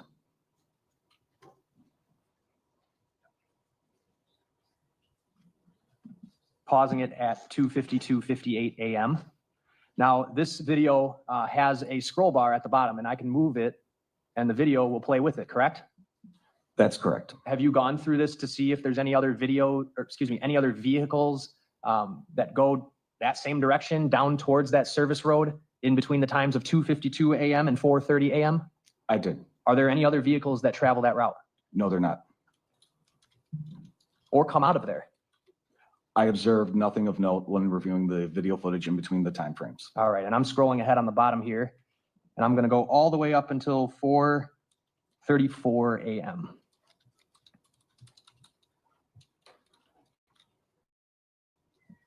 Or as close as I can get. All right, I'm going to play it from 4:33:37 a.m. What are we going to see? You'll see a pair of headlights that will come out of where the pump house access road is, which is the last place we saw the vehicle traveling. Please point out when you see it.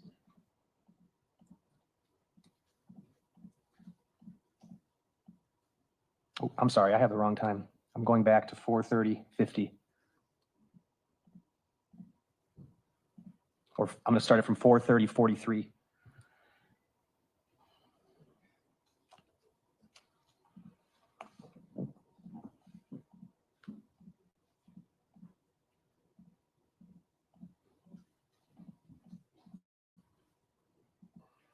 Do you see it? Yes.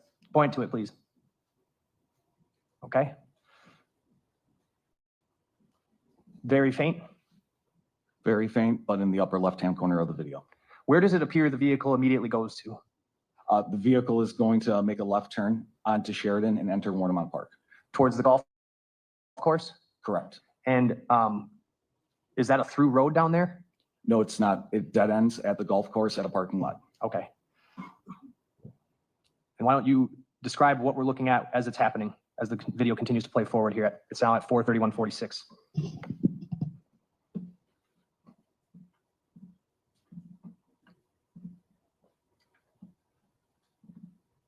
You can see lights inside of Warnemont Park, and the vehicle has entered into the area and now has turned around at the dead end and is heading back north on Sheridan towards Pulaski.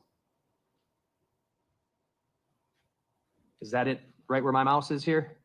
The vehicle is now approaching the four-way stop sign at Pulaski and is going to make a left turn and head west on Pulaski towards Lake Drive.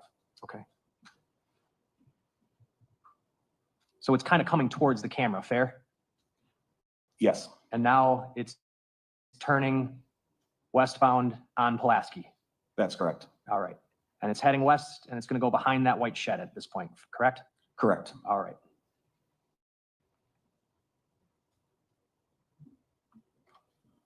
Pause it at 4:33 a.m.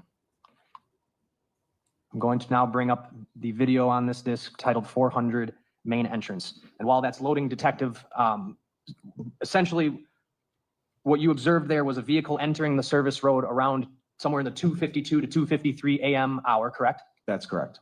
That vehicle, you never see a vehicle go in or out in the meantime up until about 4:50 a.m. That's correct. And when the vehicle leaves it, it goes down the dead end road and then appears to have double back, go back to Pulaski, and then leave the park to the west. That's correct. That's what we just watched. Yes, sir. All right. Would that have been consistent with what was on that Cudahy police video as well? Yes, sir. That camera's a little clearer though. Much clearer.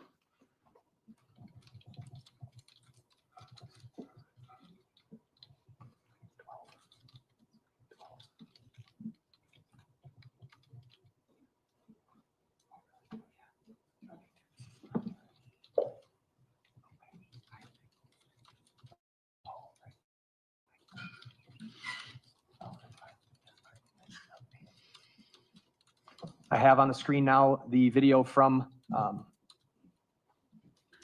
main entrance to the school, right? That's correct. Okay, just very briefly, let me go back to the map here. So those videos we watched from the police department, the other high school camera, we got the car going down Pulaski, following where my pen is going, around 2:52. It then goes into Warnemont, or into the service road here, right? That's correct. Comes out at 4:30, a little after 4:30, goes south off of this map, comes back north, and then heads out onto Pulaski, ultimately turning north onto what would be Lake Drive. That's correct. The camera we're about to watch is right where my pen is at. Here, correct? Yes, sir. Essentially, what are we about to see? You're about to see the vehicle traveling north on Lake Drive. I'm going to play this video at 4:34 a.m.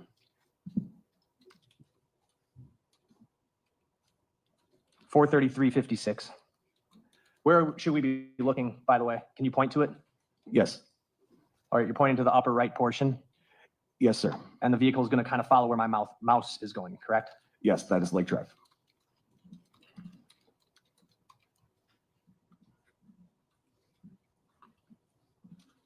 And the headlights are now entering. Okay. And you're able to see, if I pause it at 4:34:29, it appears to be sort of a dark sedan style vehicle, correct? That's correct. All right. Off the screen by 4:34:31, right? That's correct.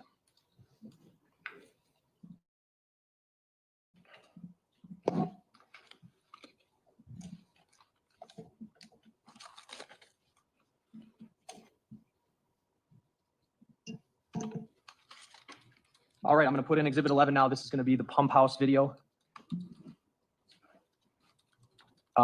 This might take some time, Judge, just so the court's aware. Does the jury need a break to stretch your legs for a few minutes? Let's do that. Let's take a 5-10 minute break. Give him a moment to set this up. Just leave your notebooks on your chair, please.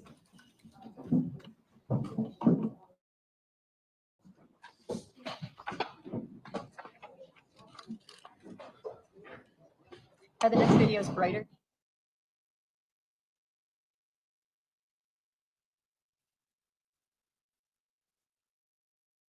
Indicated that their next videos are kind of dark as well, so if we could again dim the lights, that'd be great. Thank you.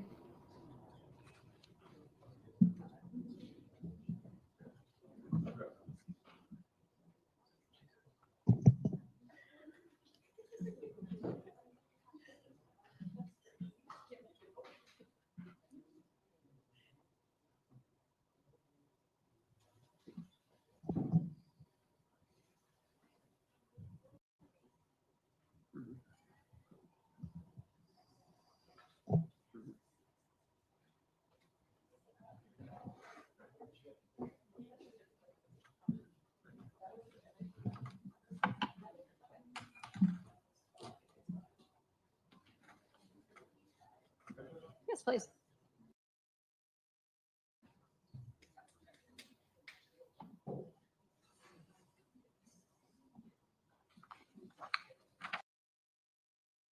Appears to be Warnemont Park and in near the golf course parking lot. All right, so that would faintly be capturing when the car leaves the service road and heads south towards the course, correct? That's correct. Down the dead end. Yes, sir.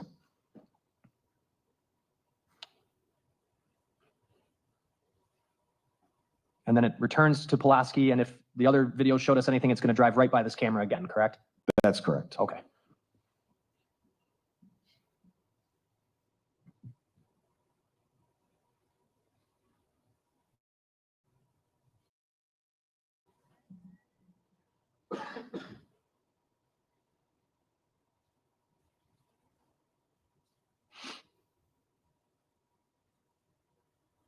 And there it is. And there's the vehicle traveling, and it's traveling west towards Lake Drive. All right, off camera. And by timestamp 11:11 on the video is where I paused it. So what time is this real time, roughly? It'd be about 5:33 or 4:33 in the morning. All right. I'm going to move to camera 1. This is video number 3 on this exhibit. What are we looking at here, Detective? So this is the video that was that I recovered from the pump house. It is facing northeast. Towards the bottom of the video here, you see kind of the sidewalk that goes around the pump house. Off to the left side of the video, over there, that is going to be where the gravel parking lot is. And directly towards the front and center is the end of the parking lot, which is approximately probably like 6 to 8 feet down to beach level. And the tree line to the left on the left side has a couple of small hiking trails that allow you to walk along the bluff and down towards the beach.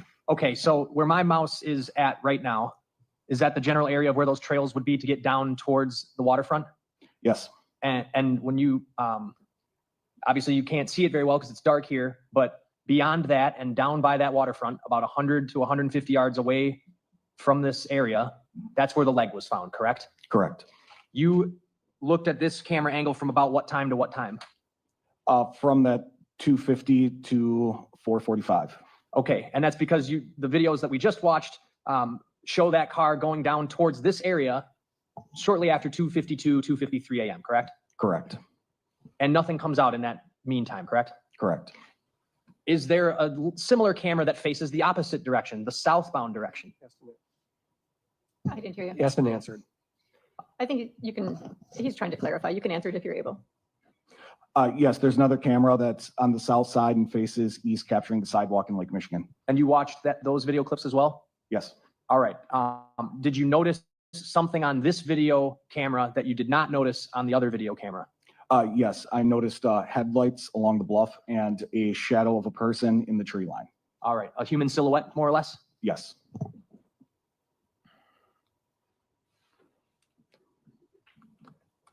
I'm going to cue this video up to 30 minutes and 36 seconds. The timestamp says 3:35 a.m. So this would be about 2:53 a.m. real time? Correct. All right.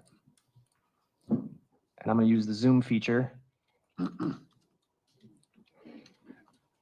That parking slab, if you drive down the pump house road, it would actually be a little off camera to the left here, correct?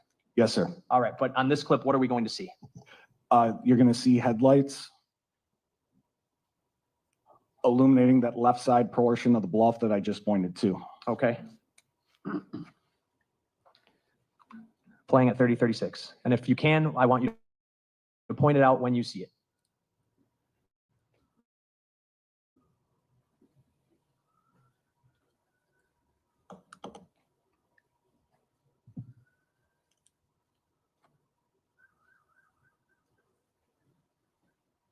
The lights are now coming on towards the left side. Okay. Very faint, correct? Correct.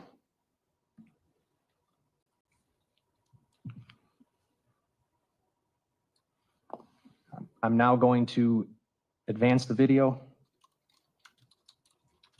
to 39:16. This would be about 3:02 a.m. Is that correct? That's correct. Real time. The camera says 3:39:15, right? Correct. Okay. Now what are we going to start to see? You're going to see that human silhouette in between the tree line, and I'll point to where we'll be looking. And it'll be in this area where the lake is behind the trees, so it allows us to see the silhouette from the lights on the pump house with the lake in the background. I'm going to play this from 39:16 to 40:22. And I want you to point it out, Detective, when you see it.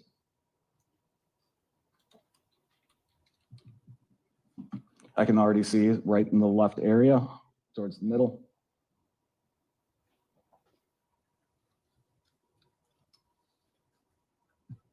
And now walking in between these two trees. And right here again, in between the other two trees. Does it appear he bends over right there? Yes, sir. And now the individual, the silhouette, is standing behind the tree and is going to walk back towards the tree line and will no longer be visible.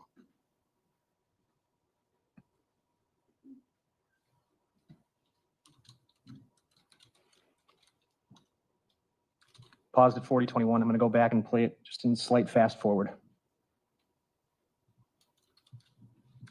Point it out again, please. The person's walking down into the tree line and should be exposed here and continues. He'll bend over. Right there? Yes, sir. And then now stands back up and is going to walk back into that tree line.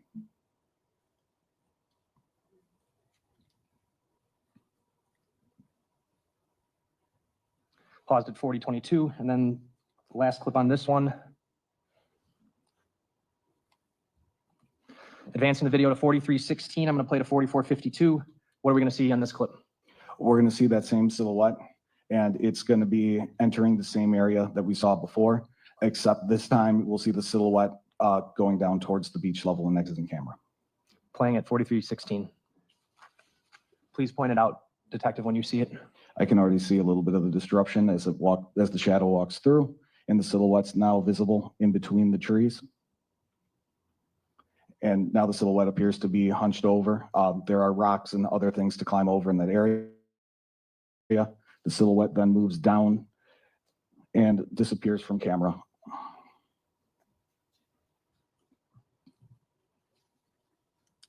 going to fast forward slightly briefly.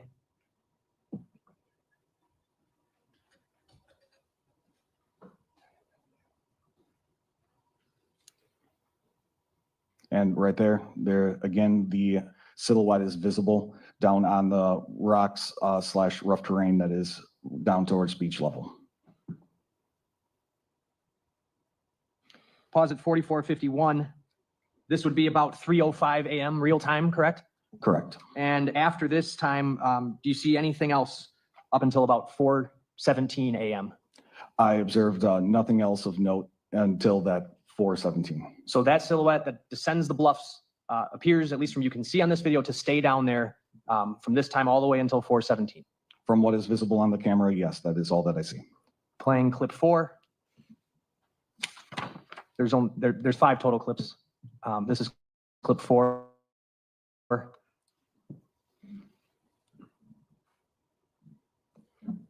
And I have it queued up to 55 minutes, 22 seconds. What are we going to see on this clip? We're going to see that same silhouette walking up from the beach level and back into the tree line. And this would be around that 4:17 a.m. real time, correct? Correct.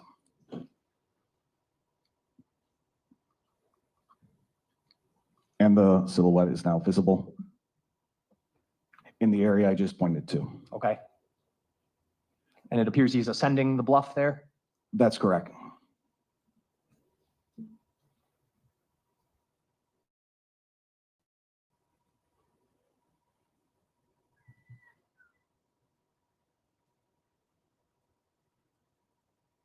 And now I'm going to fast forward it. So he just came up the bluff? Correct. Okay.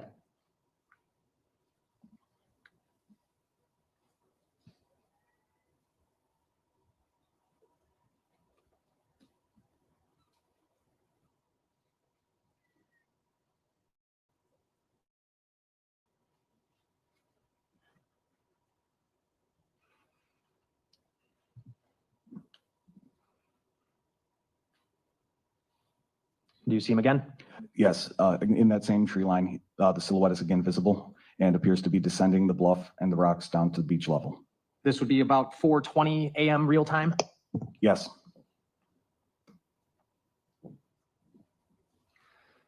And I'm going to fast forward till the end of this clip. He's out of view now, correct? correct.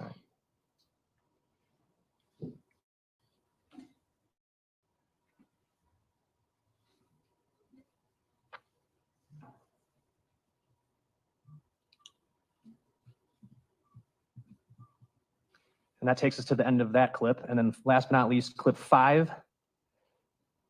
We're picking up around, it says 5 o'clock here, but we know that's wrong. This would be about 4:23-ish. That's correct. Okay. Going to advance to 4:15.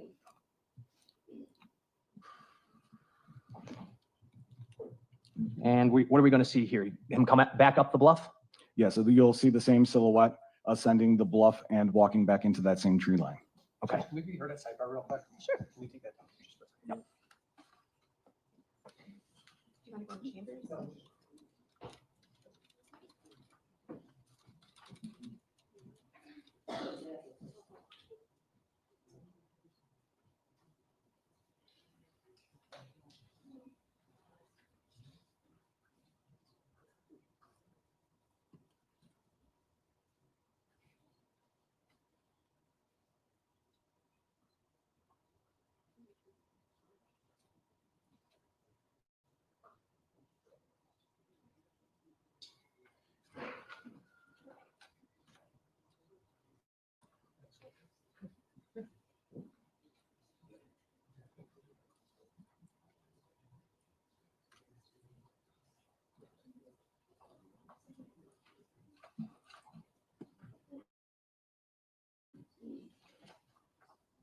State. Thank you, Your Honor.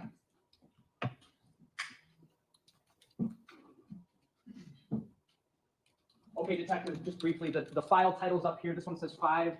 This is number 5, and then it says Cam 1 Anderson 507. Just to be very clear, those were not the video file titles. When you downloaded them, those were renamed for purposes of court presentation. Is that a fair statement? Yes, that's correct. Okay. Now I'm going to play.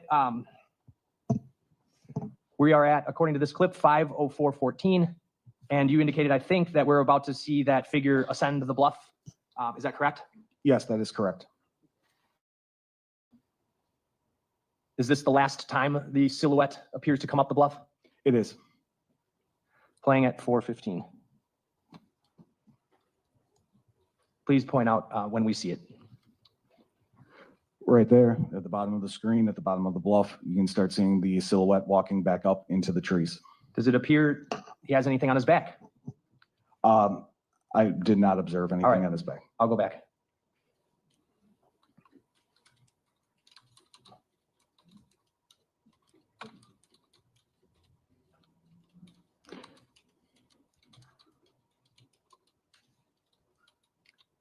So he ascended the bluff that time? Yes, and I observed the backpack or something appearing to be on his back. All right. Obviously, you can't. It's dark, but it looks like a backpack. Is that what you're saying? Something large that was on his back. All right.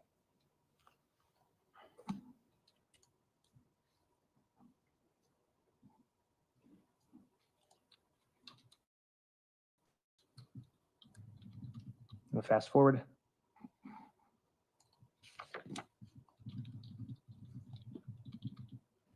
So that's the last time that the figure comes up from down from the shoreline? That's correct. Okay.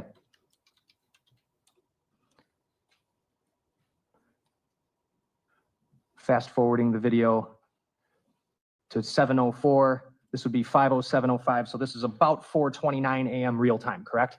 Correct. And very, very faintly, are you going to be able to see those lights again on that bluff to the left side of the screen? Yes, it'll be on the far left side of the screen. You'll see a very faint light that appears. All right. Even more faint than the first one we saw, though. Correct. Understanding that, could you please just make sure to point it out when you see it? Yes. All right. Playing at 7:05.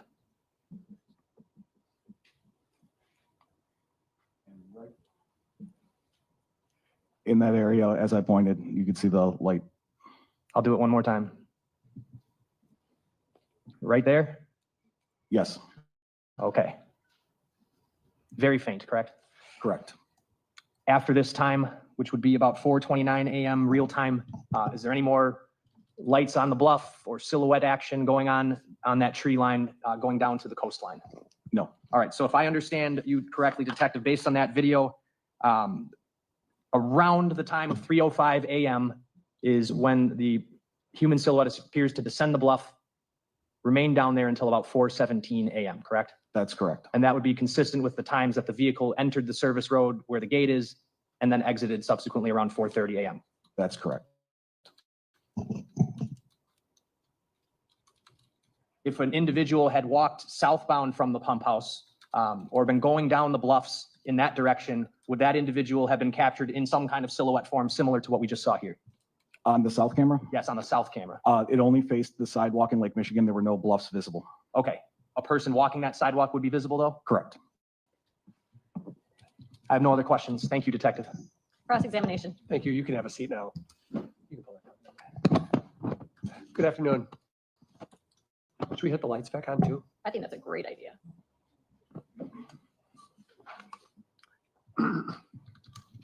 Good afternoon. Good afternoon, sir. For the last hour or so of your testimony, you've gone through various videos that you collected as part of your work in this case. Is that fair to say? Yes. You did other things in this case, but one of your central tasks was to look for any and all video from this area that you could find. Correct. And that's why the state presented this jury with videos from public buildings and other buildings in that area. Is that fair to say? Yes. And correct me if I'm wrong, but basically, as a detective, you take the initiative to go around and look for whatever cameras you can find. Is that basically how it works? Yes, sir. Did you take your marching orders from anybody? Did Detective Donner, for example, say, I want you to collect it from this building and that building, or do you just use your own judgment? Sometimes we do get marching orders. Other times, in the case where there's a lot of moving parts, I kind of took my own initiative. And there were a lot of moving parts here because obviously you've testified about being alerted to a leg that had been found and law enforcement was trying to move rather quickly to try to figure things out. Is that fair to say? Yes. And I don't mean quickly in a haphazard way, but just as a sense of urgency, right? Yes. Because you would agree with me that what you did was, would you agree with me that your work in this case was thorough? For the most part. Okay, well, what part wasn't thorough? I do everything that I can. Okay. In other words, you can make any mistake another person could make. Correct. All right. But in terms of being thorough, you pulled videos from a variety of spots and then you studied them over and over again, right? Yes. And you also wrote you even drafted a report on that too. Correct. And there's a lot of purposes of getting those videos. There's many reasons why you would want video evidence. Fair to say? Yes. In particular, one thing that you were looking for was to try to figure out, narrow down the time frame if you could of when this car comes to the area, when it leaves the area, right? Correct. It's important to pin down timelines, but it's also important to see if there's anything unusual that you see on the tapes, right? Yes. If the car stops and interacts with somebody, for example. Yes. Now, to recap, you pulled video from a school, right? Cudahy High School. Correct. You pulled video from a water station, water department, Yes. as well as the pump station itself. Correct. But that's not all you looked for. You canvassed the whole area up and down Lake Drive and the surrounding area looking for videos, didn't you? Myself and several other deputies and detectives all did a video canvas. Okay. From all the videos you watched, can you determine who is driving Sade Robinson's car? No. Can you determine, I suppose you can determine it is Sade Robinson's car. You would feel comfortable making that determination? Based on the videos I saw, it looked similar, but with being a detective, I don't want to say 100% that it could be her car because there could be any number of sedans. Right, even any number of Honda Civics, for example. Correct. And none of the videos that we've watched here show us damage to a vehicle that would be consistent with ramming through a gate, for example. All of the video qualities being at night and from far distance away, we were unable to get closer views of any type of damage. Even when you try to use law enforcement tools to zoom in, if you can, you still can't figure it out. Unfortunately, the zoom features that we have, they just increase pixel size. They don't make things look smoother or better. And I think I asked this, could you identify the driver of the vehicle?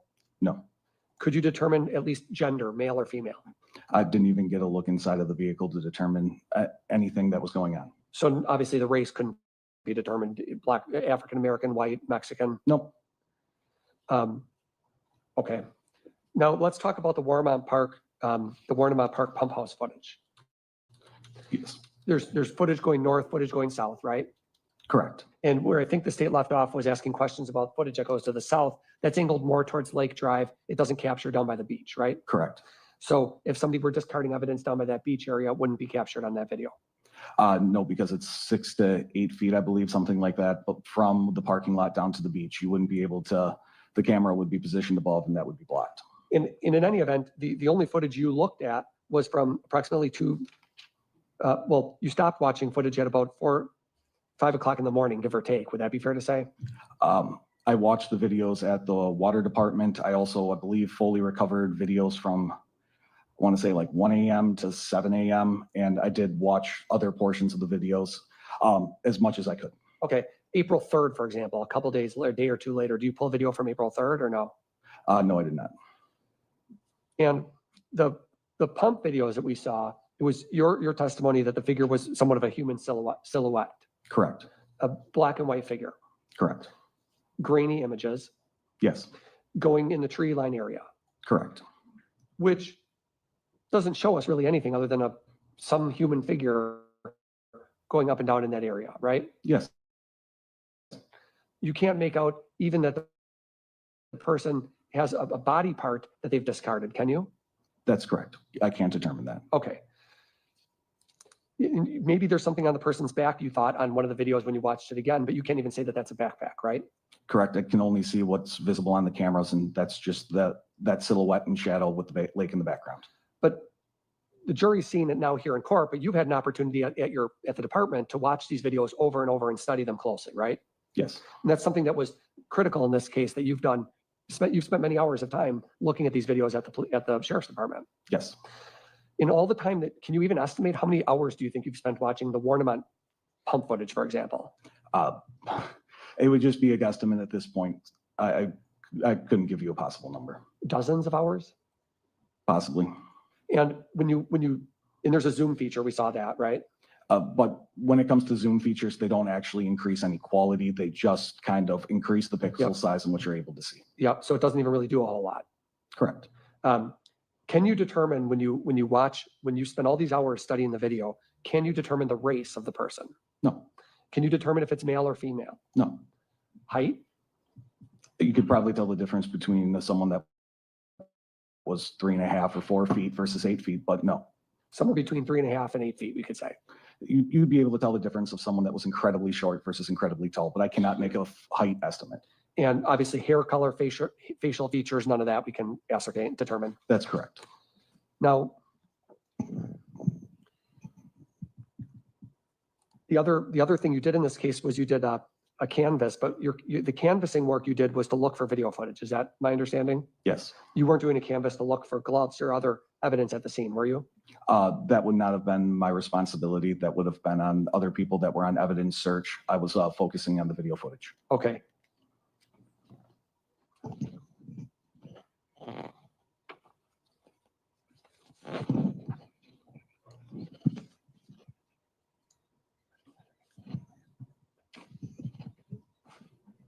Yeah, that's fine. And when we were watching the Warmont Park videos themselves, can you say how many people are down there? I mean, do we know that this is even the same person on these various video clips you're watching? Based on what we saw, there's camera footage only captures so many angles. There's any number of possibilities, but from what we were able to get from Life 360 and our timeframes, we were able to get an idea of the vehicle was the vehicle in question to this investigation. Mm-hmm. But that silhouette figure, we don't really know. We don't know where the silhouette figure goes when it disappears from view, right? Correct. There's minutes of time during this hour plus footage where there's gaps, 10-minute gaps, 15-minute gaps where you don't see anything, right? Correct. And I guess what I'm asking is based on the quality of this, we don't even know for sure that this is the same silhouette person. Could be 2 people or 3 people for all we know. Yet there's any number of possibilities. We also take into account those bluffs and the waves and everything else that was happening that night, that it would be extremely unlikely for someone to be down in that area. Sure, but you're drawing the inference that it's somebody who obviously was involved in this crime, right? Just generally speaking, it was probably 40-ish degrees, raining and high waves that the average person probably wouldn't be down in that area. Right, and I'm not suggesting people were hanging out there. What I'm saying is you don't even know how many people were in this Honda, this car that we've seen on the footage. We don't even know how many people were in that car based on what we saw. That's correct. Okay, that's all. State? And just to be clear, you were looking at this time frame because it's the time when Sade's phone suggested she was at Warnemont Park where the leg was later found. Yes. Nothing else. Defense, anything else? No. Thank you, Detective. You may step down. Okay. I'm gonna, Judge, I will recall this witness at a later time for a different topic. Okay, thank you. State calls Joseph Blanchard.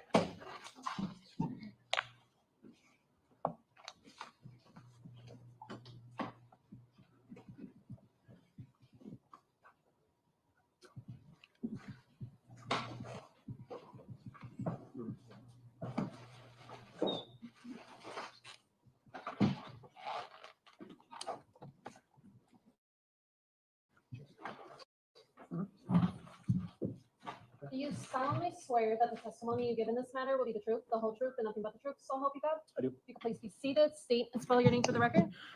It's Joseph Blanchard, Joseph, Blanchard, Blanchar.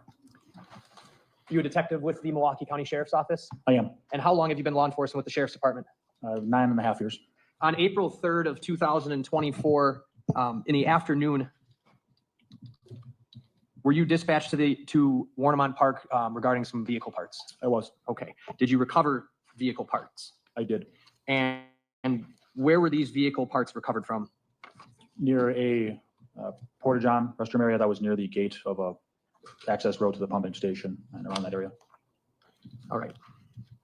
After recovering them, did you take them and place them on Sheriff's Department inventory? I did. Can you just briefly summarize what inventory is? Inventory is a documented collection of any type of evidence you may get.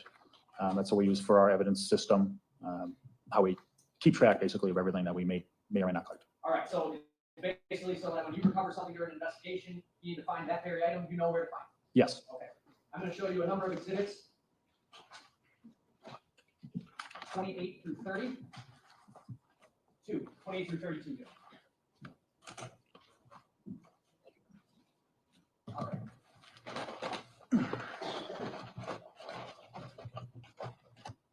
Why don't you take a look at the markings on those? I just handed you a bunch of brown bags, correct? Yes, you have. But there's identifiers on those bags. There are. And are you able, after you look at them, to tell us what those items are? Yes, these items are items that I have bagged up from the location I just described. Various car parts from a vehicle I've listed as a Honda sedan. A Honda sedan? Yeah, some of them say that it's a Honda. All right. Or just a Honda. I move those exhibits as moved from 28 through 32. 28 through 32, yes, sir. Any objection? No. 28 through 32 are received. All right, I'm going to show you exhibits 15 through 18. Can you take a look at those photos quickly? Or not quickly, briefly? Yes, sir.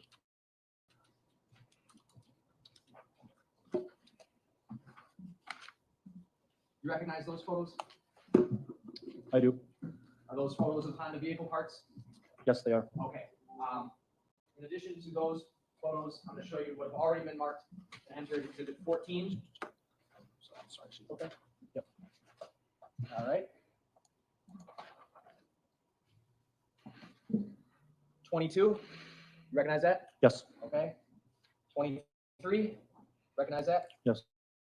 24. Yes. All right. And 13.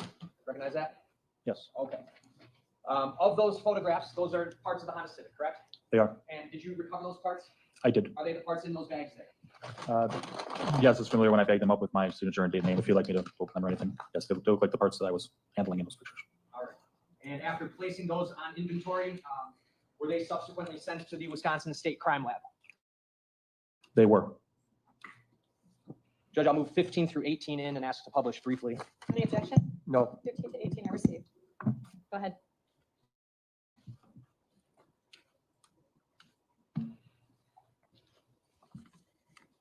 All right.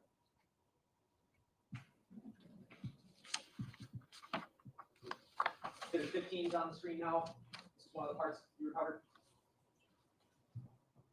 Yes, it is. 16. Yes. All right. 17. Yes. 18. Yes.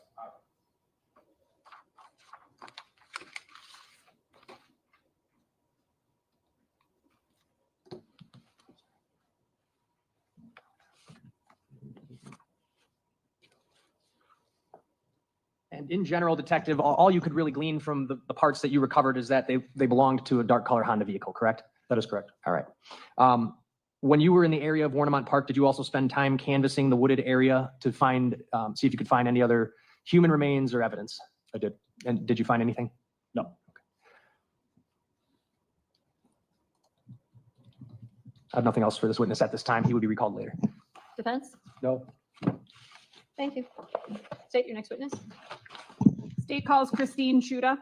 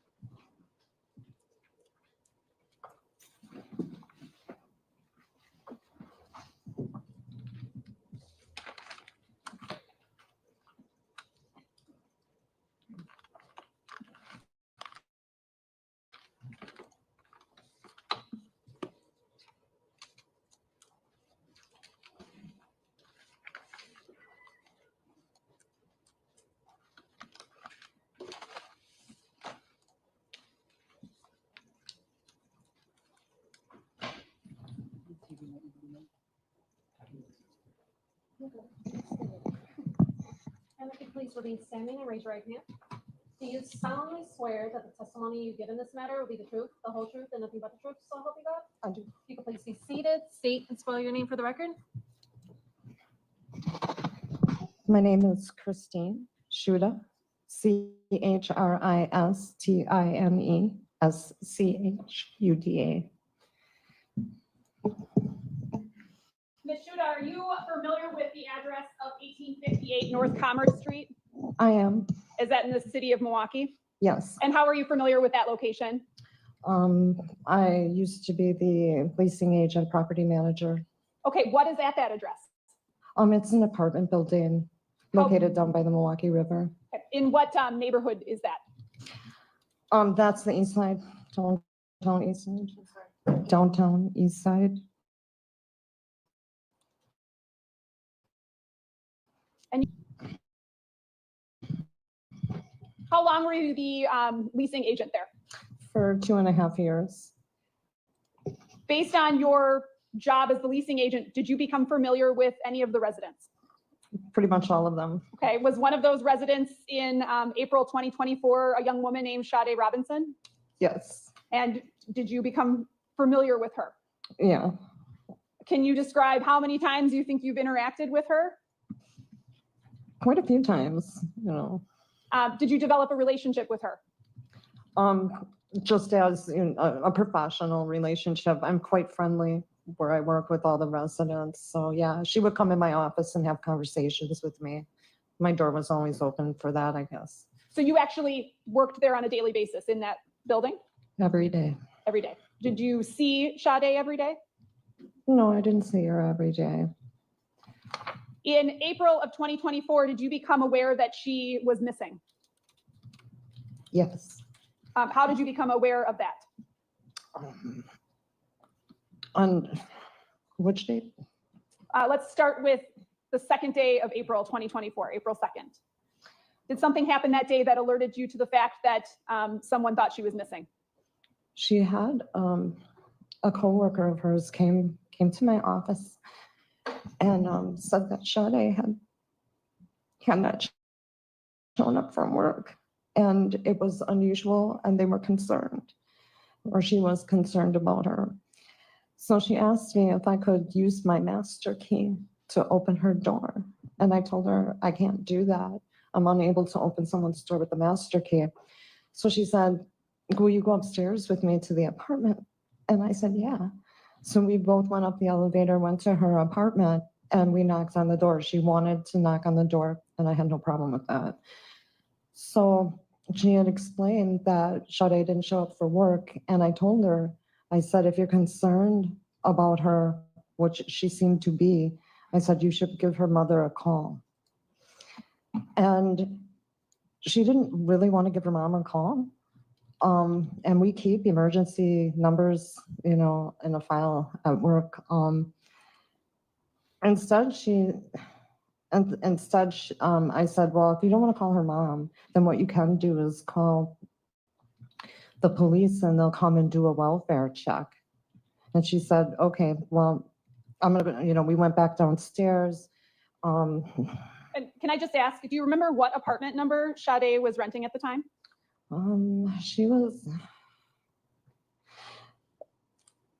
in apartment 309. You reference a welfare check with the police. Did the police come and speak with you then? Her friend had left. We left together, and her friend left the building and returned to work. And the manager from work, at her work, she discussed it with her manager, and I guess they made a call from there. Okay. Did the police come to 1858 North Commerce and speak to you at some point? They did. Okay. And when they arrived, did you show them to Sade's apartment 309? I am kind of iffy on that. I need to think for a moment. Can I take a moment to think? If you don't know the answer, that's fine. Well, because what happened was after she went back to work and the friend went back to work, I made whatever phone call. I wasn't at work after that. I had left for the day. And it's unclear to me right now if I had the next day off or not. No, I couldn't have, because the next day when I came into the office, police officers came in and then they wanted to gain access to her apartment and they had search warrants and everything else with them. Okay, so you did have contact with the police? Yes. Okay. The next day. The building, the apartment building, does it have a name, like the name of a building, the apartment complex? Yes, the name of the apartment complex is Brewers Point Apartments. Okay, does Brewers Point Apartments have a internal or an external surveillance system? Yes, Okay, would you recognize footage from that surveillance system? You're familiar with it? I am. Okay. Showing you what's been marked exhibit number 36. Do you recognize what this is? Yep, that's Sade coming off the elevator. That's a still photo? It is. I'd ask that exhibit 36 be received. Any objection? No. 36 is received. This is obviously very hard for you, Rachel, right? She's still upset, y'all. She's very upset. Wow.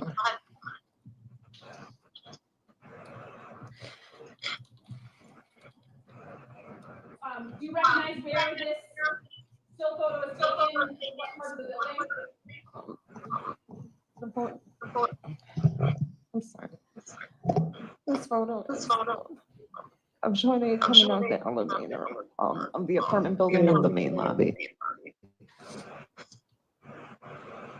Wow. All right, thank you. I don't have anything further. Cross?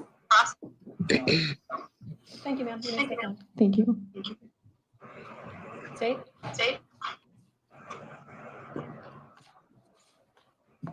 Got about 20 more minutes, y'all.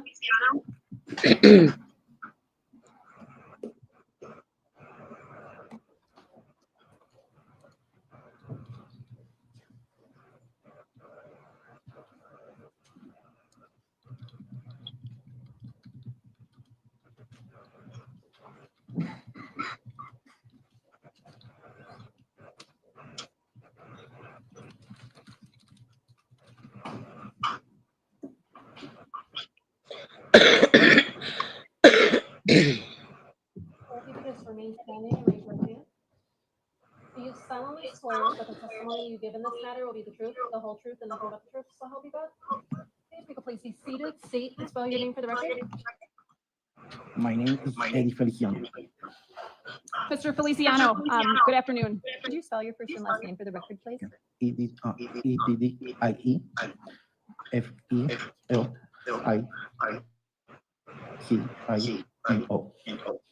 Please proceed. Mr. Feliciano, are you familiar with the address of 1858 North Commerce Street? Yes, How are you familiar with that location? I'm maintenance in the building. Your maintenance for the building? Okay. How long have you worked in maintenance at that building? Almost 2 years. In your work there, did you become familiar with any of the residents? Yes, Did you become familiar with a woman named Sade Robinson? yes, How long do you think you knew her? like 8 months. around. Okay. And you knew her in April, at the beginning of April of 2024? Yes, Based on you knowing who she is and your job in maintenance at the building, were you aware of what kind of car she drove? yes. What kind? Honda Civic. How would you describe Sade? A good person. Personal? Not very good person. A very good person? What color was her car? I think it's great. Oh, sorry, like dark blue, like blue, dark color. Okay. Did you see her the morning of April 1st, 2024? Yes, Do you remember how you interacted with her? she said bye to us. Who's us? Me and my other coworker, Who's that? Gamaliel, Vegas. Gamaliel. Do you know how to spell that by chance? No. No. State, can you spell that for the record for us? I don't know. We don't know. Take a stab. Can you say the name again, sir? Gamaliel. Wow.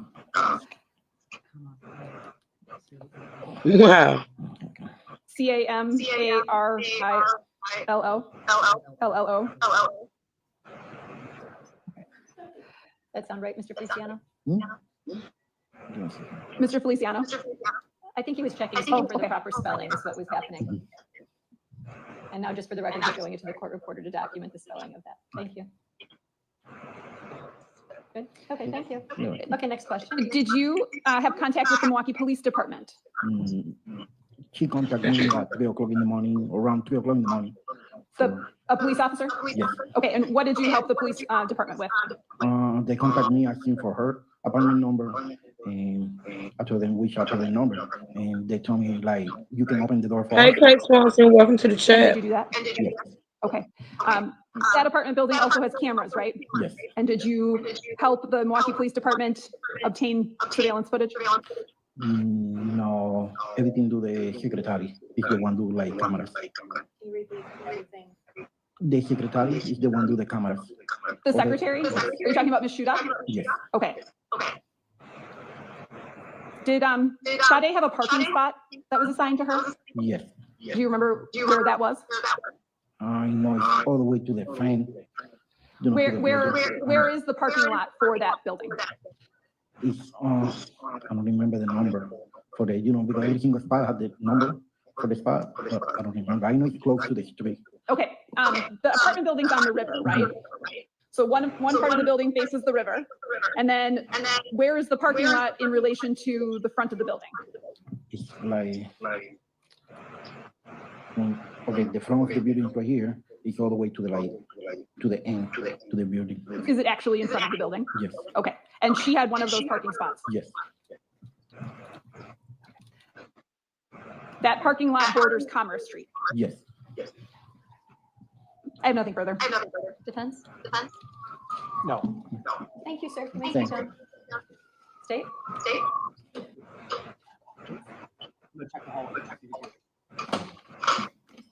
Attorney Vance Green, I'm planning on stopping at 4:45.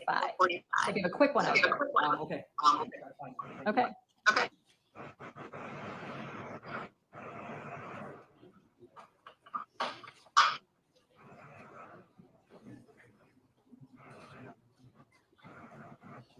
Mhm.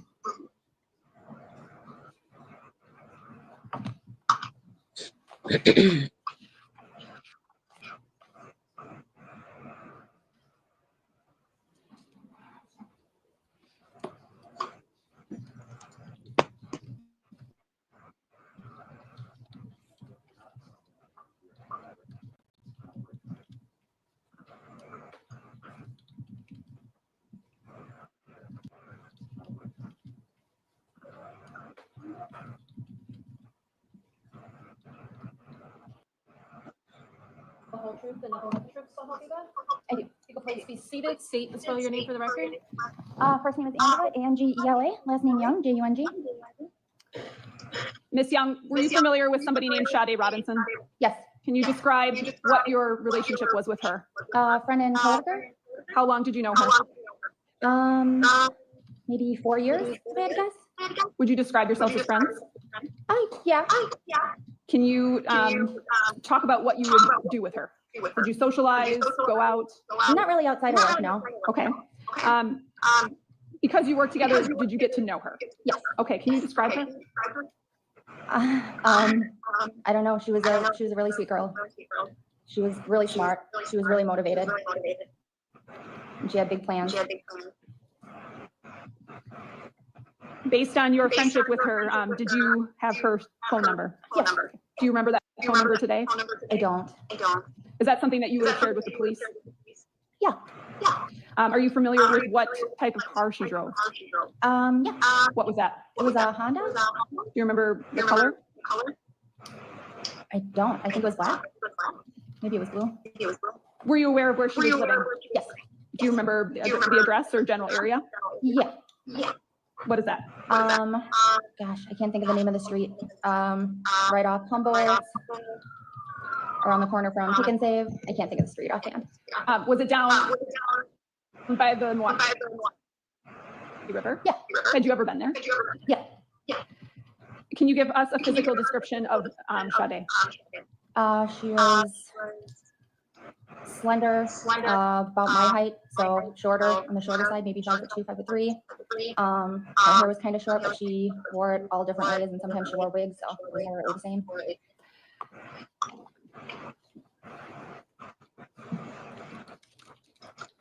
Will you show you exhibits 33 and 34 and ask you to recognize what's depicted? Those are Sade. Photographs? Those are consistent with what she looked like when you knew her? Yeah, that's her in her apartment, and that is her when she's on vacation. I'd ask exhibits 33 and 34. No. And you knew her well enough to know that she went on vacation to Jamaica? Yeah. And you knew her well enough that you recognize this photograph as having been taken in her residence? Yeah.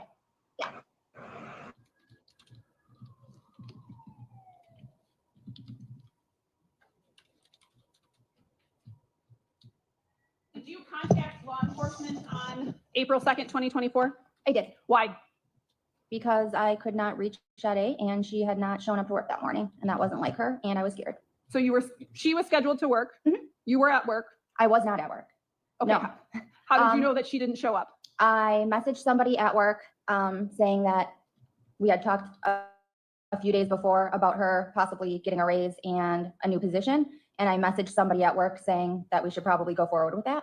And they said she didn't come to work today. Okay. And you're referencing your employment at the Pizza Shuttle? Yes. What was your position there? Management. And what was Sade's? She worked cash register and answered phones. Do you remember how long she had worked there? If I had to guess, between 3 and 4 years. It had been a while. You said that her not coming to work was very unusual. Very unusual. And that you were scared? I was. Why? Because it wasn't, I mean, if she was even going to be late, she would text me or call. And when I messaged her, I said, please just text me and let me know you're okay. Because she doesn't have to come to work. She doesn't have to answer her phone. But I just wanted her to let me know that she was okay. And I knew she would if she could. And when she didn't, I got very scared. You tried to call her? I did. And what happened when you did that? I think it went to voicemail. Otherwise, it just rang and rang. What else did you do?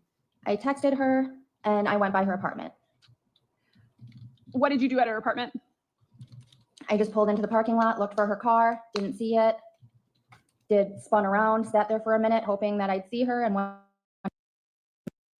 I didn't, I drove home. Did you go into the building at all? I did not. No.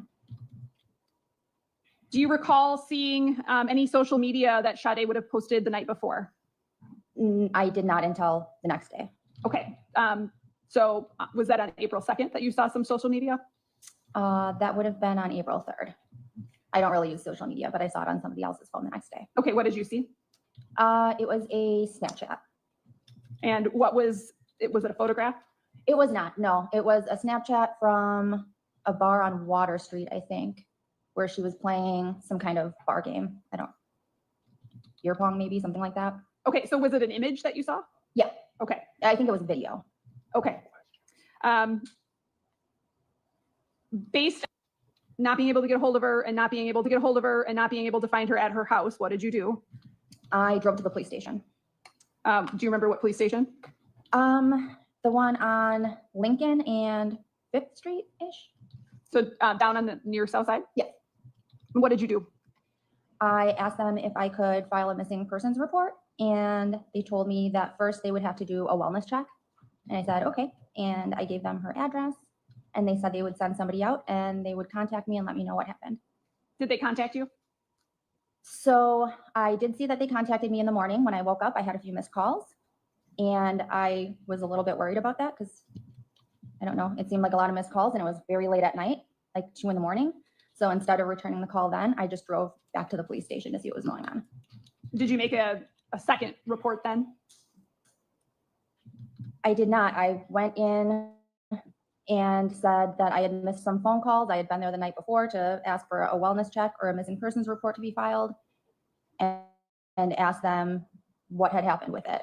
And the person at the counter went in back. I stood there for a few minutes, and when they came back, they said they had made contact with her. Okay, so that would have been on April 3rd. Yes. April 2nd would have been the day that you reported her. That I first, yes, that they went there for a wellness check, or that's what they told me they were going to do. And April 2nd was the day that she missed work. April 2nd is the day she missed work, yes. I have nothing further. Are you due to cross? No. Okay, then ma'am, you may step down. At this point, I'm going to release you for the day. Okay, so those admonitions are even more important now, right? So when you go home tonight, you can't discuss the case with anybody. You can't do any research. You can't discuss it with each other. Okay, y'all. All right, that's it for day one. That's gonna be it for day one. Tomorrow we're gonna do day two. I'm gonna start a little earlier than I did today. I think I started at 10. I'm gonna start a little earlier tomorrow. Anybody got any questions about what we've heard so far? Or do y'all have a good understanding as to what's going on right now? Let me know. I appreciate y'all supporting this live. I really do.